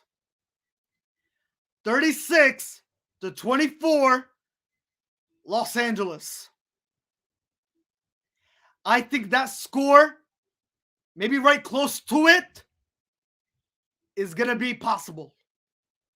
Now, if it's a close game, again, if it comes out to be a sluggish first half where we're going to witness a lot of field goals, then this could be a 34-31 ball game. This also could be 37-31 ball game. This could be a 37-30 ball game. Anything is possible at this point. Anything is possible at this point. 36-24 is my final. And the Rams will be holding the Lombardi Trophy at the end.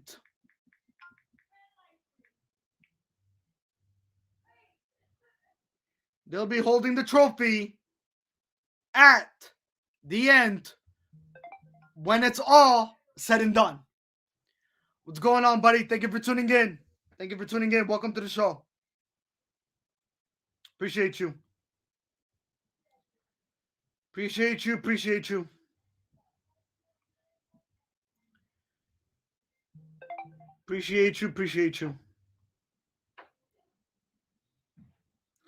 Thank you for taking the time to come in and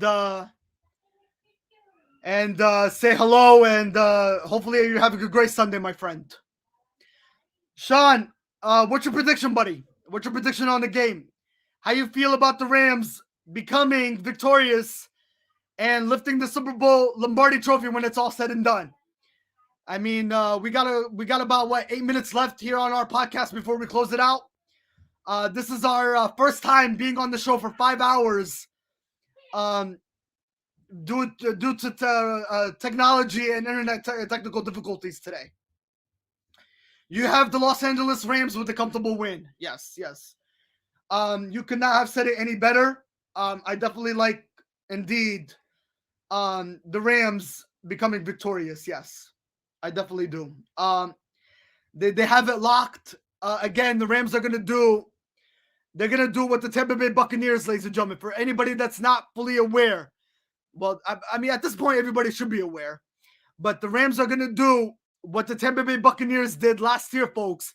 They're going to be the second team in franchise history to do it behind the Tampa Bay Buccaneers to win a Super Bowl in their home stadium, folks.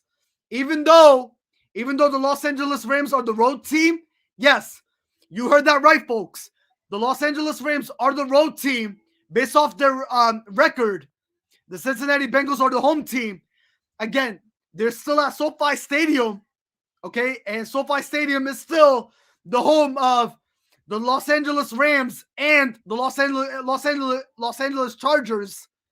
A lot is riding on the Los Angeles Rams and their coattail punching their becoming victorious. To lifting that Lombardi Trophy. Folks, look at this. The city of LA, the city of Los Angeles, it is a popular city in the West Coast. And if you think about it, not only are the Rams fans are going to be behind the Los Angeles Rams, you're talking about the Los Angeles Chargers being behind them as well. Even though the Chargers did not make the playoffs this year because of a losing record, and they came up very short, You're possibly going to see some Chargers fans in there today. Also, you're going to see some Detroit Rams. They're going to be there today. Yes, they're calling them the Detroit Lions. I mean, they are the Detroit Lions, but they're going to call them the Detroit Rams because everybody is on the Matthew Stafford bandwagon right now. Ladies and gentlemen, I talked about this last week. The Matthew Stafford story is ridiculous. You're talking to a guy who spent 12 seasons with the Detroit Lions, had nothing to show for it, made a playoff appearance, and he has never won a playoff game. And last year, when the Rams reached out to the Detroit Lions organization and they made that trade to acquire Matthew Stafford for Jared Goff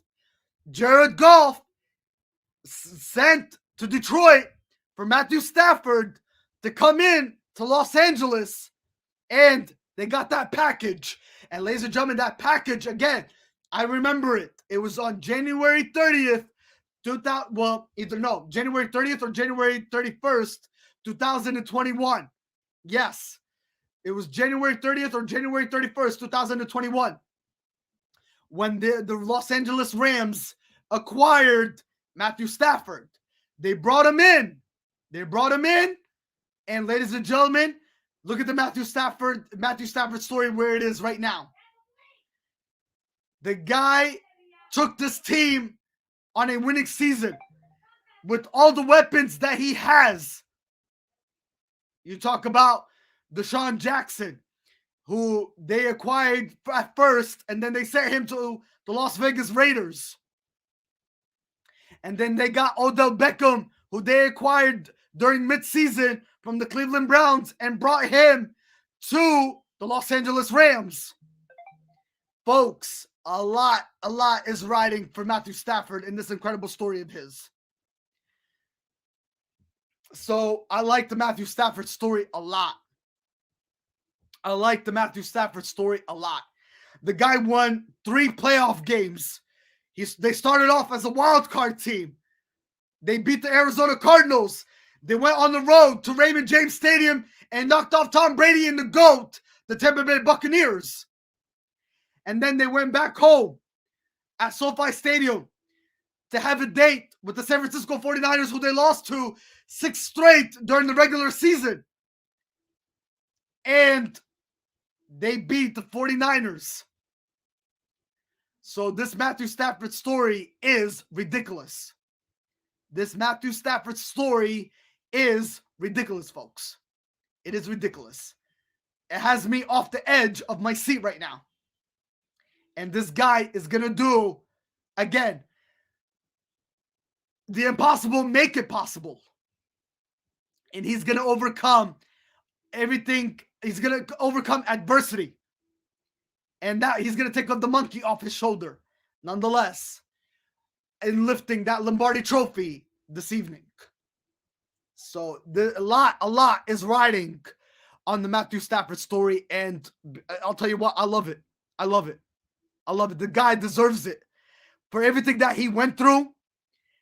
You know, everything that he went through, folks, in his NFL career. He's definitely punching his ticket where the light doesn't shine, folks, in lifting that Lombardi trophy. And ladies and gentlemen, I'm not taking anything away from Joey Burrow either. I mean, you're talking to a guy who graduated out of college, out of LSU. You know, coming into the NFL as a rookie last year. And he tore his ACL. Went out for the whole season. To come back the next following season. To become comeback player of the year. And take this team to a Super Bowl run. It is truly tremendous. On the Joe Burrow story. And Joe Burrow will be the first time since Joe Montana, since Joe Namath, to possibly achieve a Super Bowl just coming out of college and winning the national championship in itself. So ladies and gentlemen, is riding on Super Bowl 56 for both franchise organizations. So this is going to be a get your popcorn ready scenario. Ladies and gentlemen, with that being said, thank you for tuning in to us on Worldwide Sport Updates. You guys have been a tremendous audience. God bless you all. And again, sorry for the technology that has been impacting us on today's Super Bowl edition. It did really hurt us a lot here on Super Bowl edition, ladies and gentlemen, where we had technology and internet was hurting us really badly, where we had to connect offline, and we had to get that situated out and come back online just to give you Super Bowl coverage of Super Bowl 56. Ladies and gentlemen, this is what Worldwide Sport Updates is all about. We are dedicated, we are committed, we are fully passionate about giving the sports news and updates to you each and every weekend where it matters the most. Ladies and gentlemen, I love you all. God bless. Enjoy the rest of your work week. Again, to all the couples out there that celebrate Valentine's, Happy Valentine's Day if you're celebrating it today and tomorrow. Enjoy it. Enjoy it. Enjoy it. Enjoy the rest of your weekend. Enjoy the rest of your work week. Enjoy the NBA games today. Enjoy the NHL games today. Enjoy college basketball games. Enjoy Super Bowl 56, ladies and gentlemen. It is going to be a one that we'll be witnessing history in the making after tonight, folks. No ifs, ands, or buts about it. Super Bowl 56 will go down in history, whether it's actually the game in itself or the halftime show or the Super Bowl commercials in itself. But ladies and gentlemen, this is what it's all about. And this is what we sports fans, we truly live for and desire to enjoy each and every weekend of our sports. Nonetheless, also next week, ladies and gentlemen, on your podcast edition, we are going to go over NBA All-Star Weekend. Yes, can you believe this? After the Super Bowl, we're going to be focusing our attention to NBA All-Star Weekend. So we will definitely talk about that next week's podcast for sure. Ladies and gentlemen, thank you again. From the Facebook family, Instagram family, TikTok family, YouTube channel family, everywhere worldwide, Twitter family. Thank you for tuning in. Have a safe weekend. Enjoy the games. Enjoy Super Bowl 56. And I will see you all. Enjoy your work week nonetheless. Happy Valentine's Day to all the couples out there. I will see you again all next week. Again, tune into our Friday's recorded podcast. And I will see you again next week on Sunday for our live podcast.